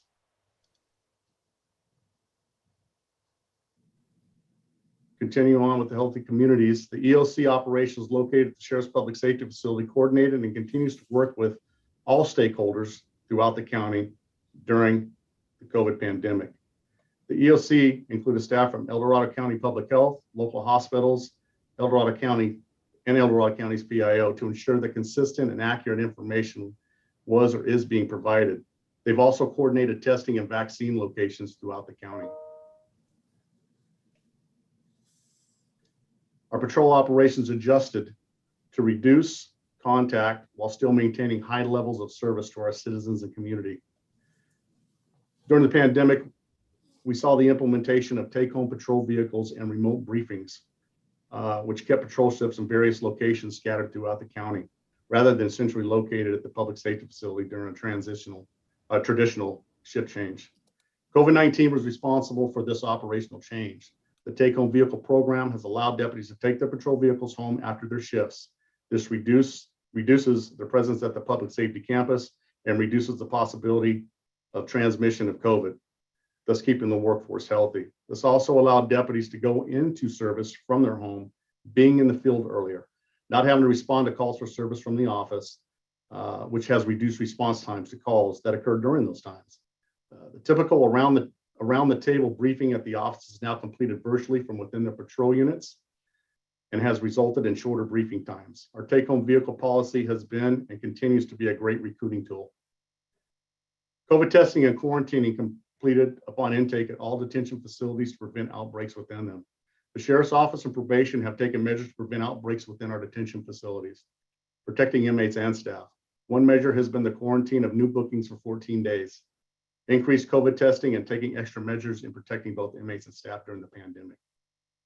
All public safety stakeholders coordinated to implement remote court hearings to continue in the judicial process. Judicial hearings continue remotely with cooperation from the courts, the EDSO Custody Division, the Public Defender's Office, the District Attorney's Office, and the El Dorado County Probation Department. This collaborative effort ensured public safety during the pandemic, as well as ensuring no constitutional rights were being violated and that offenders were held accountable, and to maintain our safe communities. All El Dorado County law enforcement agencies enacted many paperless process and eased the transition to work from home during the pandemic. Moving over to infrastructure. Our Sheriff's Office morgue is up and operational. The Sheriff's Office morgue allows for a complete medical legal investigation. It has 2 medical suites, an x-ray machine, and a large storage capacity. Our morgue also enables the handling of nearly all deaths within the county. Having the morgue on site provides greater control and better services to El Dorado County families. The Sheriff's Office currently has a contract for autopsy and morgue services with the Amador and Alpine County Sheriff's Offices. This provides a revenue stream to potentially offset a morgue staff position. SB 844 planning. The county and Sheriff's Office continues to move forward with the jail expansion project. This will improve our programming space and provide additional access and opportunities to inmates. It will also allow for additional space for outside agencies to provide reentry and rehabilitative services. Our correctional facilities, lock and food port project. This is a construction project that's just been completed. This has upgraded the cell and food slot or food cuffing port, as well as a locking mechanism, which increases the safety and security for all inmates and custody staff. Security camera upgrade in our jail facilities, both in the number of cameras and quality of cameras, And this allows custody staff to monitor inmates within the facility and provides better video viewing and better quality video review. Body scanners. 2 newly acquired body scanners called Tech 84s have been placed. One in our Placerville facility and one the other in the South Lake Tahoe facility. The scanners are used to scan and provide a less intrusive search of inmates upon entry into the jail. This will help reduce contraband coming into the jail, and it's also going to assist in scanning an individual's body temperature. Moving over to public safety. Public safety, through collaboration, providing rehabilitative services, helps to assist the protection of our community, the prevention of crime, the enforcement of law, and the ministering of justice. Those are the 3 Ps. It helps with providing rehabilitative services and prompt responses to emergencies and calls for service. Reducing and preventing crime by building stronger members of our community. The Stepping Up initiative is a collaboration between our probation department and sheriff's office, HHSA, and other community organizations to reduce the number of people in jail with mental illnesses. Continuing with public safety. The district attorney is committed to the prosecution of crime and criminals, the prevention of crime, and the protection of our citizens, while providing fair and equal justice for everyone in alignment with the needs of the community. Project Lead. Project Lead is a cooperative effort with the district attorney's office and our schools to teach students about the criminal justice system. They're teaching an average of 20 fifth grade classes each year. On a personal note, this is a great program for our youth, as my youngest son got to participate in the program and was thrilled to put on an EDSO uniform and play the role of a sheriff's bailiff. The DA's office is working on the creation of virtual crime scenes to assist in court hearings. The DA's office also embracing smart reform, but ensuring that change happens in a way to keep our community safe. The DA's office is embracing criminal justice reform while also ensuring the changes that occur meet the expectation and needs of El Dorado County and our citizens. Continuing with public safety. In 2020, the Sheriff's Office provided 5 in-house crisis intervention team training classes to new correctional officers and are scheduling an 8-hour in-house CIT course for current correctional officers. A 40-hour CIT course is under construction for sworn and correctional staff in the future. We want to have support for the mentally ill and homeless and substance use disorders. CIT deputies and correctional officers followed up with 123 cases in 2020. Team members work with 5 individuals in crisis at a time, providing services and ensuring that these folks knew about the resources available to them. Our resident deputy program in Pollock Pines, North and South County, and loosely in Tahoma. These resident deputies patrol the communities where they live. They routinely attend events and visit schools in their assigned areas. Resident deputies focus their efforts on crime prevention by collaborating on community issues with residents, businesses, homeowners, community groups, schools, and other local and state agencies. A continued effort is being put forth to address the lack of a true resident deputy for our Tahoma resident deputy post. A deputy is assigned the same beat in this area and expected to participate in the same functions, but they do not live in the area. The issue is housing and real estate value. We continue with our active shooter training. A part of the post-mandated curriculum, our staff must receive active shooter training once every 2 years.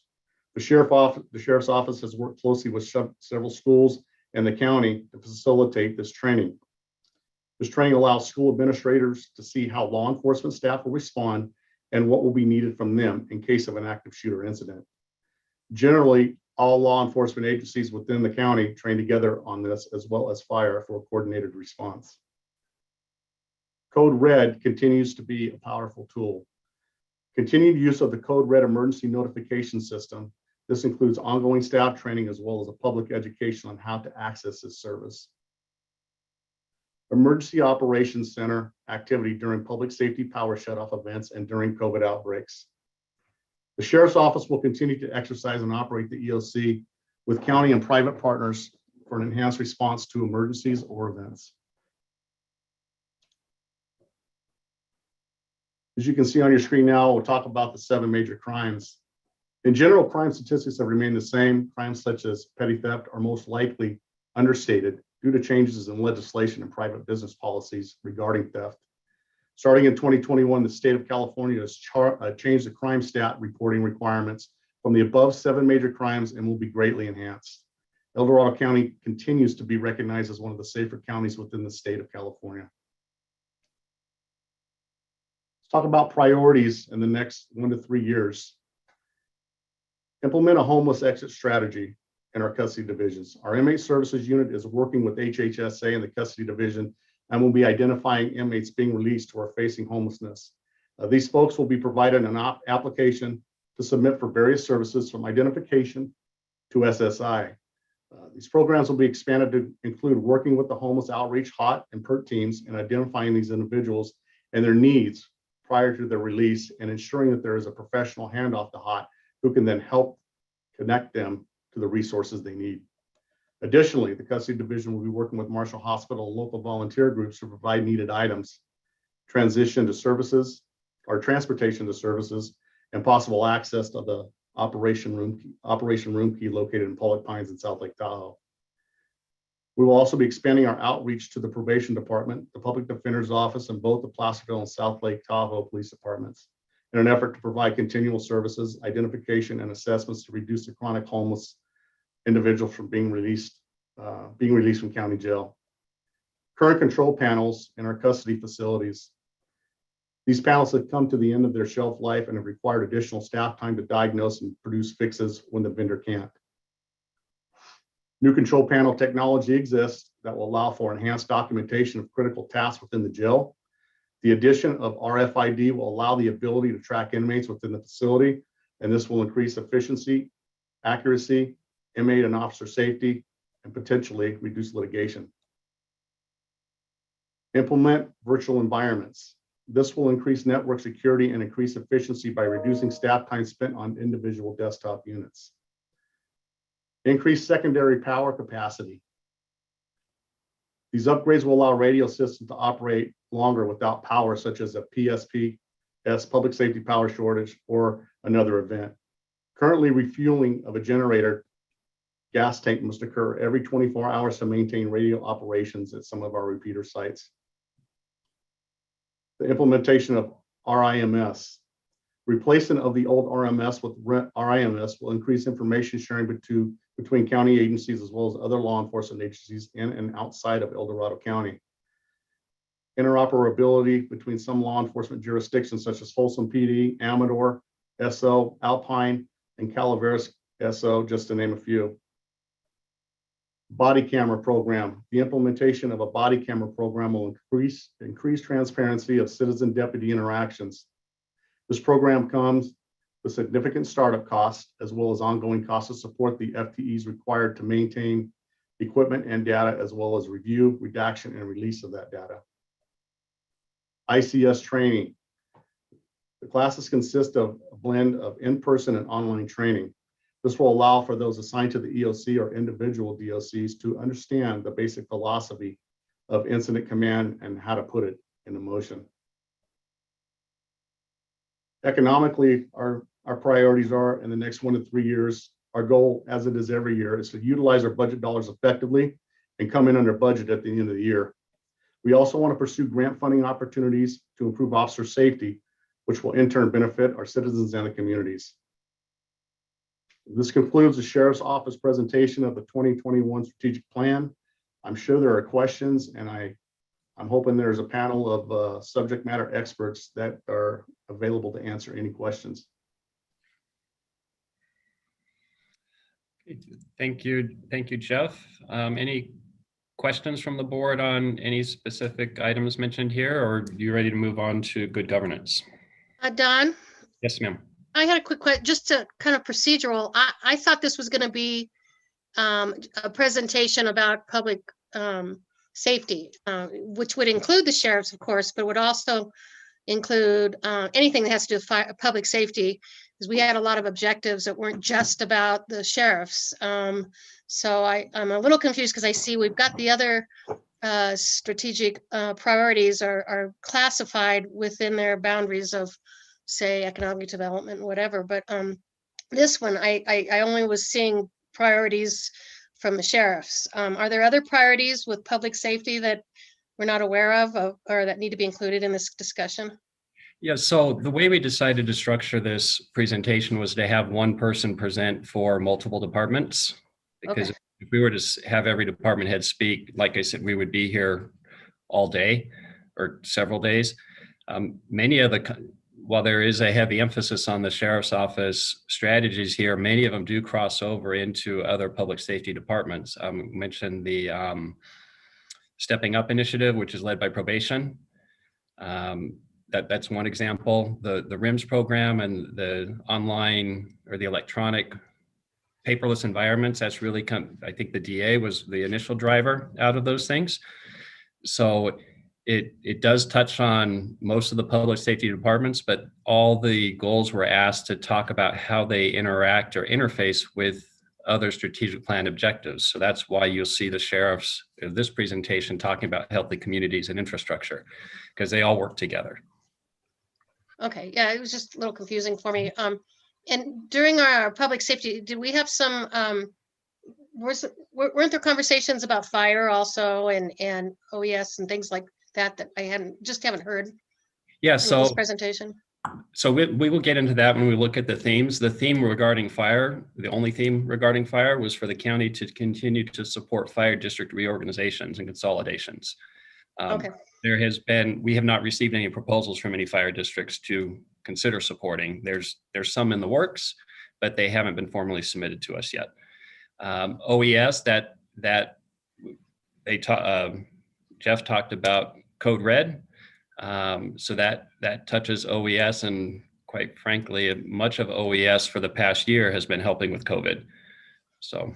And that brings it home for me as far as when we talk about OES, is moving forward, obviously understanding the pandemic issues of the future and, and being prepared for them, something nationally and statewide and now locally, we've had an exclamation point on the fact that, perhaps we need a little better planning going forward. Okay. That's my 2 cents. So let me add to that. I think I was a little confused initially first, but this was the law and justice segment. Yep. And if you look at the lower right-hand corner of each of these slides, there was an intent to put emphasis of whether it was the sheriff's department, probation, 3 departments. So that's the way I was kind of able to track it, is it's a single input from one of the law and justice groups, or it's a combined input. And I think that's the way they assembled the package, just to try to read between the lines. No, thank you. I appreciate that. I did notice that, and that's why I was asking about the priorities, because the priorities were just about sheriffs, and the public safety is about a lot of other things. Absolutely, they're at the forefront, but just wanted to check. Okay, thank you. Lori.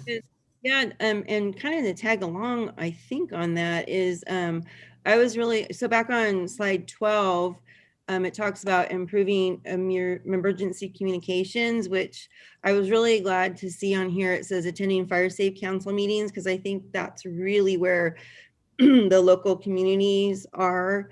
And then also, Code Red is a powerful tool. And I can say that during the Fork fire incident, and where we did have to have the evacuation last year, apparently there was a bit of a glitch with the Code Red system, and I've kind of asked about it before, but is there any way we could have like tests of the Code Red system? You know how on TV, well, back in the day, I'm getting old now, but we used to have the emergency broadcast system and the test so that you knew you were in the zone and you were hearing it. Can we have anything like that to make sure people actually can get a test once in a while to know that they actually got in the system correctly? Because it can happen that you don't do it quite right. And to remind people that we are using the system, and maybe when they go, oh, we got a test, and they talk to the neighbors and say, did you? And the neighbor says, oh, I never signed up.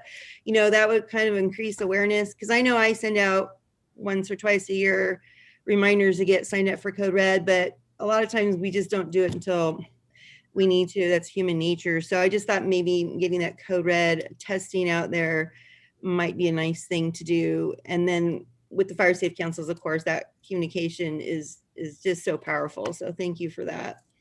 And I think OES may be able to comment on that. I saw Moki come up on the screen. I don't know if you want to comment now or hold your comments till later, but.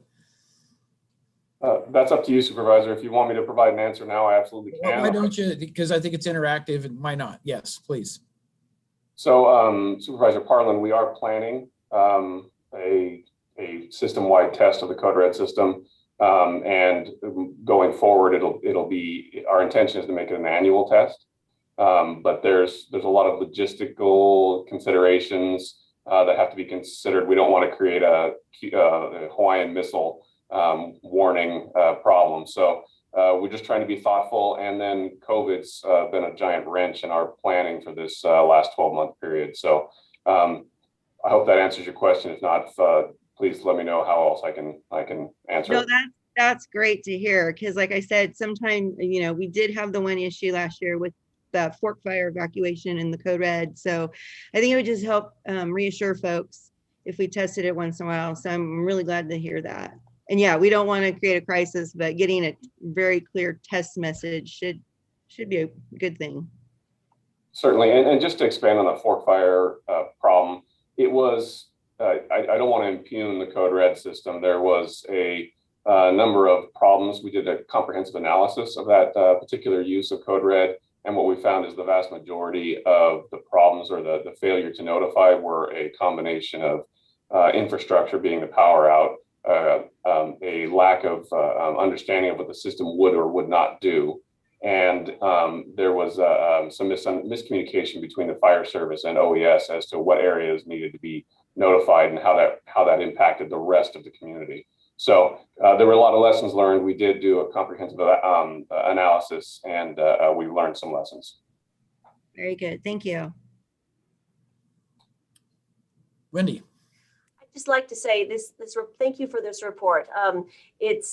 It was clear evidence that our law and justice agencies are much more than public safety officers. And it showed the depth and the scope of your services and the depth of collaborations within our community to care for all kinds of needs, not just, because public safety needs is a broad scope. So just wanted to offer appreciation for all the creative ways you care for our community and keep it safe. Yeah, I'll just pick on that. The teamwork associated with that, I think, is also a very good element of this, right? It's not just one group off doing their thing. They're coordinating, they're collaborating, they're working together to try to better the system deliveries in terms of services or response or whatever it is. So much appreciated. Great effort. Any other board comments or questions at this point? Okay, Don, I think we're ready to go to the good governance section if that's what you want to go to. Yes, sir. And our esteemed county council will be leading that discussion. Okay, Mr. Esteemed, please proceed. We sucked him into the policy side for a minute. Do we have to call him Esquire or something or other now, or? Just dabble my toes in this area. That's about it. Thank you, Don. Dave Livingston, I'm your county counsel, and I have the honor of presenting accomplishments related to the good governance strategic plan objective.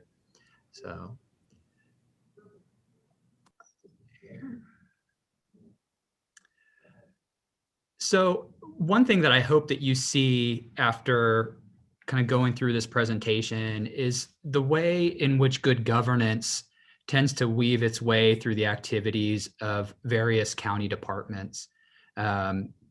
Particularly, some of the goals and priorities for collaboration and developing system-wide processes. And I hope that comes across here because it's not just an item that's limited to a certain few departments. Rather, it really is pervasive throughout county government.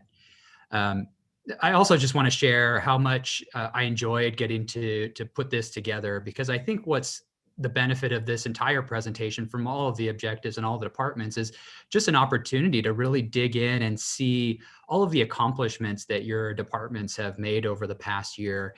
And I also use it as an opportunity to talk directly to some of the department directors who are responsible for these things to get a sense of the things that they are really proud of and what they find really engaging. And it's a good thing to do. And so, and just a reminder of the great employees and great workers you have throughout the county. So with that, we'll go ahead and dive in. I'll try to go through everything. And if you have any specific questions on particular accomplishments, I'm sure that the department directors who are on the line can help assist with that. So with that, let's go ahead and just talk real quick. Good governance is achieving the best possible process for making and implementing decisions in accordance with the county's core values, legal requirements, and industry best practices. Here we have the themes and priorities within good governance. I don't need to go through all of them. I think you'll see some of these things touched on in all the various accomplishments. As I noted, quite a few of them relate to development of system-wide processes, approaching the large and complex problems as an organization. I think you'll see that. And of course, creating and maintaining a supportive culture for all employees. I think you'll see that through the presentation as well. So we'll start here with some of the accomplishments from the Central Services Group. They implemented Adobe Sign for vendor and internal signatures, which decreases contract approval time. You'll see the example here. It took what was a very lengthy process, primarily due to a lot of issues on the vendor end with obtaining signatures, and cut that down. So a process that at one time took 4 to 8 weeks, it's now down to an average completion time of 13 hours. So, I mean, just a remarkable level of improvement from this one thing. So that was one of the accomplishments Central Services, I think, was most proud of over the past year. Central Services also created a shared salary and benefit projection tool that allowed collaboration across departments. It also was kind of helped to assist in budget preparation, as the information input into that tool kind of formed the foundation for a lot of the budget calculations. Here's one that's kind of near and dear to me, and that is Central Services helped to create an electronic blue routing process. That's what we affectionately call the process of contract approval as it gets routed through the various interested county departments. And this process that they helped develop really streamlined the process and decreased the contract approval time. And quite frankly, without it, I don't know if many folks in my office would have been able to successfully transition to remote work as we had been forced to do over the past year. So I know I am particularly thankful for Central Services for their assistance with that. They were responsible for completing and tracking purchases related to CARES Act funding for multiple departments, another big task. They did an evaluation of the Tyler bid module, ultimately determining that it didn't meet the county's needs, and instead went with Planet Bids as a cost-effective and user-friendly solution for online bidding. They engaged in a CQI process related to the review of county contract processes. And although there wasn't a lot of change that resulted from the CQI process, the process itself had many benefits in encouraging department collaboration and establishing contacts within various departments. So David, where we have some acronyms that the public might understand, we might just want to, reference what it is. Continuous quality improvement, right? Is CQI. Thank you. Yes. Thank you. Thank you, Supervisor Heidel.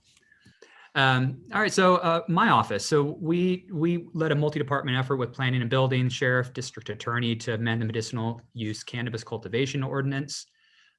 We've provided training on the Brown Act and due process and land use hearings to a joint meeting of the board and planning commission. That meeting was recorded and has now been utilized by other committees and commissions as a means of providing them a quick Brown Act training when a live training isn't otherwise feasible. We assisted with requests from the Shingle Springs Band of Miwok Indians to consider renegotiation of some of the terms of its MOU.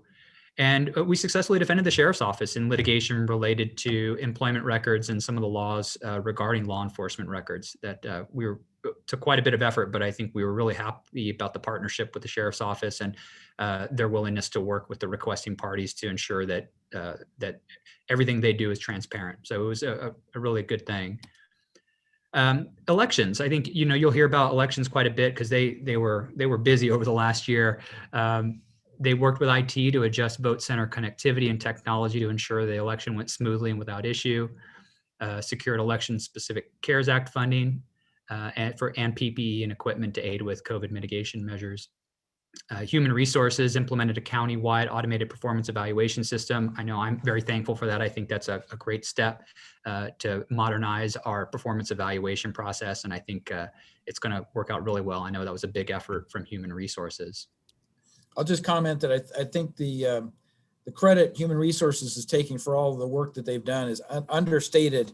in that single bullet item. That is the big picture item, but they've done an awful lot to improve every function of human resources within our organization in the last couple of years. So don't cut them short. I mean, I understand they provided the input, but they've done far more than what that one bullet would imply. Totally understood, and I agree. And I just bear in mind, this is solely related to the good governance objectives. Right. So perhaps some of their accomplishments will show up in some of the other strategic plan areas as well. But I completely agree with you. It's to see one bullet point from them is certainly not representative of all that they've contributed to the county strategic plan. Health and Human Services. So this is, again, noting how good governance weaves its way into various departments. It might not be immediately apparent that, that HHSA's efforts would contribute to some of these good governance goals, but here you'll see the way that they partnered with the district attorney and other law enforcement agencies for child advocacy issues. Again, they note that it's working well towards fostering relationships and improving child abuse investigations and partnerships. They modified the MOU for commercially sexually exploited youth protocol. The Dual Status Youth Initiative has been a very successful program that they've been working on in conjunction with Child Welfare Services and probation. Kind of going through working with the El Dorado County Office of Education on the Bellwether Project and Youth Threat Assessment Team Project.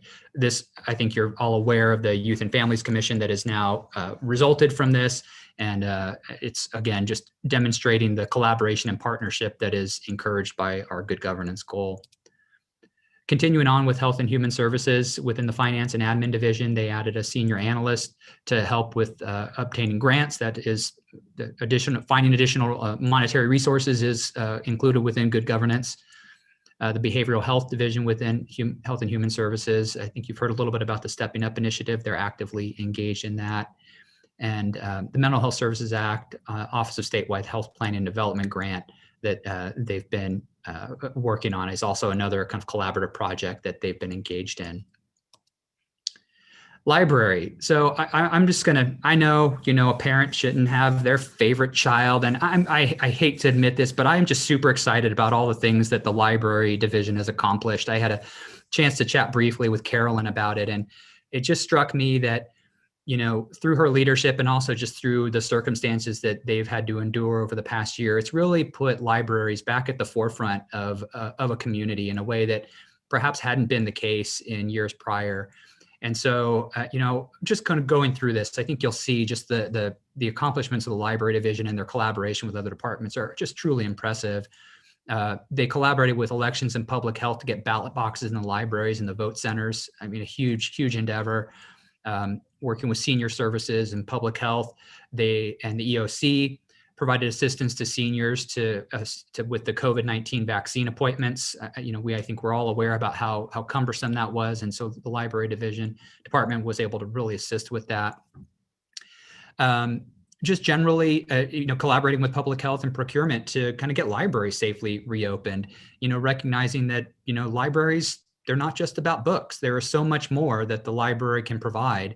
And I think you see that through, a lot of the things they do, including the Community Hubs program as well. Working with senior services, Health and Human Services, El Dorado County of Education, First Five, the Food Bank, the Community Foundation, and Kiwanis to provide food and diapers to local communities every month through curbside delivery. They worked with IT to bring the library IT systems into the county infrastructure, resulting in some cost savings and efficiencies. And just general, focus on the strategic plan, enhancing patron convenience, expanding education opportunities with their virtual service delivery at museums and libraries. Again, just really forward-thinking activities. It was just, again, such a joy to hear all about the things that the library division's accomplished over the past year. And the Sheriff's Office. Now, some of these things were touched on in the prior presentation, but just to reinforce how, again, good governance tends, like many of the objectives in the strategic plan, tend to weave their way into various departments, even ones that it might not seem immediately apparent. But their, collaboration on homelessness and mental health it furthers good governance goals. I had a chance to chat with the undersheriff, and just one of the things that I think he was most excited to chat about, and I thought was just really wonderful, was the supportive culture that they're building for their employees, the peer support they provide, the Thrive program. These are things that not only are they just the right thing to do for purposes of your county employees, but there's a tangible benefit, I think, as was alluded to in the prior presentation, as far as the sheriff's office's recruitment efforts. So these are all kinds of things that, again, they further the strategic plan. It's I think what we would agree is the right way to treat your employees, and then there's just tangible benefits beyond that.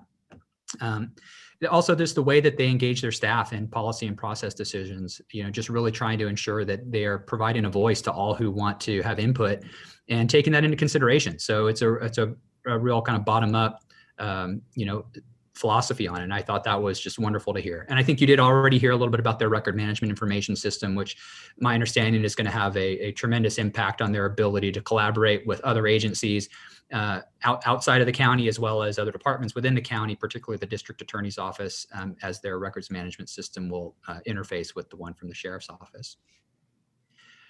So that concludes the presentation. I, again, just really appreciate the opportunity to go over this with you. Like I said, I certainly enjoyed the exercise of going through all of these accomplishments and getting to chat with department heads about the things that they've done over the past year.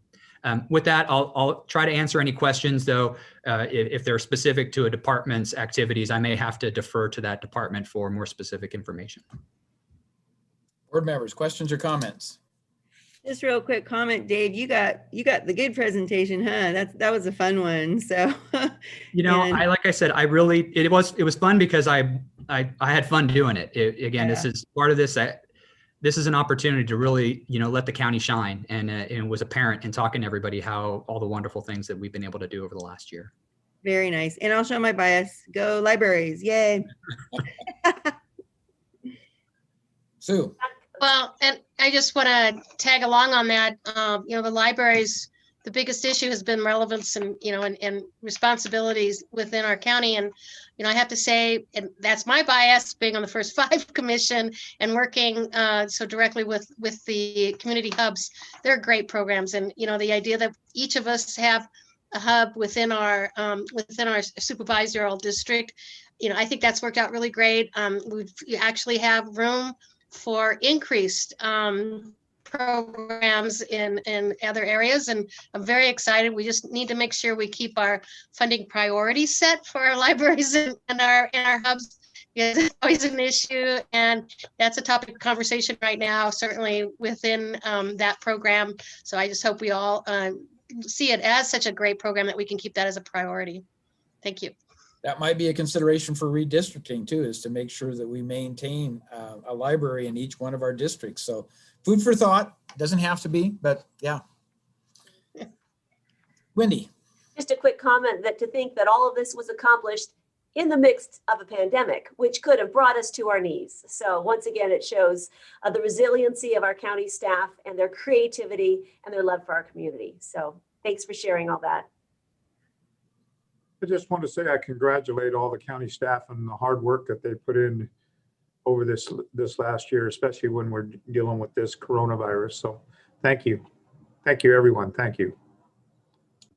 And I don't have a question, I just have a comment. I want to reflect back on 2019 when our El Dorado County was recognized with 2 CSAC awards, champion awards for best practices associated with what we're doing. One of those belonged to the Sheriff's Department and the HOT team and all our activities. The other was First Five in the hubs, which is directly linked to the library. So again, those 2 elements were recognized at the state level as being, top of the line, best practices type activities that everybody should look at from a county perspective, other counties and stuff, and to the extent available, emulate, because they truly were standout events. Hopefully we'll have another one of those in the future here sometime, but COVID has thrown everybody off their stride a little bit. So maybe 2022 or something, we'll see. Well, thank you, David. Appreciate it. You're welcome. Thank you all. Okay, next will be infrastructure, and Laura Schwartz will be taking the lead on that one. All right, good afternoon. Let me go ahead and share my screen.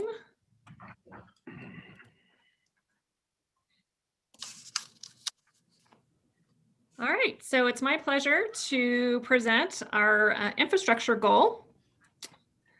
And oops, let's see, here we go. So just a reminder, all of these strategies really help promote our county vision of safe, healthy, and vibrant communities, respecting our natural resources and historical heritage.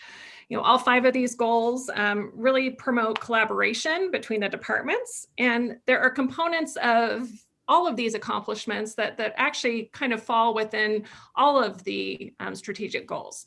So I'm going to focus on infrastructure. Our infrastructure goal is to provide, operate, and maintain our infrastructure, public facilities, and associated services that protect our community, environment, and economic well-being. Our first objective, is our broadband technological connectivity considered into county projects. And so some of the items that were related to that, IT, they increased our internet bandwidth to 100 megs. They planned for the deployment of 903 mobile devices to provide for remote work. HHSA brought network connectivity to Pioneer Park with the Mental Health Connectivity Project. Our libraries again, implemented Wi-Fi access from the parking lots of all county libraries. And this was really helpful in that families could actually, come to the parking lot if they didn't have good Wi-Fi access at home and utilize our libraries to help with schoolwork or any of those instances where they needed the Wi-Fi. In the CAO's office, we applied for and received tentative approval of a grant totaling approximately $4 million to expand broadband access in the North County. All right, our second objective is improving road maintenance. So Department of Transportation, you can see there some of their maintenance numbers, 27,000 tons of asphalt repairs, 34 centerline miles of surface treatments, 22 centerline miles of ditching, 40 centerline miles of brushing, and picked up 714 dead animals. Some surface treatment projects include the Pony Express Trail, Diamond Springs Business Park, Pollock Community Streets, Placerville Jakeway Road, Cameron Park Subdivision, and the Grizzly Flats Subdivision. CIP repair project numbers, I'm not going to go through all of those, but essentially they provided over $27 million in repairs or maintenance over the course of this past year. County Council provided support to the zones of benefit within the county by reviewing contracts for maintenance services, provided support and advice to DOT in the adoption of the CEQA thresholds of significance for transportation impacts related to vehicle miles traveled, which will streamline the department's review of development proposals to ensure that proposals adequately address the impacts on our infrastructure. Our next goal or objective is to analyze need, coordinate, and plan for county facilities, parks, and trails, including ongoing maintenance, operations, and replacement. So the CAO Facilities Division, we completed the replacement of the old sheriff facility with the opening of the new public safety facility. And again, that really promoted collaboration, both with the sheriff's office, with planning and building, environmental management. I mean, across the board, we really worked with a lot of departments putting that together. We completed the purchase and tenant improvements of the new Sandy Way building in South Lake Tahoe for the Health and Human Services Department. Installed new generators at Building C, Pioneer Park, Brew Road, Child Support, and Ag. We received BOS approval and awarded the architectural contract to begin the replacement of the Department of Transportation Equipment Garage in South Lake Tahoe, also called the Shikori Building. And we completed several roof replacements and parking lot repaving at existing county facilities. The sheriff, again, this was touched upon in the first presentation. We continued the planning regarding the West Slope Jail expansion related to the SB 844 grant, completed the food port and lock upgrades project, security cameras, the body scanner, and electric vehicle charging stations. Parks, implemented sanitation removal program for the Rubicon Trail, developed pumping vehicle that can travel the Rubicon to provide weekly service to the restrooms on the trail. We all really appreciate that.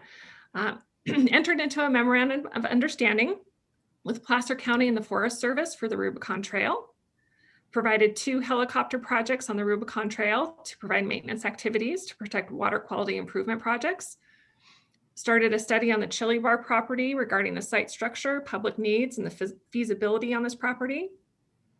Currently working with the city of South Lake Tahoe on a master plan for the 56-acre project. Continued ADA improvements, restroom replacement, community playground, and bike park interest at Forbay Park in Pollock Pines. And completed improvements to Henningsen Lotus Park, such as a new shade structure and the Monroe Trail crossing. County Council provided support for DOT in the 2020 major update to the county's traffic mitigation fee program. Provided legal support and advice in all aspects of the development, installation, and completion of the county's solar project. Obtained successful results at trial and in action challenging the county's federally funded project to replace a hydrologically deficient bridge constructed in 1929. That was the Mosquito Bridge. And finally, the last objective is to encourage and support through policy and resources the pursuit of local, state, and federal, private, and public funding opportunities to support the county's infrastructure. So within CAO facilities, we completed the power purchase agreement, also known as the PPA, and this was financed by a private entity. It was Duke Solar or Duke Energy for a new solar farm near the public safety facility, decreasing energy costs and providing an economic benefit for 25 years for the county. And we have begun work with environmental management to look at entering into a similar PPA agreement for the Union Mine landfill. Parks received funding from the state of California Parks and Recreation Off-Highway Motor Vehicle Recreation Grant Program for opportunities and maintenance of the Rubicon Trail, education and safety, development of Tahoma, and completed extensive helicopter project providing maintenance work on the Rubicon Trail. We're in year 2 of the 3-year grant from the state of California Parks and Rec for their OHMVR grant program for restoration of the Sacramento-Placerville Transportation Corridor, SPTC. We received the Prop 68 grant from the state in the amount of a little over $2 million for the construction of the Old Depot Road Bike Park, and received $400,000 in Prop 68 per capita funding. So with that, that's the end of concludes my presentation. If there's any questions.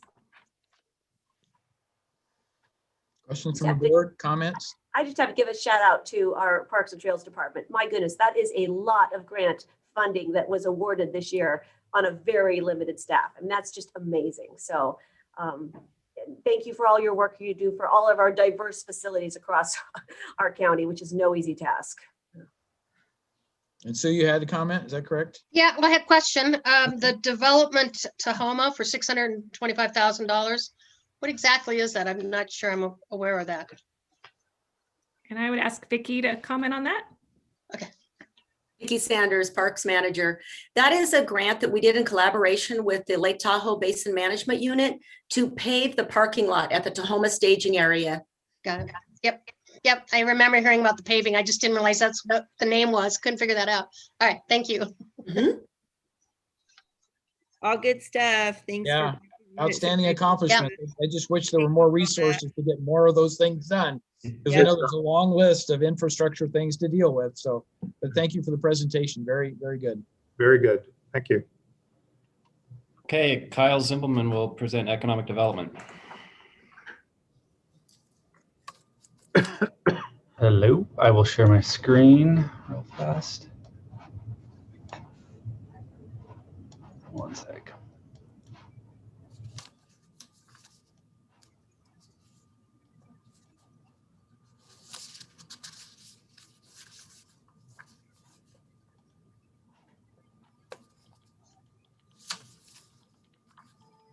Can you guys all see that? Yes. Perfect. Well, good afternoon, Kyle Zimmelman, Economic Development and Relations Manager for the county. Just a quick overview. As you all know, the Economic Development Department now resides down in Planning and Building. But economic development isn't accomplished by our team alone. It is a countywide effort, and I will work to detail kind of all the efforts that have been going on countywide to meet our goals. Our team currently consists of 4 team members that we have employed right now. Myself, a senior planner, senior administrative analyst, an analyst that's our ombudsman as well. And then we have a administrative assistant position that's been on hold due to budget concerns for the last year. So on June 11th, 2019, we received direction on our strategic plan goals, and those are the current goals that we've been working towards. I'll get into those here in a second. In addition to the strategic plan, our division has a work plan to address our objectives. Everything we work in is in line with one or more objectives set forth by the board in our strategic plan. Although the pandemic has altered nearly every aspect of our lives, our team has remained focused on the goals and objectives set forth by the board.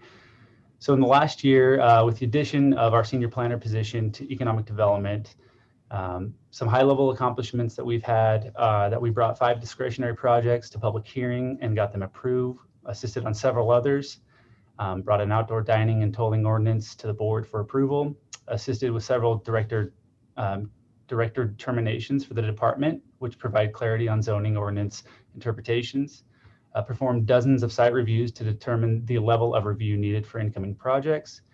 And while we had contact with many businesses, we worked directly with over 47 different businesses, taking a hands-on approach to providing in-depth assistance with businesses on either their permits or their projects. We also, one effort that we're really proud of in light of COVID has been managing the business protection work group on behalf of the CAO's office. We managed the disbursement of the $5 million in CARES Act funding to support small businesses. And we also assisted in applying to an Economic Development Administration EDA broadband grant that is very likely to get funded, over $4 million grant that we're really excited about bringing broadband to rural areas. And just alone in our department, we had over 1,700 customer interactions, whether emails or phone calls, through our ombudsman services that we provide. So with that, we'll get into the goals of economic development. So our mission statement, it's to enable a prosperous and vibrant community.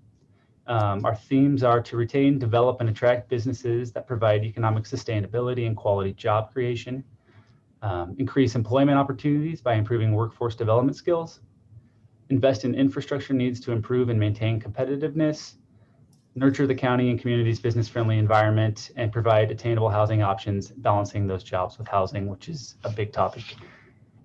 So real quickly, I'm going to do some very high-level accomplishments on each one of these goals. So with retaining, developing, and attracting businesses, some of our high-level accomplishments have been, and this is not even touching the surface on a lot of the stuff that we've done with this specific topic, and there's so many sub details that we are working on that I'm just doing the high-level ones, but working on business retention and expansion efforts with John Kruger, who's on staff with us. We're also doing some of that with GSEC, more on a regional level.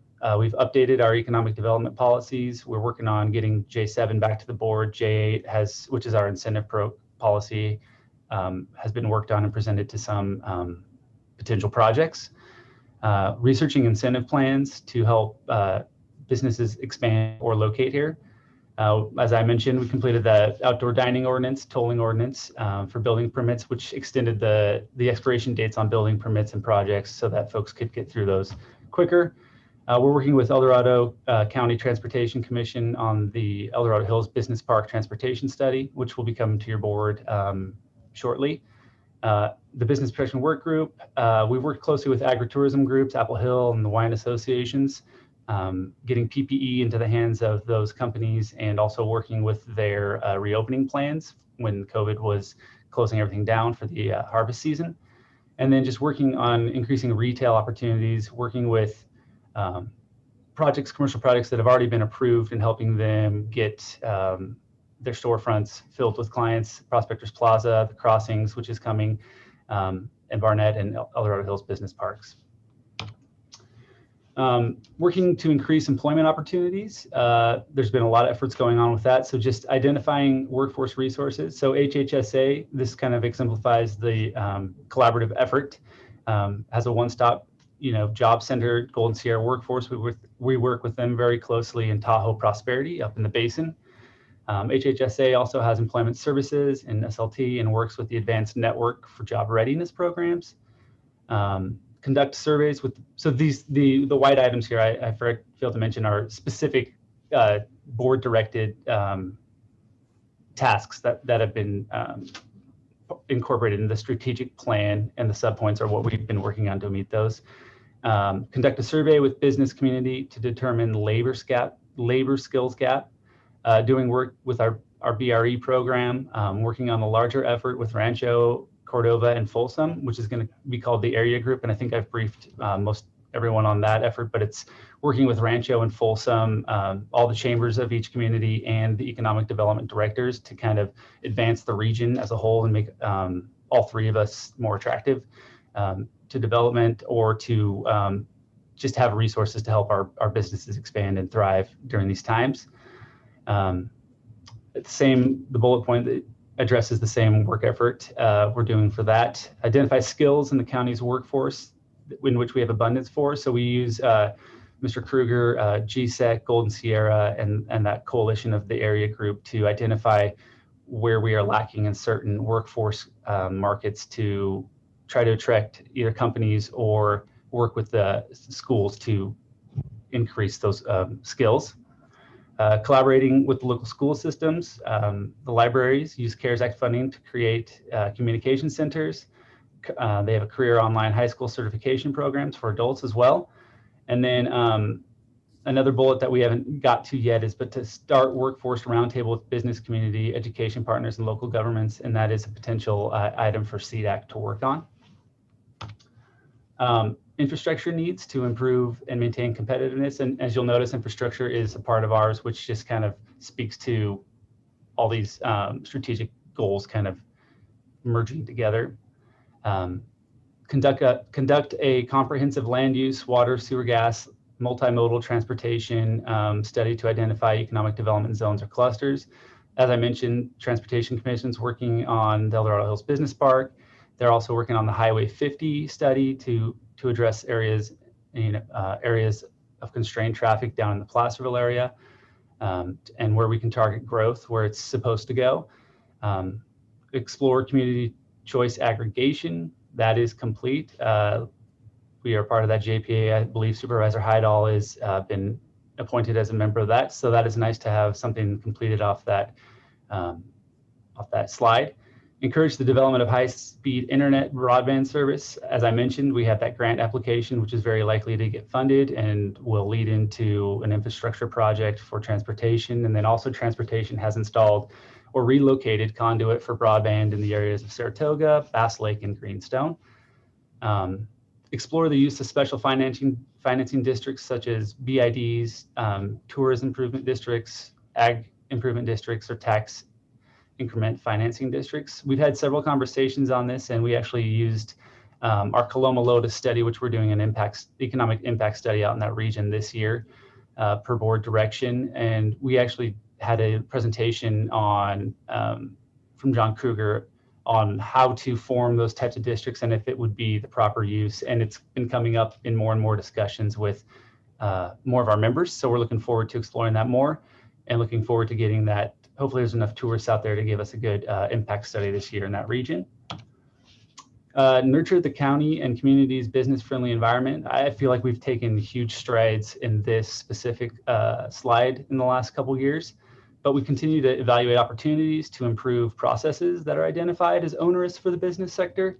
So a big key to that is our ombudsman. She works very closely with our customers to get them either through our Track It program or to line out permit processes. And she'll bring that information back to us and, hey, this is a constraint or a hurdle for folks. And we try to find ways to help improve those processes, update forms for the planning and building department, just to make the process smoother for the customer. The ag department has started the Be Safe program to help apiaries, herd rentals for veg management, farmers markets management. Airports and cemeteries and county council identified administrative burdens for users improving business-friendly environment at the airports. You'll hear more about that probably later. Actively participating with local and regional national organizations. So like I mentioned, we work with the Rancho Cordova and Folsom groups. We work with GSEC. I have bi-weekly meetings with economic development directors from the region. We have a seat at that table. And Leadership El Dorado through the El Dorado County Chamber, which, interestingly enough, Mr. Sergeant Lykoff was a member of that when I presented economic development. So it's nice to see that reaching all of our departments in the county. And then we continue to provide expert assistance and guidance to help navigate the regulatory requirements in support of business development. We continually work with our customers to get them through the process. Some examples are pre-planning research, pre-submittal meetings we do with folks, quarterbacking the permit process, and providing updates to either your board offices or to the constituents to help them know where their permit is in the process and what the next steps are that they need to take to finish that. So we work really closely with all sides of the permit process. And I know when you guys get questions, you reach out to our team and we can help out, run down that information for you. And lastly, we have provide attainable housing options, balancing jobs with housing. So this last year, the South Shore Housing Action Plan was completed. Tahoe Prosperity led that effort. We participated. Brendan Ferry up in Tahoe, CJ and myself were active in that role. And it's kind of we have a lot of stuff in the hopper right now to help meet some of the objectives of that. There's going to be a West Slope housing strategy, which our team had intended on initiating, but the El Dorado County Community Foundation received funding to do that type of effort this year. And we have a little bit set aside to help out if needed, but we will be actively participating on that. And I know there's a lot of interest with several topics within that. So we're looking forward to getting that underway this year. As I mentioned, the El Dorado Hills Business Park Transportation Plan, and then just getting all the housing incentive plans in the region to see what may be applicable in our county and what may work best. And then housing and homelessness. So these bullets came from our Sheriff's Department, which is doing a great job to meet this end. The homeless outreach team, the HOT team, in collaboration with county parks, hope to achieve territorial reinforcement on county-owned properties affected by homelessness. I know for a fact we've reached out to the HOT team on some projects that we're working with some businesses that want to locate here when there has been some folks on properties, and the HOT team has helped relocate and assist those folks to get off the property and to also help our businesses start their projects. Implementation of ArcGIS and Survey 123 system used by the HOT to track and compile data on homelessness. I know the Sheriff's Office could speak more to that, any of these, the acronyms as well. And then information sharing with other county departments who utilize Esri, which is a GIS system, and ArcGIS, and data sharing. The county emphasizes the importance of modernizing workflows and creating efficiencies by reducing the duplication of work. And then I just have a pretty slide for you at the end, kind of an example of what we've put out in some publications before to help promote the county. And I know I've sent this to you guys before, but I just wanted to share that one more time. So with that, I'll return it back to the board and then entertain any questions if you guys have any now. Board members, questions or comments? Well, I got something I want to say. Anyway, my person that I have on economic development now, we're looking into bringing a biomass facility to El Dorado County. And I think, Kyle, you probably talked about that, but I think it'd be a great thing for our county, especially with, with these easements that need to be clean and our forests that need to be clean too. So I think it's going to be a benefit for us, especially bringing electricity, especially when we're having issues with PG&E right now. So I've looked in different facilities. There's one in Kenosha I talked about before that I visited, and it serves 2.1 million residents. And they burn strictly garbage and farm waste. So I think that's something to the future. And I think there's grant money that we could actually get that would help build that facility, and it would benefit this county very much. So. Okay, any other? Sue? Thank you, Kyle. I know you guys do a lot of work. I really appreciate all the work you do. When we're talking about COVID and those small business grants, we have $37 million now of new funding. What do you see as in the future? We're going to do more grants for the small businesses. And obviously they're still hurting, especially in our tourism, hospitality areas. It's still really difficult for them.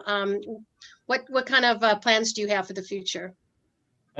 Don may be able to speak better to that. It's probably going to be board direction on how that money is allocated. But I know that we do have a plug and play program. We have it, a proven model with the community foundation that had that software that enabled us to make that run really smooth and really quickly. And we also got those checks, thanks to the auditor's office, in businesses' hands really quickly. So I think if there is money that could be put towards a similar effort, we could get it going fairly quickly. So I imagine, Don, you're going to say that, yeah, that's up to us to decide here in the near future. It will be. Okay. Tomorrow morning, a team of your department heads in my office are going to have a conversation on, and really brainstorming to discuss what process will be used to identify how to allocate that 37 million. And once we come to some recommendations, we'll bring that to the board for your input and consideration. I can't imagine a scenario where some of that money doesn't go to small businesses, but there's a lot of other needs out there as well. And we're just going to have to keep that in mind. And I get calls almost daily about people wanting some of that money. And I'm just asking for a little bit of patience so we can spend it as wisely as possible and leverage other funding streams such as FEMA so we get the biggest bang for our buck.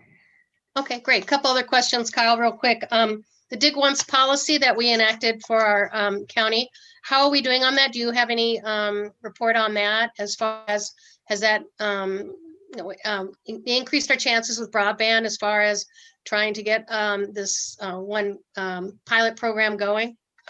I have to admit, I'm not super familiar with the Dig Once policy, but since that project is already in the county right of way, that was very favorable in the grant process because it's just going to be going into already disturbed areas of the road. So that's why we're doing these biological and environmental studies just on the right of way that was already disturbed. Raphael may be able to speak better to this than I could, but yeah, I don't know about if the Dig Once policy helped us in that, but it may help for future projects. I'm not positive. Okay, I don't see Raphael on, but I'll ask him that. Okay. And then finally, I did want to ask, when you're talking about working with local schools and community colleges, what up in the Tahoe area have you been doing as far as working with our local schools and colleges to see about training for, especially in hospitality or issues that we have up in Tahoe? I have to be honest, it's been mostly through Tahoe Prosperity and those groups up there, as they've been members of the Housing Action Plan and how the housing impacts students being able to be at school and then even the jobs that they get after that. So we've relied heavily, and you'll see we have some recommendations on the workforce stuff since we rely pretty heavily on the outside agencies on those workforce efforts. But we are at the table when they have those discussions, but we usually rely on Golden Sierra, Tahoe Prosperity, and those folks to work with the schools. Right. Okay. Thank you. And I was going to actually bring up Golden Sierra because I sit on one of the boards. They have a lot of boards, and they were, I think it's beyond the piloting point that they have a whole bunch of modules out there for free for people that want to learn new skills and stuff.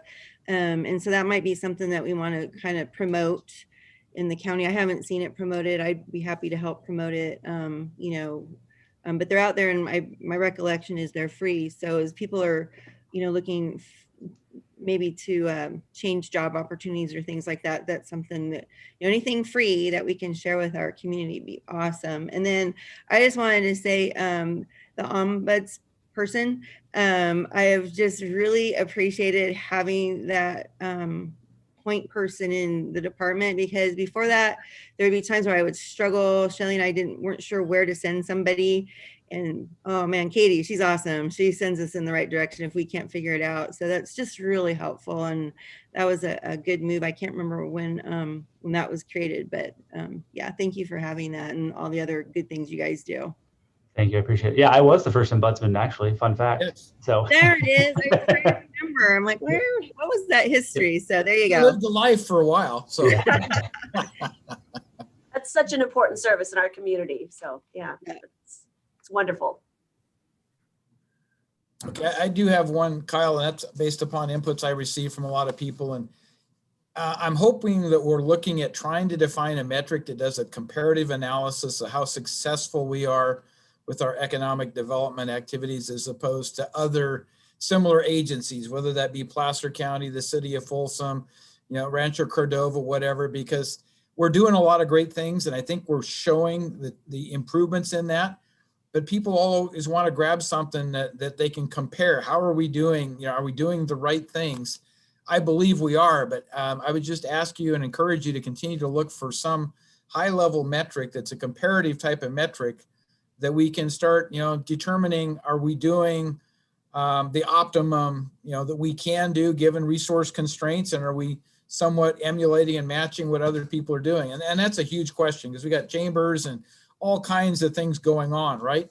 But to whatever extent we could put a very high-level metric in measuring our success ratio, our real comparative improvement with other agencies, I think that would help provide information to the public that is reassuring that we're not just spending money, because we had a long history of not accomplishing a lot in economic development. And I think that stigma is still out there. So the more we can really show people by demonstrated metrics in comparison to other agencies, I think that really helps them understand that we have turned a corner. We're doing things differently, applying a lot of different techniques. We're embracing different organizations to accomplish our goals, because a lot of that's not visible to the average resident. So we can do that. All right, I don't see any more questions or comments from board members on this one. So Don, I think we're ready to proceed, and it looks like Emma's coming on. She's next. First up will be Daniel Damonte on Healthy Communities. Okay, all right. Good afternoon, board. Daniel Damonte, Health and Human Services. I have the pleasure of presenting the strategic planning update for healthy communities, as our CAO just said. And I will point out that some of the other presenters have already spoken to a lot of the areas within healthy communities. So I'll do my best to refine the speaking points on the fly to reduce duplication where possible. Next slide, please. This slide, of course, provides an overview of the priorities, objectives, and themes for the goal. And we can move on to the next slide. So for the Air Quality Management District, their highlights include a $2.7 million targeted airshed grant.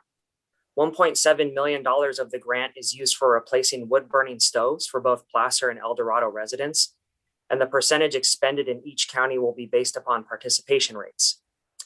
Of the remaining $1 million, $400,000 will be used in partnership with the Department of Transportation for paving portions of Oriental, Sand Ridge, and Bear Creek roads, which will reduce airborne dust particulates. The remaining $600,000 will largely be used by the Yolo Solano AQMD for wood stove replacements in their district, which has a positive impact in the air that we share.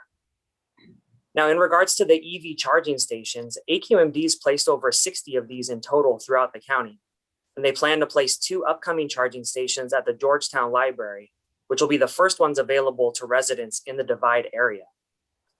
Lastly, AQMD continues to play a key role in the supporting of controlled burns whenever atmospheric conditions favor smoke dispersion. In 2020, they issued 2,125 burn permits, which allowed for clearing of vegetation from around homes. And for some perspective on that, this reflects an increase of 71% more permits issued than the prior year in 2019. Next slide. Here we have some efforts from the Department of Child Support. And this department engages in outreach and information sharing to organizations in the community who act as common referral points.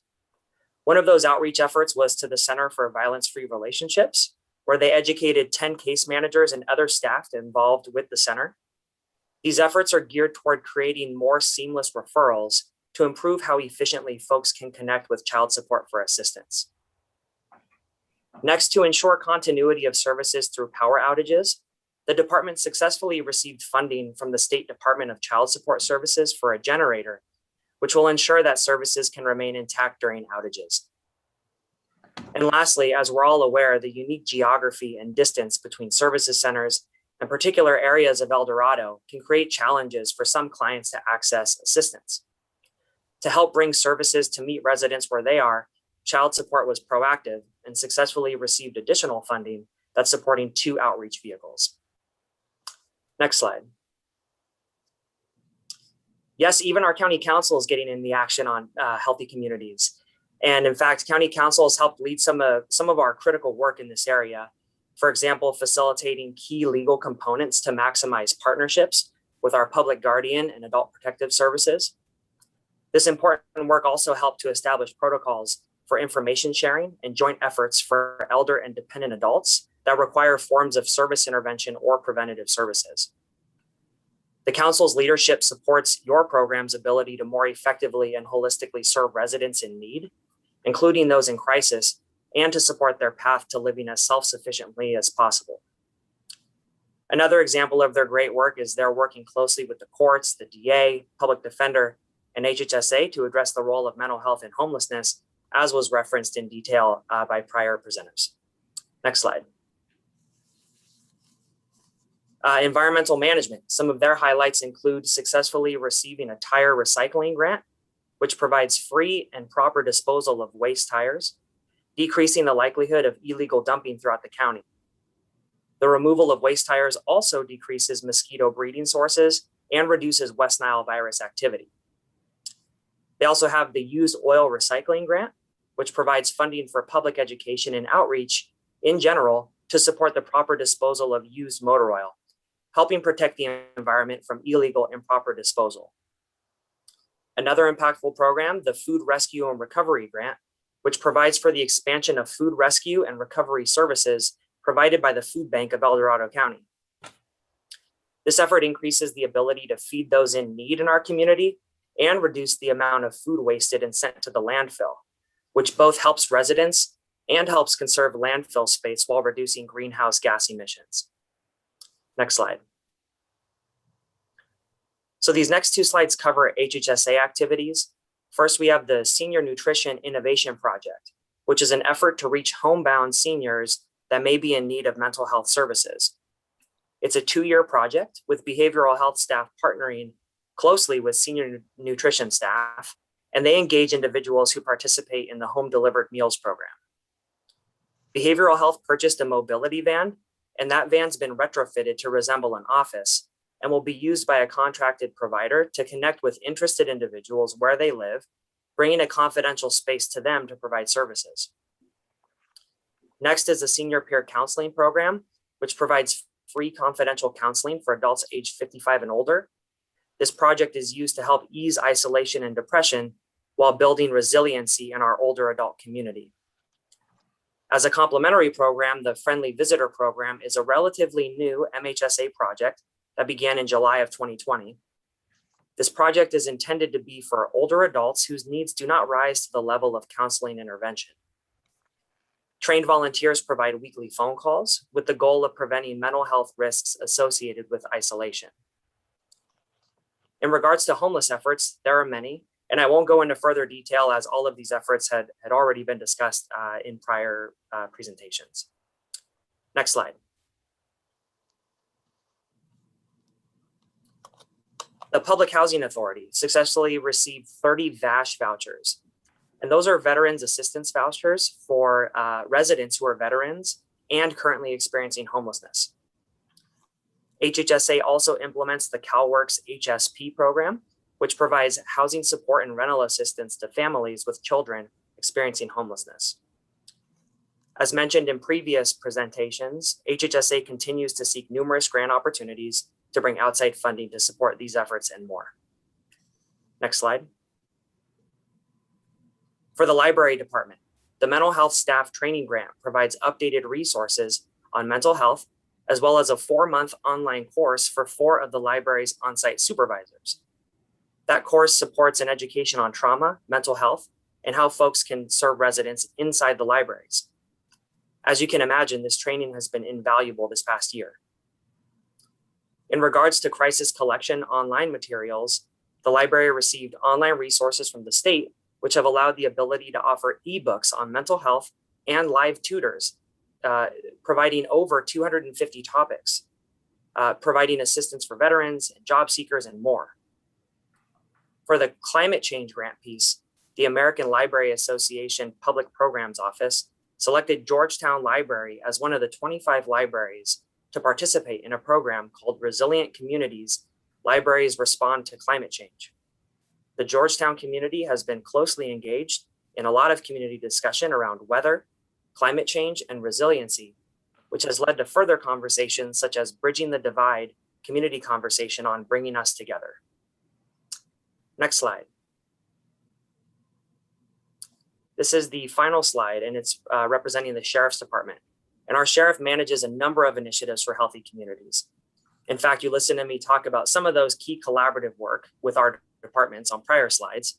And additionally, the sheriff's staff have already spoken to all of these areas earlier in today's presentation, so I won't add any further detail.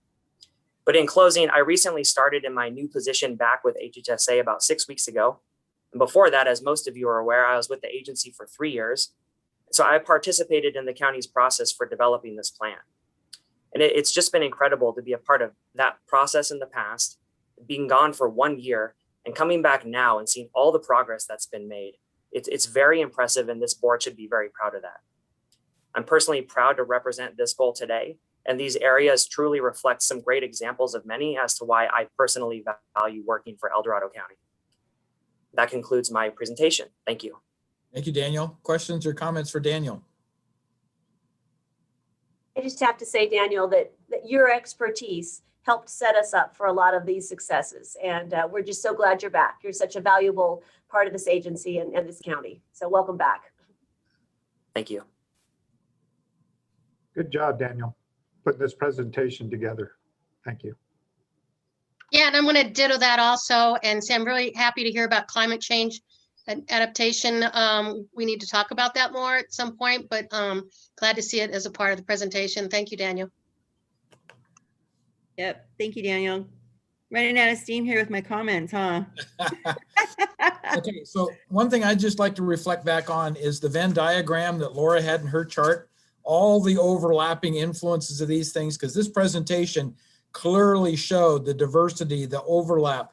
And that's one of the difficulties we had in going through the strategic plan, is trying to determine which of those 5 categories does the majority of the activity fit into.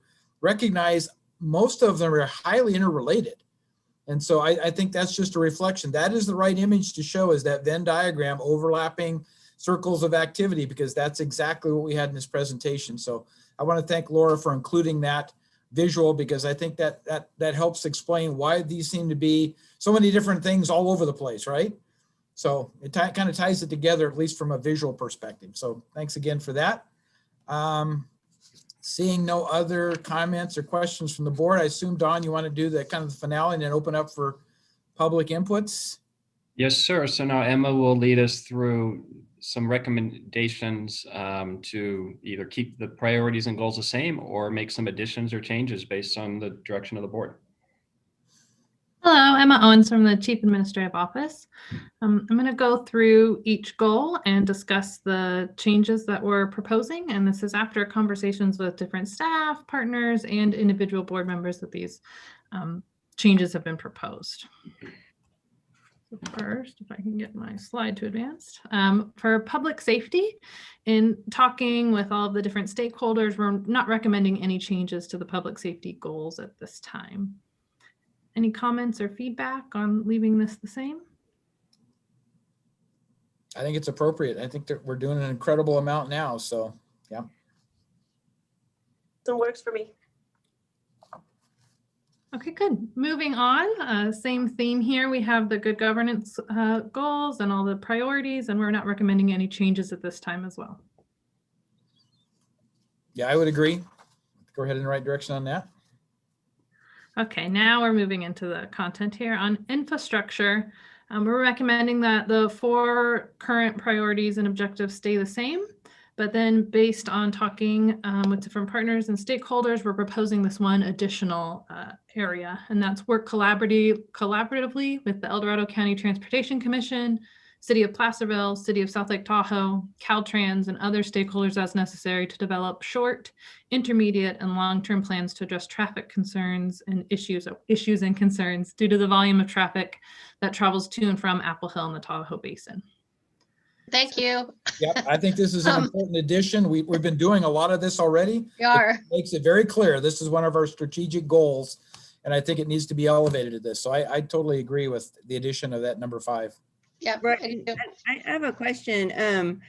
Yes, we need this absolutely, but I'm doing almost the same exact thing up in the North County on the confluence, actually, because it's a highly congested, big recreation area, and a lot of the same stakeholders are involved, Caltrans and the Transportation Commission.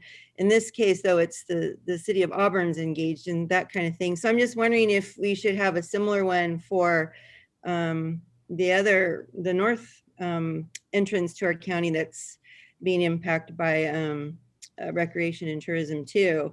Because we are working on it. Transportation Commission has a work study grant actually that we just got. So I'm just wondering if it'd be a good thing to put in the infrastructure, and then quite honestly, when it's done, we can check it off.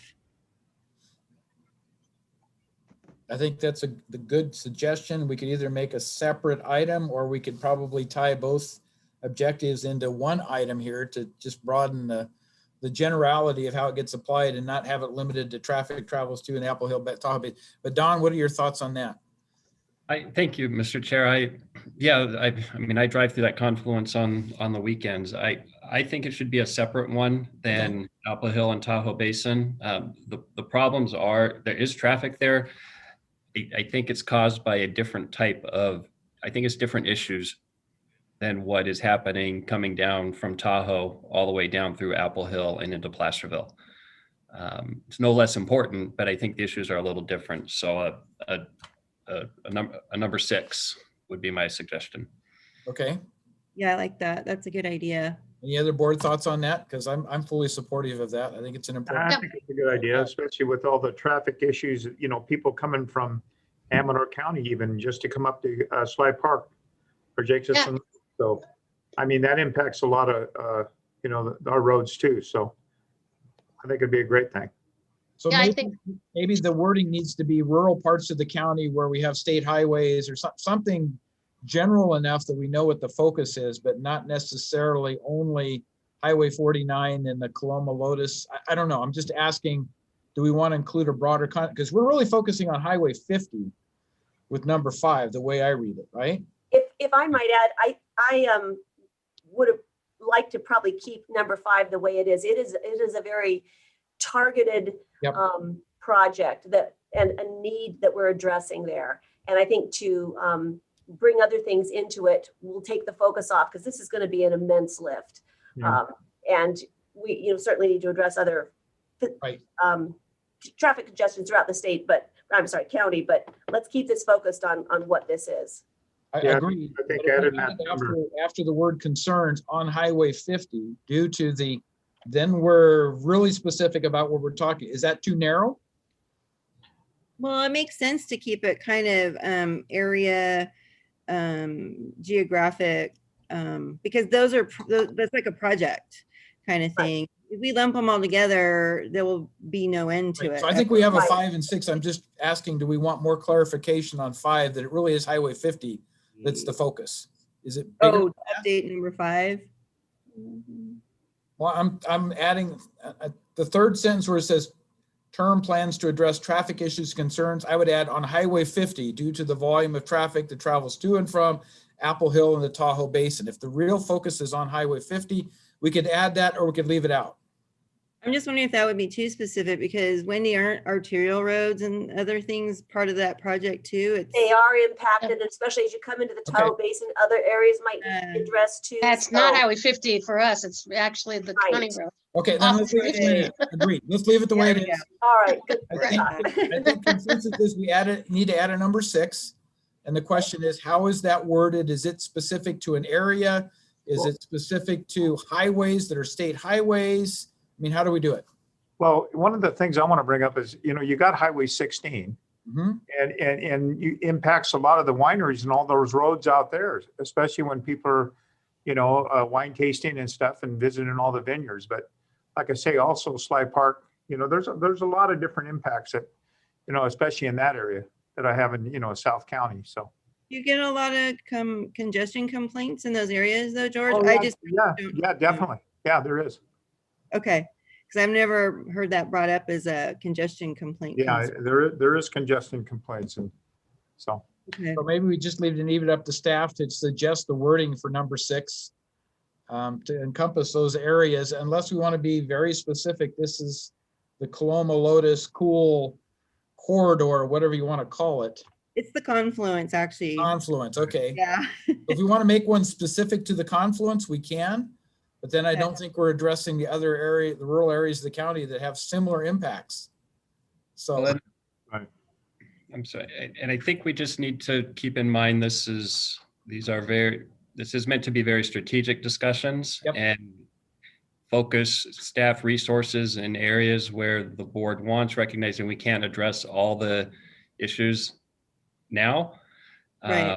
And the Apple Hill, Lake Tahoe issues have been talked about, well, for the 10 years I've been in this county. For over 30 years, to be honest about it. So. Well, my concern though, Dawn, is that quite honestly, we are embarking on a study with the Transportation Commission on the confluence area.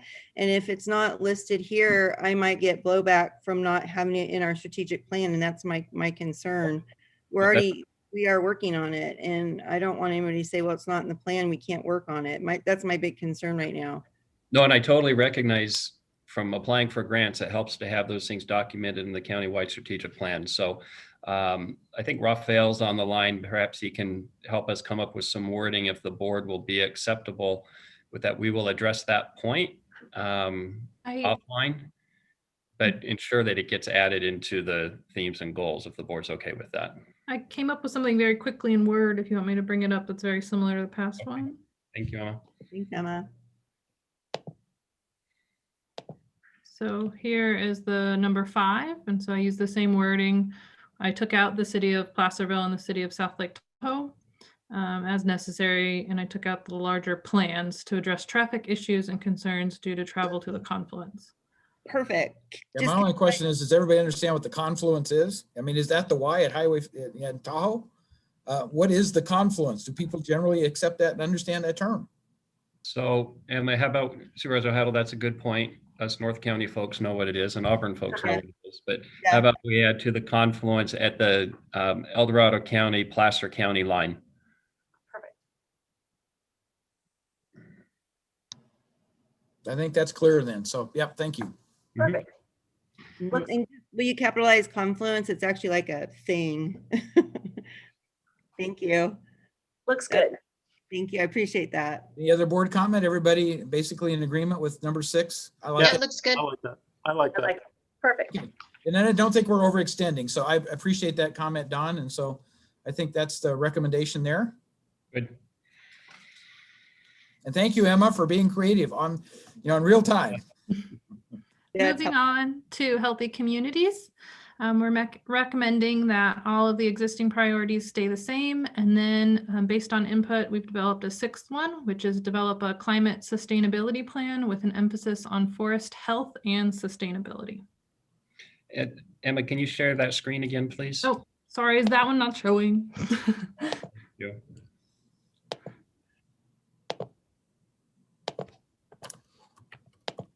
It jumped. There we go. My apologies. Here we go. So this is the 6th one, develop a climate sustainability plan with an emphasis on forest health and sustainability.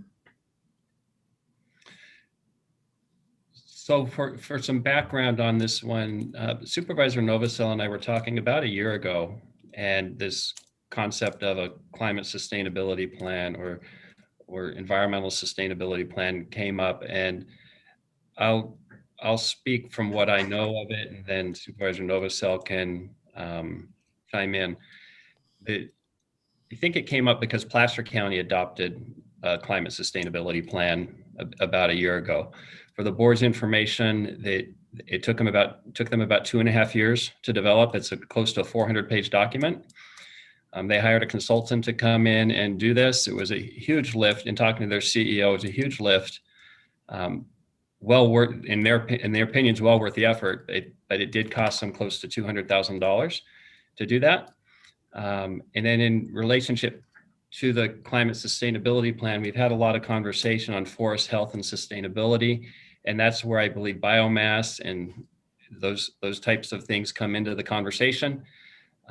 So when staff were talking about this, we kind of combine those into one, but they could be separate. We could choose not to do the climate sustainability plan.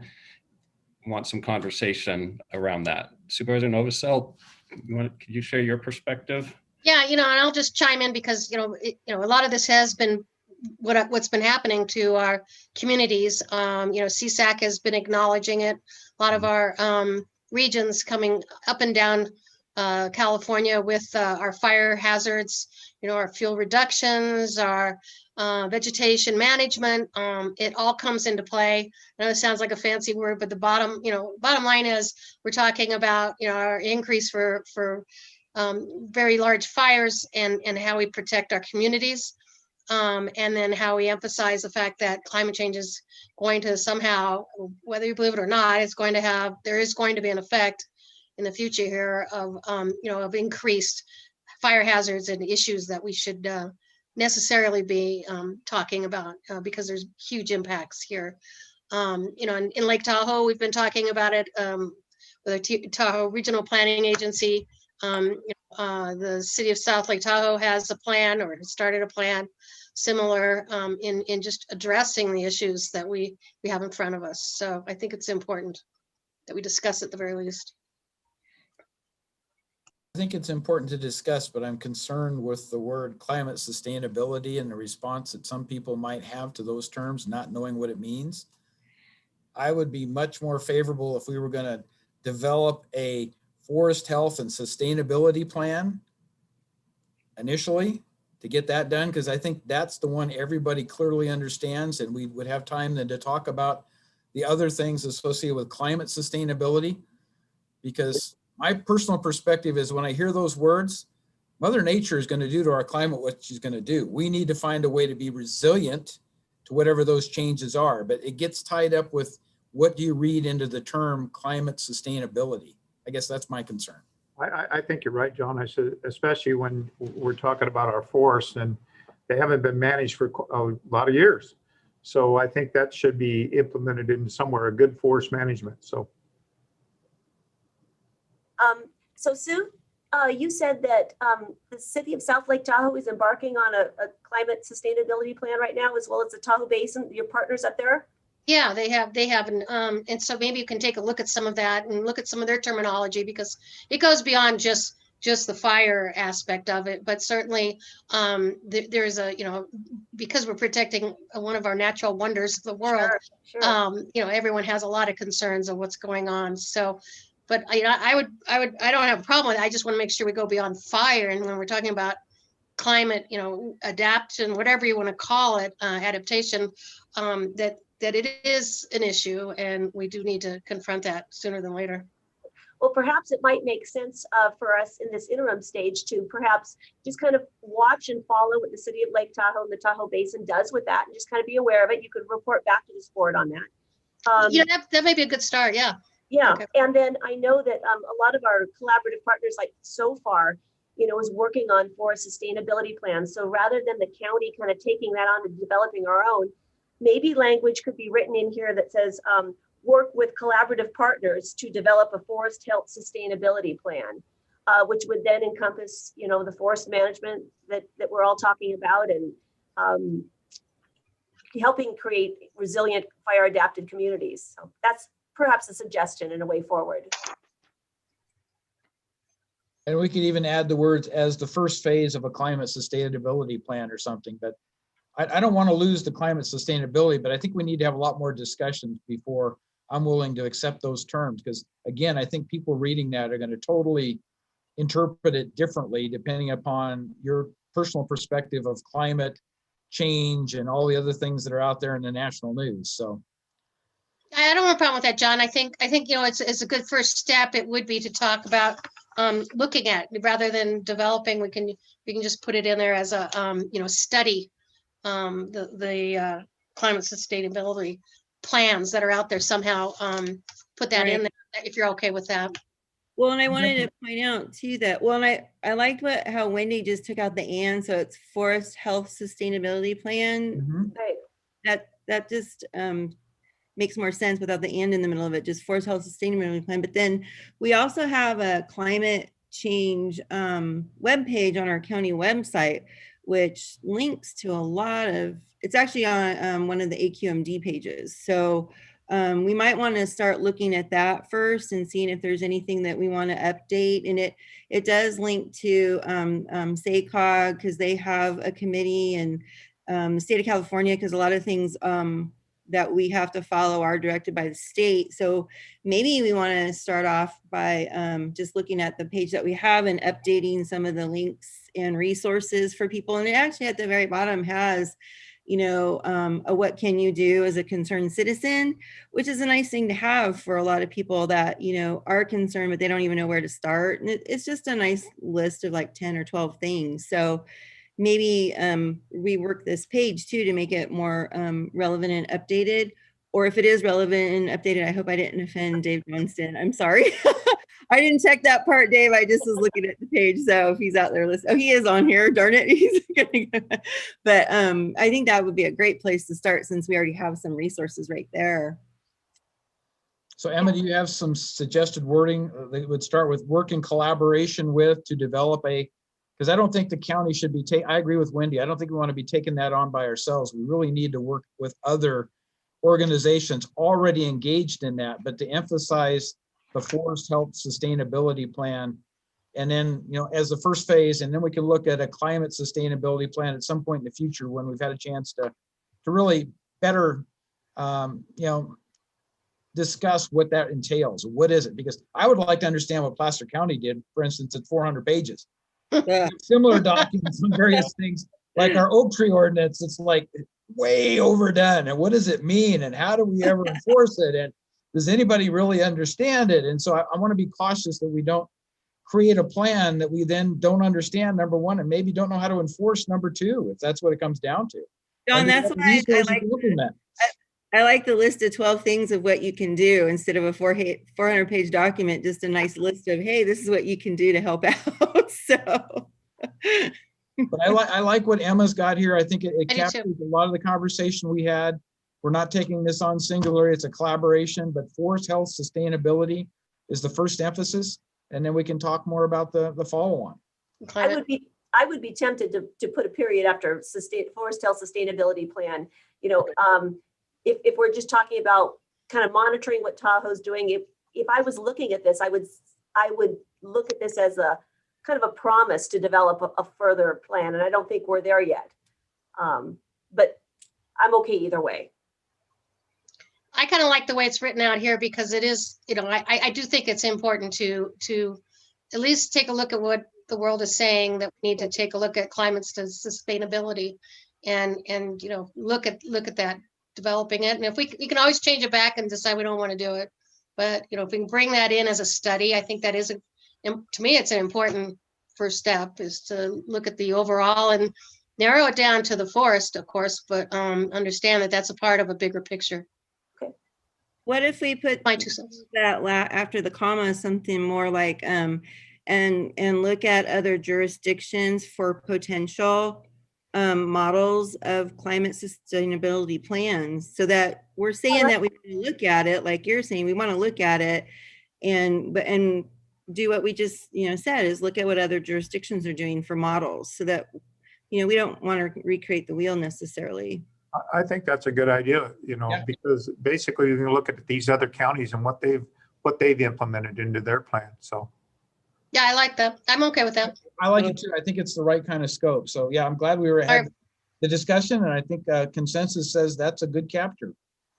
Emma, this is very helpful to have you typing this out as we're all spitballing this. Yeah, you're doing really good, Emma. Gosh, that's great. Yeah, that's really helpful. Thank you. No problem, as long as I can share the proper screen here. Great. Okay, moving on to the next one. Economic development. We've broken this up by the priorities. For the first priority around retaining, develop, and attract businesses that provide job, economic sustainability, and creation, we're not recommending any changes on this one item. I do have one potential change that I just thought of. Within the ag community, we've been having discussions on opportunities for perhaps rural camping. And, you know, we are always looking for additional revenue. So might we want to add H on this, where we increase opportunities for TOT revenue? You know, because I know campgrounds are not, they generally don't generate TOT revenue, but maybe they should. And as we continue to expand and look at tourism in this county, the idea for increasing TOT revenue, whether it's through increasing hotels and looking at that as a targeted sector for economic development, it might just be a helpful addition. So wanted to get your thoughts as a board. No, I think you're right, Wendy, because there was somebody that brought to my attention that he had rural camping on his property.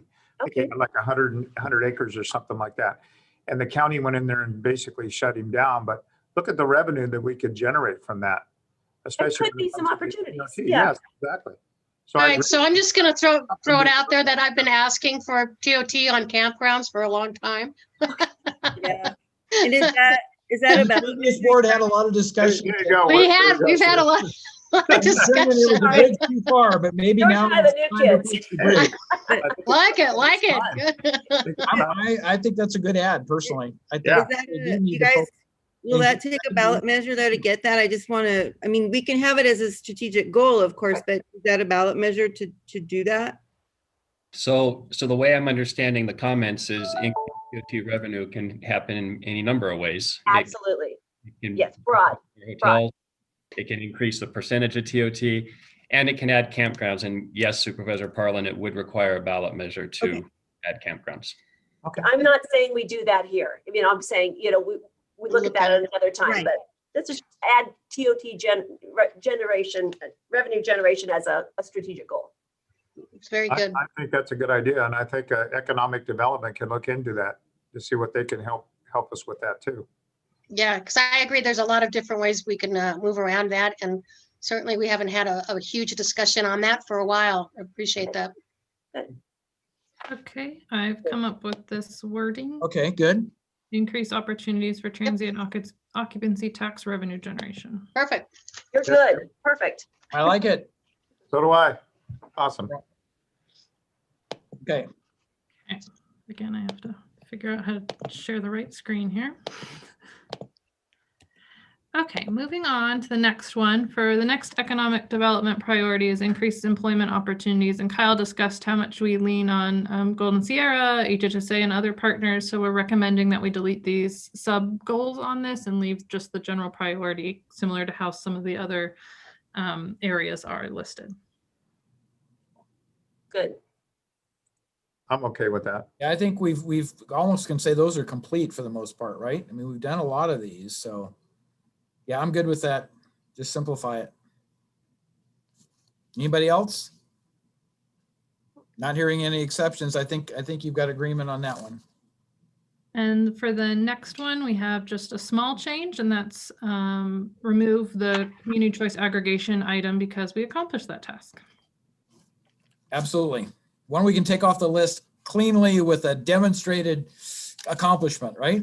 We got the letter inviting us to join the group, and it was acknowledged by the CPUC, and I'm ready to attend the next meeting they have, and Lori's the backup. So I think we're well on our way. Sounds good. Moving along on to this one, nurture the county and community's business-friendly environment. We're not recommending any changes on this item. I do have a potential addition here. Kind of taking into light some of our more recent discussions as a board. I think helping be, I know we've made strides in our county's business-friendly environment, which is wonderful, and yet there's always more room to grow. I think part of being a business-friendly county is providing clarity for our businesses and our developers, which helps streamline the process as well as for our community. So here's kind of what I'm thinking. I definitely want everyone's thoughts. Provide clarity to businesses and developers by implementing design standards and other suitable overlay zones to enhance and protect community character while attracting appropriate economic development. I know that's a mouthful and there's a lot there, but There's a lot of that's scope there. Yeah. but it's a way to weave in the design standards discussion that we've been having, as well as the, concern over protecting our community character in parts of our county. So, adding appropriate overlay zones as a mechanism to have something in our strategic plan that allows us to focus on that going forward. I'm not sure it doesn't more appropriate fit in infrastructure because they're related, right? So maybe it's better here, maybe it's something for infrastructure, but it's not all about economic development, in my opinion. It's about making sure the communities have the services that they're warranted, and we're not restrictive in terms of the way we do it, but to provide the proper infrastructure. A lot of that's roadways and signalization. Oh, and all the other I don't things. think that's what you meant, was Wendy. It was more planning.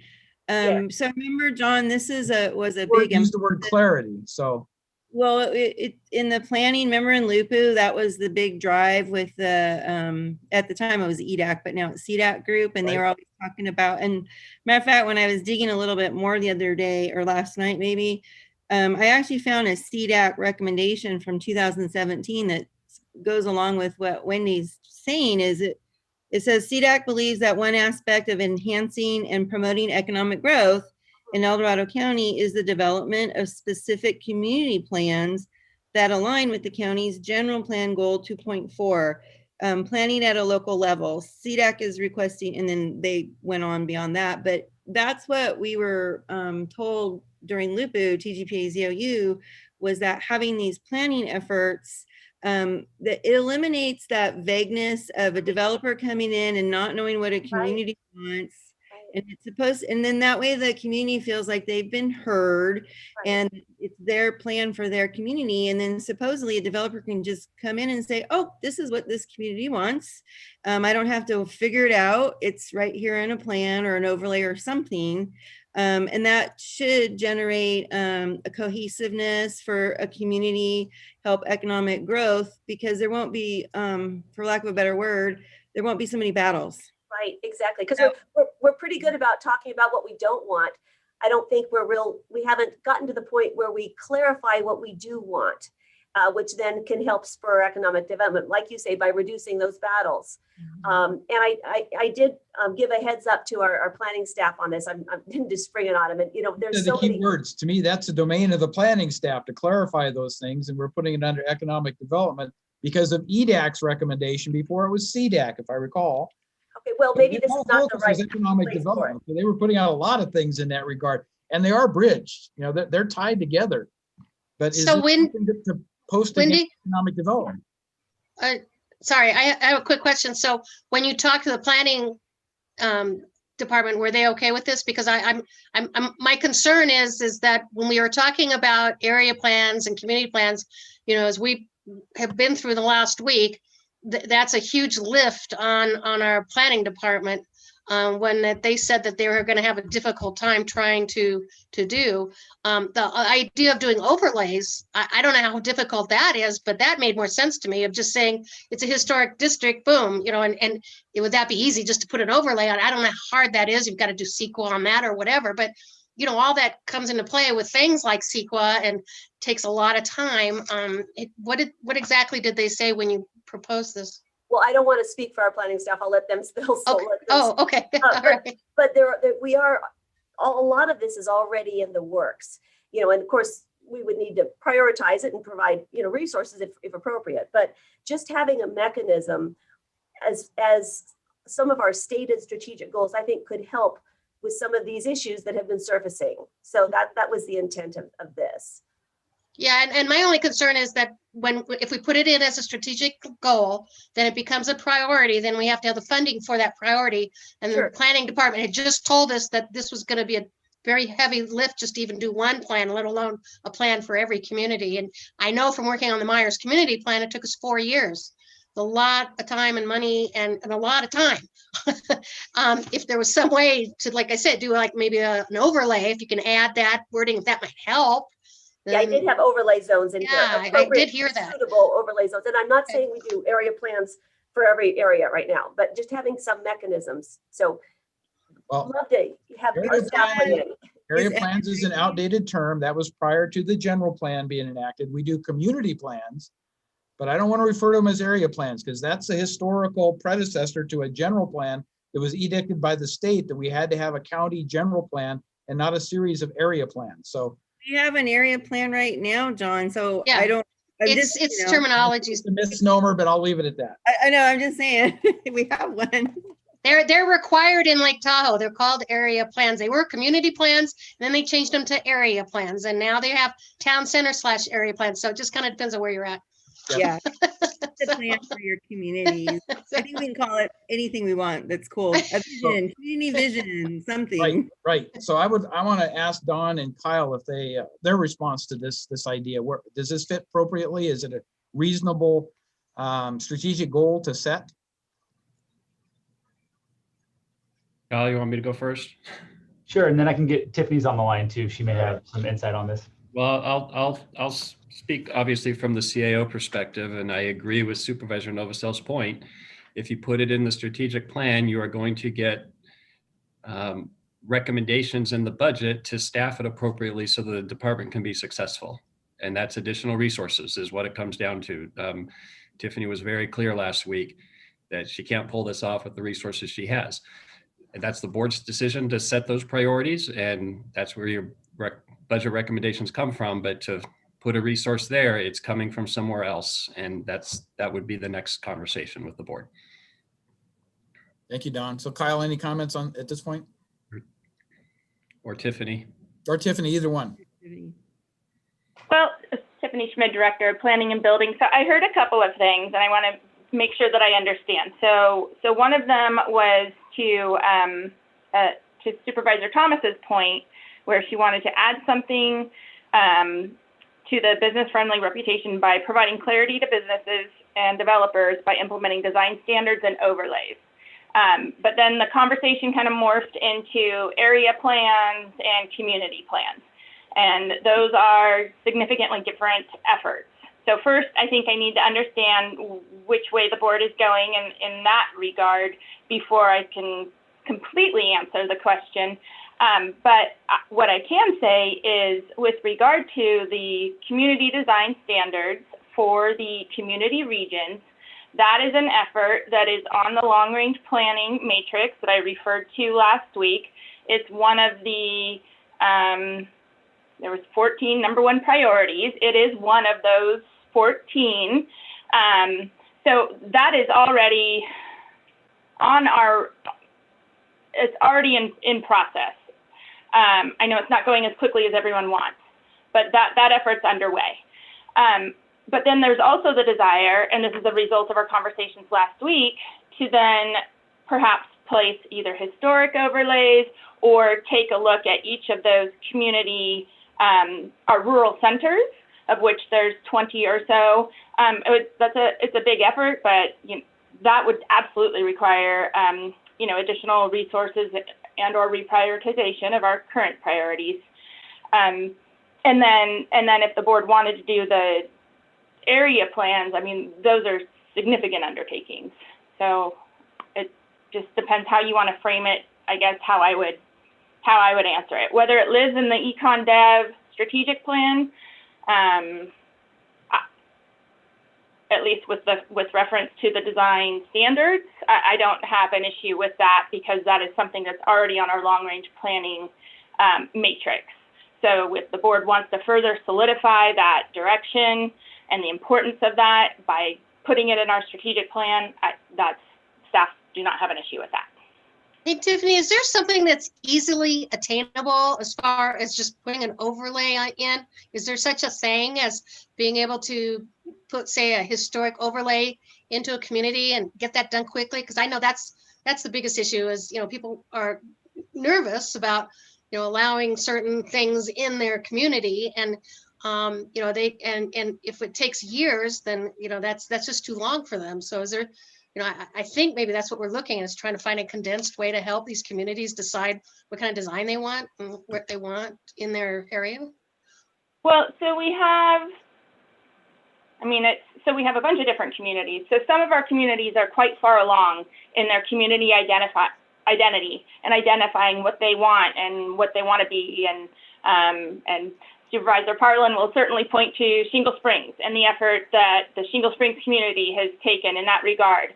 So for a community like Shingle Springs, who is also our first focus on the community standards, that process will go much more smoothly. You have a known group of community members that are involved, that know what they want to do, that are comfortable talking about the process. They have photos, right? So there's already a lot of upfront work that has been done. But for a community that hasn't gone through that process and hasn't built that internal cohesion as to what they want to see, it can be quite lengthy. And then also depending on what they want to do with their standards, there's all sorts of considerations. CEQA is always a factor in these discussions. So it's not quite as easy as just right. So we have a roadmap that came out of LUPU, if I remember right. That's a very step-specific thing, and there's criteria. Have you gone to the next step or not? And it is not short to get through that. It is an extended activity. Yeah. I'm talking a year or more for any given community. They have to be really organized, I think, to try to get through it in a year. Most of these, I think, are multi-year tasks. Although what we've talked about with Lori and I is, using Shingle Springs as the front runner and going through that process, perhaps there's ways then to take that, use that as a baseline rather than having each of our communities start over and then say, what do you like about this, what you don't, and then, go from there. So once again, my whole goal of this discussion is to start moving us further in being proactive rather than a reactionary community, which we tend to be, which then just wastes resources and time. So I guess my goal is, is this going to be helpful in getting us there? And if the staff has any other direction, I'm all ears. So that was just my goal in this. And I appreciate that. And what about just design overlays, just period, design overlays, period, because it's not as specific, but it does make it so that there's discretion on the design, and that gets the community involved, at least on that part. If we can't get big community plans, which I know are so involved, don't get me wrong, I totally get that, but just something where the community will have some input and design overlay. I think that's what it's called, right? Design review overlay. Yeah. That's better than nothing in the meantime. And is that even something we could put on just the rural centers as a start? So that maybe we want to break this down into two separate bullets, or just start with design standards in appropriate communities. So we're getting into a lengthy discussion about process and steps and all that, and I'm not sure that's what this was focused on. Well, where else do we have these discussions? I think this is important for us to agendize it and bring it back. So I agree, it's a topic we need to discuss and sort through. But I think when you really start looking at all of these alternatives, what you're going to find is most of them are going to require a general plan amendment. So I could be wrong, but I think that's what Tiffany would tell us ultimately, is they're going to require a general plan amendment, because that's not the way the general plan is structured today with design review overlays on all the rural communities. You know what, John, we'd have to look at that, because when we were having those discussions, I just call it LUPA because it's easier, you guys. Yeah. We were having the LUPA discussions, they were talking about the EIR, and we were looking at that. And because it was already part of the original general plan, it seemed like it may already be in some of that environmental. So it might not be to do just like a design overlay or something. And because the general plan does have those goals regarding the rural centers, it may already have been kind of analyzed as part of the general plan as far as environmentally. I mean, I had some really long conversations with Dave DeFonte back in the day about that stuff. And we were even looking at moving some of the community region lines. And at that time, he felt even that could have been already analyzed. It just, LUPA was too big and we just didn't get that far. But so some of that analysis could have already potentially been done in the general plan. I'll just mention that all of our staff from that era are no longer with our department. They've all moved to, well, most of them at least have moved to Placer County, and many of them moved on beyond that. So I'll turn it over to Tiffany. Is it possible to do things like a design review overlay without having to amend the general plan? Is that something we could get through in a reasonable period of time? So on the fly, I can't speak to the revision to the general plan or not, the amendment. We would have to look at that carefully. It would, at minimum, require a rezone because a design review overlay is an overlay. So we would have to rezone those properties to add those overlay. A majority of our commercial parcels do have design review overlay. But as we're struggling with currently, we have those properties with design review overlay, but we don't have those standards in place either. So, I mean, they kind of have to go together. So we could look at adding those design review overlays to the parcels that don't have them currently. But that wouldn't necessarily solve the issue of, it would add discretion, as you noted, but it wouldn't necessarily solve the issue of the community knowing and stating exactly what they want. Well, why don't For the public comment period that has to happen with that discretionary review, that's the only capture point I think you probably have, but at least there's that. So we're getting so far into this. I'm wondering if we should just have a more general goal, something like analyze the potential, whatever it is, but not make it, clarified. We're not going to define what we're going to do. It's let's take a deeper look at it with the understanding we're going to have discussions relative to budget. If we are going to take these things on, how fast and what priority and how many more resources do we have to bring in and where does it take away? Wendy has an idea. Wendy's got her hand up. Right. This is definitely a larger discussion that we can have later. So my suggestion is, because design standards are already in the works, and I think design standards are really important in some of our communities, because with the housing projects that will be coming into our communities, we want to make sure that they look like our community. So there is an urgency to this. So my suggestion is that, here's a quote: provide clarity to businesses and developers by implementing design standards in targeted communities, period. So we're already in the works with Shingle Springs. We talked about the Diamond Springs, El Dorado area, and then whatever else makes sense. But is that too general, too onerous? I think we'd have to ask Tiffany or Kyle if they know how to do that, provide clarity. Just from a resource standpoint, my only concern would be that it's targeted communities. So what are those targeted communities? Because currently our focus for that effort is community regions. But if the board, and I know it sounds like there's a desire to extend the effort beyond the community regions eventually and looking at those rural centers. So I would just ask for clarity what the board means by targeted communities. Okay, I mean community regions. Let's start there and then let's expand it. If we want to have more discussion. That doesn't address Lori's concern and George's concern, because those are rural centers. They're not. One thing right now, I just wanted to tell you right now, they're putting a committee together right now. It's called the Somerset Rural Community. And basically because of what happened this last week. So they have formed already their own group and stuff like that. So it's moving forward. I just want Good. That's what I did in Myers. I had a Myers Beautification Committee. It's what started it all. It's good. And that's good, especially when it comes to these, these rural centers, because we need to protect, especially when it comes to that, and also look at the historic values that they bring to them certain communities too. So very good. So how do we bring this to a conclusion? Wendy, you had a proposal? Well, I think to keep them separate, let's because design standards are already in the works, let's set it as a strategic goal as its own bulletin.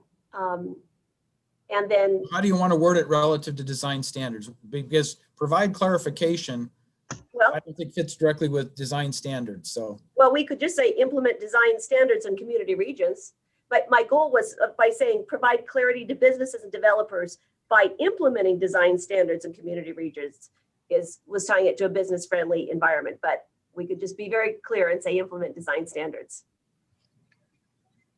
I like the just implement design standards in community regions as the first step. We're always going to be communicating with businesses and developers, and you're always going to have special cases.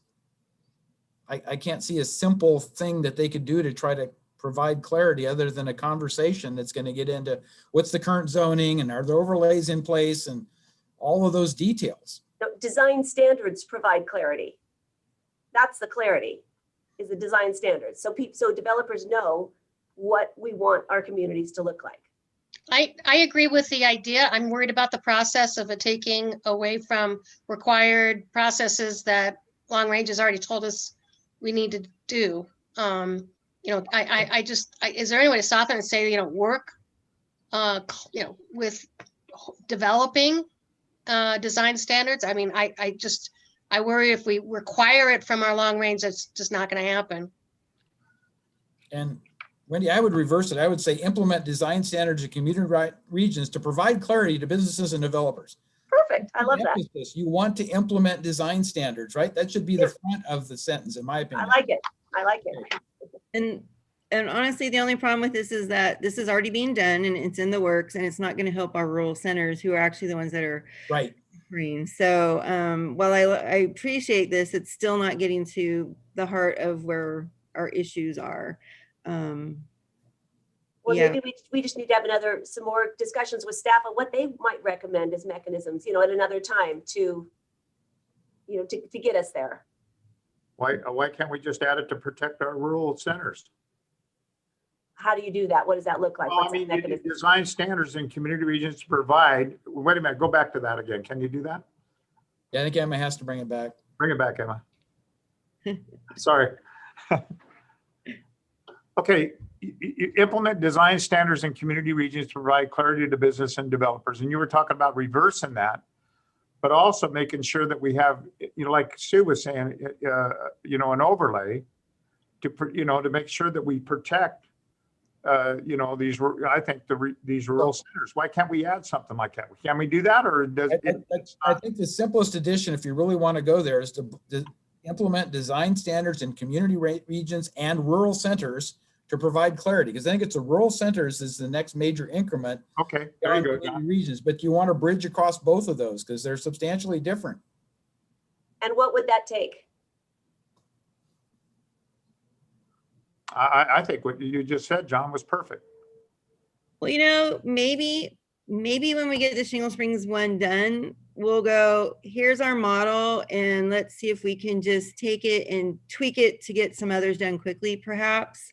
Only because my thinking is that, you know, well, right now Shingle Springs doesn't really have a theme, but the theme that it was going for was more of a historical look, which also is what, you know, El Dorado and Diamond Springs have. I think a lot of our rural centers actually have that same historical look that they're trying, you know, their historical districts. So maybe we can get that one done, and then maybe the rest of them won't be that difficult to bang out. I don't know. And that's the biggest clarity they had out there, you know, in Mount Auckham and Somerset area, is retain that historic values that they all love. And that's something I think we need to make sure we put it in. I am good with this, but recognize it's going to beg the question of what we're going to fund in additional staffing. And if we don't put priorities against it, we are going to have a long-term implementation. We might be talking 5 years, 10 years, sure, whatever, right? So,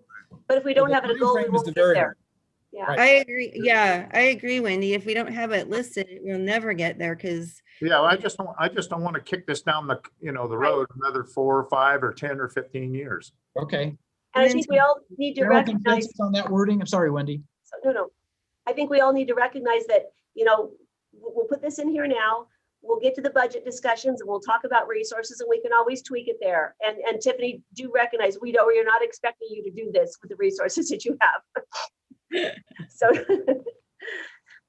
this will be further discussion, but I think this is a good starting point.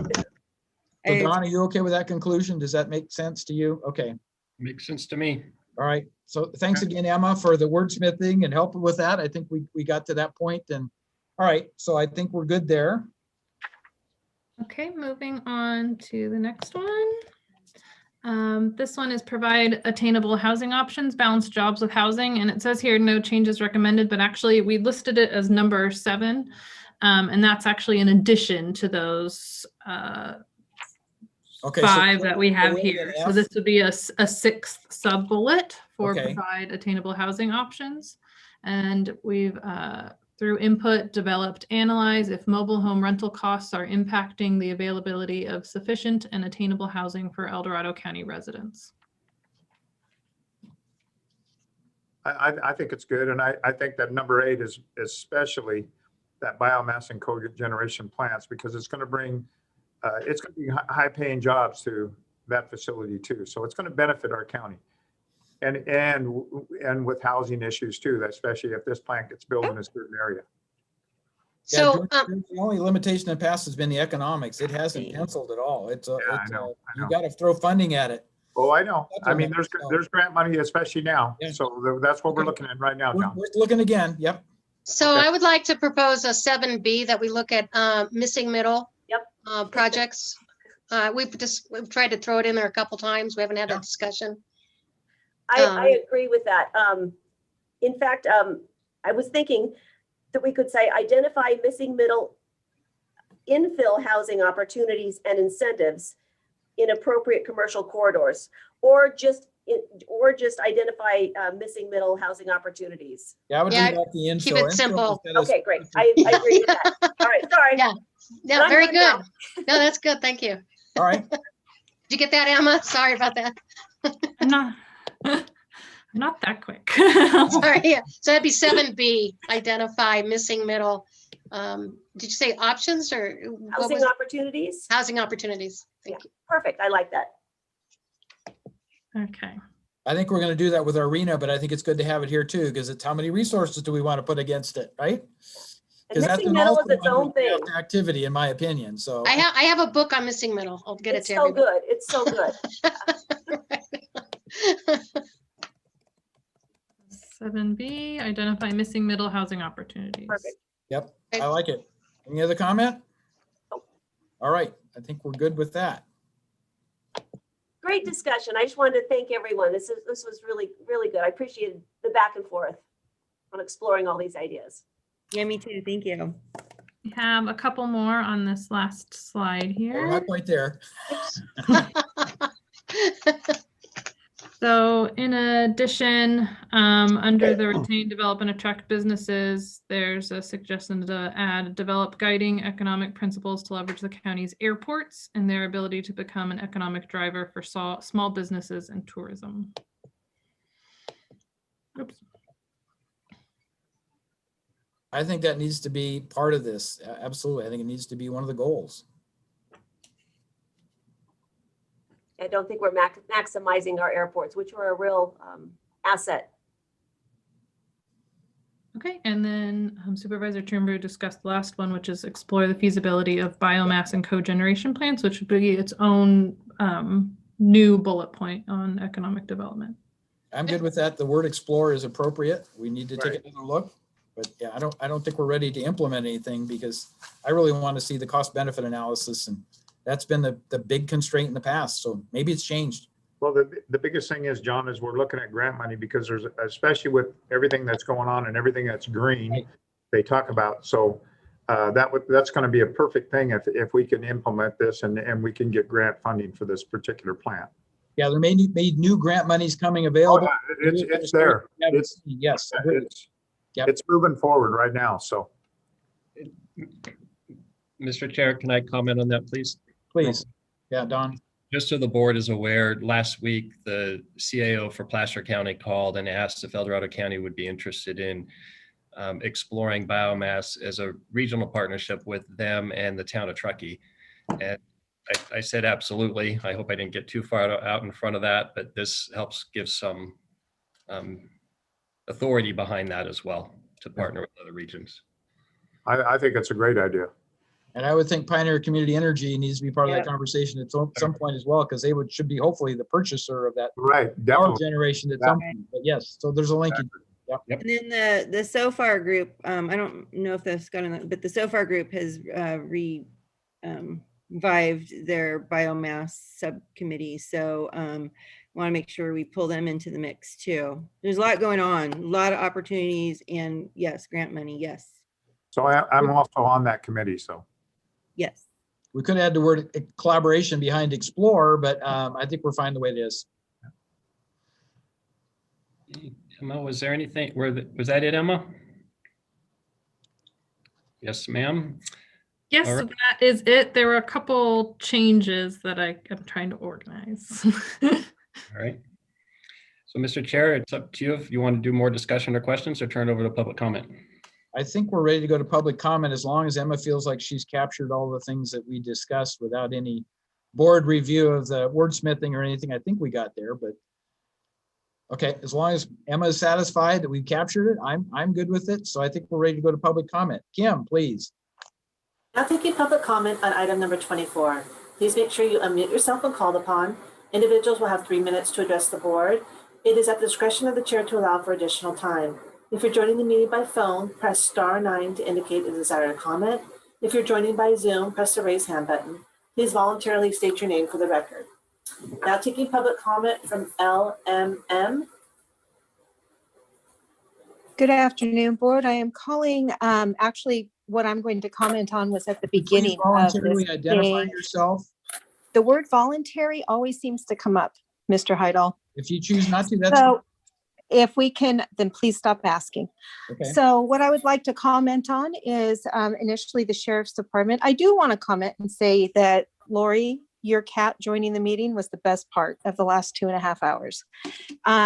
Except for the fact that many of the departments did do a great job of giving us all an overview of what's going on. With that said, I'm going to go back to the very beginning when we discussed the Sheriff's Department. And the Sheriff's Department was giving their review of everything that they do for our community, which is tremendous. Really appreciated that. I do want to touch on, I don't know which supervisor it was, my eyes were not on the screen. When somebody complained essentially that the Sheriff's Department was going on too long about public safety. Public safety is what the Sheriff's Department is about, and that's their job. And we appreciate everything that they do, all the way down to training the inmates so that they can have skills post-release. When you rehabilitate persons, it leads to a decrease in risk to public safety. So just wanted to shout out to the Sheriff's Department. Great job. And as far as whoever that was talking about COVID should be the public safety priority, COVID doesn't rule our lives out here. I know you guys are having your meeting today, and there's a small number of you talking about what rules our lives, and you think it's COVID, but out here in the real world, in the county, it doesn't. Taking more blood money, grant money for all of these things that you're talking about right now, the majority of the constituents are not on board. So although everybody did a great job of showing what all their departments were doing, I'm not taking away from that. Just know that we are watching. We're not in agreement with what you're doing with all this grant, CARES, whatever you want to call it. We call it blood money out here in the public. That's what we call it. And you should know that, Mr. Ashton, because you're the one that's directing the board to take it. So with that said, I also do find it a little bit humorous that Sue asked about hospitality training for students in her area. I would be on board with that. I would think that's fantastic, except that industry has been destroyed with all of this COVID theater. So with that said, thank you for the presentation today. I would encourage whoever that was to value the Sheriff's Department and everything that they do for our county just a little bit more. Thank you for your time. Thank you. Now taking public comment from 474. Chris Payne, Diamond Springs. Also, I'm an at-large member of the Community and Economic Development Advisory Committee. This is I'm kind of addressing this to Kyle and to our CAO. There hasn't been as much emphasis on CDAC over the last year because of COVID and the fact that we weren't meeting for, I believe, 8 or 9 months. But most recently, in the last couple of months, we have been meeting. And Supervisor Turnbull, your comments related to cogeneration biomass, we've been forwarding that, as you know, through Rod Pimentel, your CDAC appointee, and we've become very successful. We're working on our work plan right now, Supervisor Heidel, and some of those things that we took on many years ago now have happened. Pioneer Energy being one of them. But what I don't understand, Kyle, and this is really you more than anyone, we need to place more emphasis on this group. Let me just say, we have housing, we have career creation, we have community planning, we have high-speed internet, and we have advocate for secondary and post-education pathways. This is 8 to 12 plus. We have a lot of these work plan items that we want to know that we have your support, that we can work towards these and be successful, and add any more that you might need that ties this into the strategic planning of the county. Now, I did want to speak also to that question about infrastructure. This is Supervisor Parlin's comment about Confluence. I texted George and I said, Supervisor Turnbull, and said, how about the town of El Dorado? How about Highway 49 going through Diamond Springs? How about these very important county communities that essentially, we were really talking about Highway 49 in Cool, Auburn, or Highway 49 in the southern part of the county. That's why I structured a one that said work collaboratively with the Transportation Commission, Caltrans, City of Placerville, Amador County, City of Plymouth, in order, and stakeholders necessary to regulate or to develop short, intermediate, and long-term plans to address traffic issues and concerns due to that volume of traffic that travels to and from El Dorado, Diamond Springs, El Dorado, Placerville, and the northern county. So essentially, I think you got to look at location-wise the whole county and focus your attention, at least strategically, on all parts of it. George, I'm looking for your support on this. One more point. The design standards that we're working on for community planning are for multifamily and commercial. Actually, that would work very, very well in what you're talking about related to this new adjusted goal, which is essentially we're going to do community region as well as rural centers. So I'm very supportive of that. I think that makes a lot of sense, as long as everybody realizes that community planning is design standards for multifamily and commercial right now. It could be changed by your board of supervisors related to budgetary comment at help. 4 minutes. But right now, that's missing. The other part of this, Supervisor Heidel, to go 2 hours and then only get 3 minutes or 4 minutes when there's a lot more that I could be offering you, it seems like it should have broken down. Some written inputs through an email or something, Chris? Okay, but now I know what you guys are discussing, so now I know I can talk about certain things. So I appreciate the time. Thank you very much. Thank you. Appreciate it. Chris. Very much so. There's no additional public comment. Okay, so back to the board. We do have staff's recommendations. What action do you want to take? So I'll move staff's recommendations as changed within our conversations. I don't know how to put that, but I know, it's a little cumbersome. with the added. As modified or whatever. Thank you. Yes. Yeah, as amended. I'll second that. Thank you. All right. So we have a motion and second. Roll call, please. Supervisor Heidel, how do you vote? Aye. Supervisor Turnbull, how do you vote? Aye. Supervisor Thomas, how do you vote? Aye. Supervisor Parlin, how do you vote? Aye. Supervisor Novosel, how do you vote? Aye. Motion passes 5-0. Very good. So I think we're at the point we may want to consider doing to and froms before we go to closed session. Is that correct? Or do we expect to report out and we'll do to and froms later?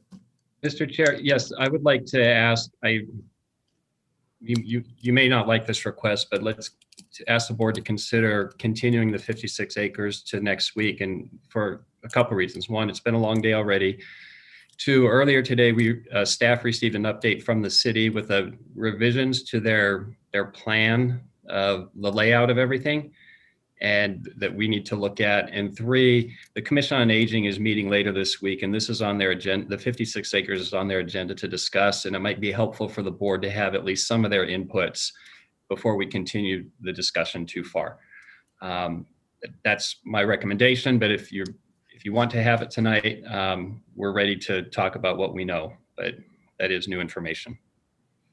I appreciate the recommendation. I know the Commission on Aging is meeting on Thursday, and Joe Irvin is one of their guest speakers. So I think we'd be much better informed to have the discussion if we put it off, I guess, another week. Does this fit within the March 23rd agenda criteria?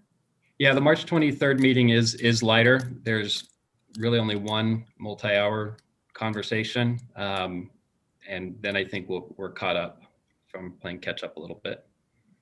Okay, board comments on Don's suggestion. Makes sense. Good. All right.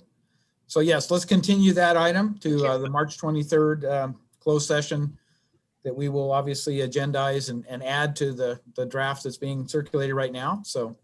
Okay, thank you. Then it's just to and froms, Mr. Chair. Okay. District 5, you ready to go, Sue?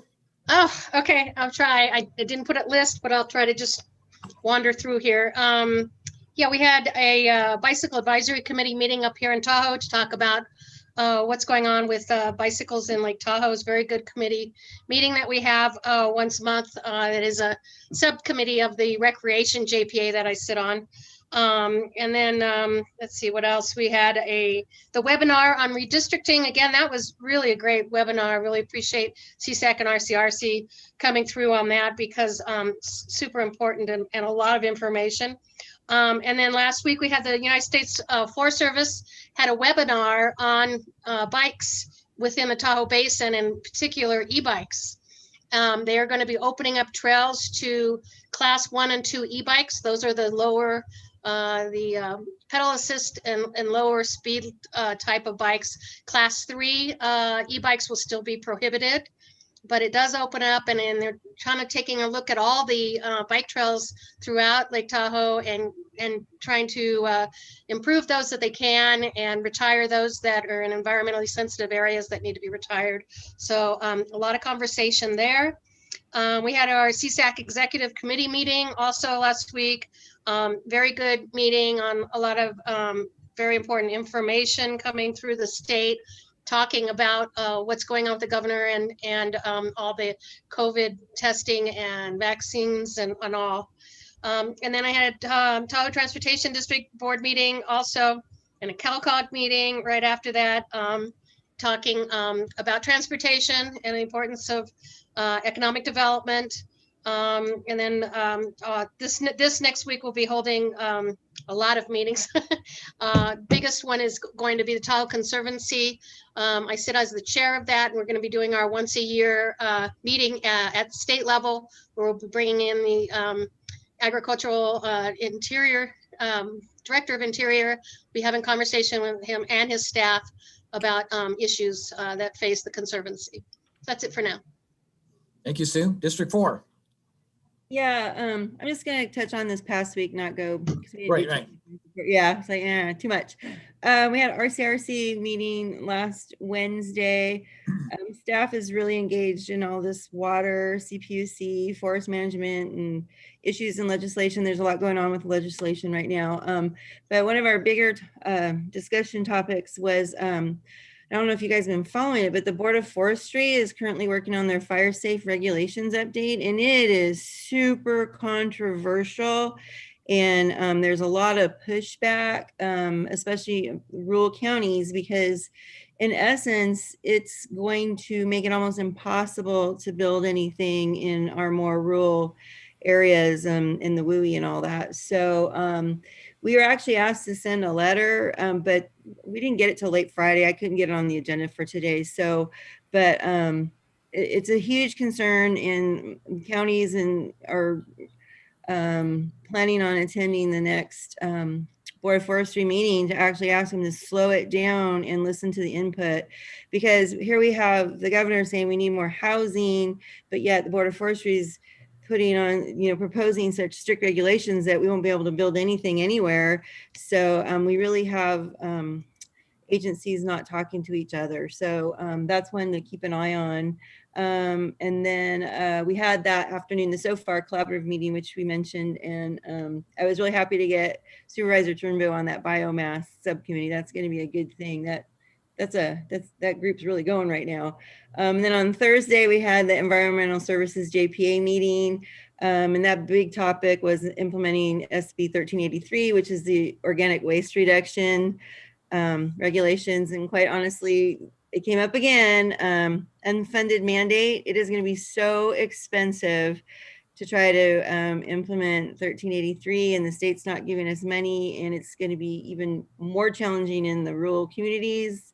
It seems like an impossible task. So, and for those of you that weren't on the board last year, we did have a presentation from Cal Recycle last year, and it was on February 4th last year at our BOS meeting. Item 13, if you want to watch, because I think our board asked Cal Recycle some very hard questions, and they really didn't have a lot of answers for us. So we need to be on top of that one. And then I had a great phone call catch up with our Parks and Trails manager. Thank you, Vicki, so much going on. DOT director phone call regarding a possible grant opportunity for some roadside vegetation management, which everybody really wants to see happen. So I said I will support that in any way I can. We'll see what happens there. I zoomed into the Taxpayers Association meeting yesterday morning, and Don Ashton, our CIO, was a guest speaker. And as always, he did a great job of explaining their questions. They have a lot of questions, and sometimes I'm like, did you guys read the agenda? But anyway, Don was a great guest speaker there. And then the El Dorado Transit Authority, we had our budget ad hoc meeting, and then of course agenda review is quite lively. So that's it. Very good, Lori. District 3, Wendy. All right. Attended the water agency meeting. We missed you, Lori, but you were well represented. And no huge surprise here, but it's a record dry year. So who knew, right? And there will be lots of bills coming out at the state level on water, wildfire, forest management, and biomass. So that was interesting. El Dorado Transportation Commission, I think an important shout out from that is the Camino Safety Project. That's, it's a huge project in District 3, and it affects all of us. That the contractor is behind. We reported out, and he's at 15% construction rather than he should be out about 30%. And so Caltrans is applying pressure to get that project back on track. They expect it to be done by the end of the year on time. That's their goal. And we did impress upon them, of course, that the contractor needs to recognize the harvest traffic demands and work around that so it doesn't unduly impact that crazy time of year. The issues that I'm continuing to work on with Supervisor Heidel, the mobile home affordability, and what the issue really is in our community and what potential solutions might be. We're working collaboratively with local advocates as well as the Mobile Home Association, furthering those conversations, working on traffic issues in Diamond Springs, rural camping and housing issues. Let's see. Appreciate all of my department meetings with environmental management, DOT, Health and Human Services, and the Parks Division. Had a great meeting yesterday with Vicki Sanders and our Deputy CAO, Aaron. It was the first time I had a chance to meet him and really enjoyed meeting him, as well as Karen and I, and talking about the sports complex. And Jennifer was in that conversation as well in Diamond Springs. So they updated us, and we are moving those conversations forward with our collaborative partners. We're ready to take the next step on that important project for District 3.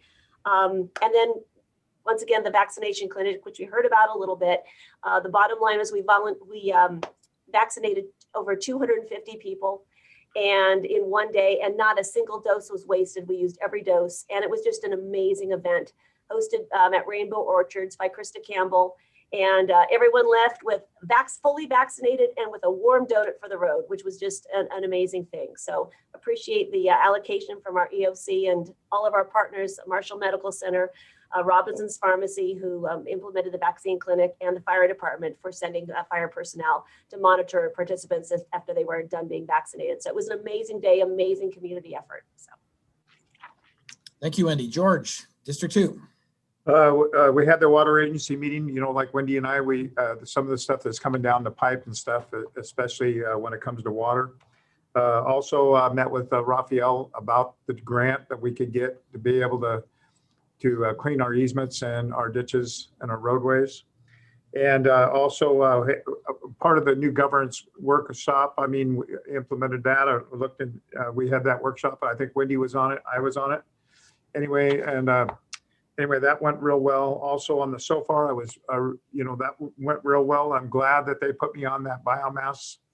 So we're looking into it right now. I'm working with Rod Pimentel and actually Chris Payne both. So we're looking into grant money, especially with my staff, and we're looking into different biomass facilities throughout our state, but also our country. So also had a transit meeting, and then also a transportation meeting too, followed right after that. So anyway, we're moving forward. You know, it's been really hard, you know, especially when I was sick, but I'm getting better every day.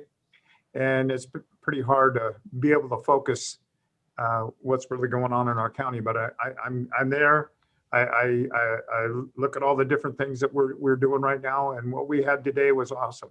What that everybody put together, and especially some of the changes, I think that's an awesome thing that we're moving forward in our county. So anyway. All right, thank you, George. So I am continuing to attend the weekly EOC COVID cooperators meeting. There's still a lot of good information, a lot of things still happening at the ground level. So I appreciate understanding what those things are. Thursday, Cindy and I participated in a hosted review of our HR performance evaluation software that's referred to as Perform. And we found out a lot of good information. Bill Edwards and Elizabeth Sorg were the two participants. They were extremely helpful in providing some guidance, references to tutorials, a lot of different things that I think will help us do a better job in working with that tool next time around. So Cindy was sharing that information with other people to try to help populate that information base. I had my one-on-one with the CAO, much appreciated. Those are ongoing.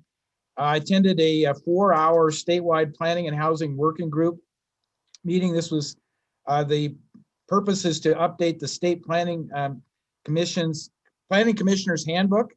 So this is a state authorized, ILS is leading that. And so I'm participating in the roles and responsibilities inputs relative to planning commissioners and board members and other people. But there's a group of about 30 people all collaborating and putting together that handbook. And it's going to be an e-handbook type of thing, electronic with linkages and all those kinds of things. So if you want to get more information, you're going to be, so it shouldn't be 400 pages. It should be relatively short, but the links that you need to get to specific information. So on Friday, we had the monthly planning and building managers meeting, and always very helpful, always very informative. So I appreciate those. Yesterday, I had a meeting with Greg Stanton to talk about what's going on with environmental management.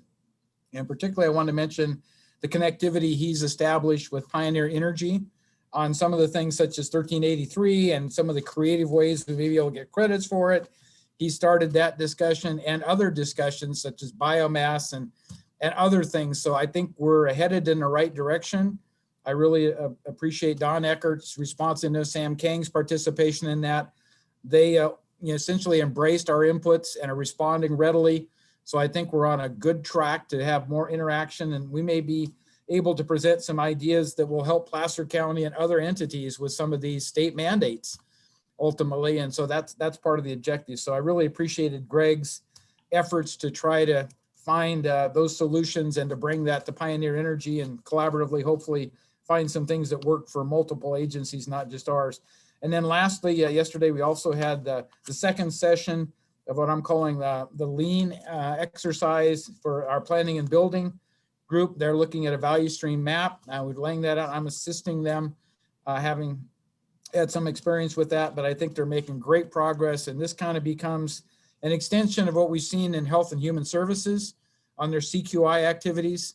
And that's what lean is. It's a continuous quality improvement activity. So those are linked, but it's just a methodology for CQI. But with the support of Health and Human Services, our first session, we had a great kickoff. Now we've had a great second session.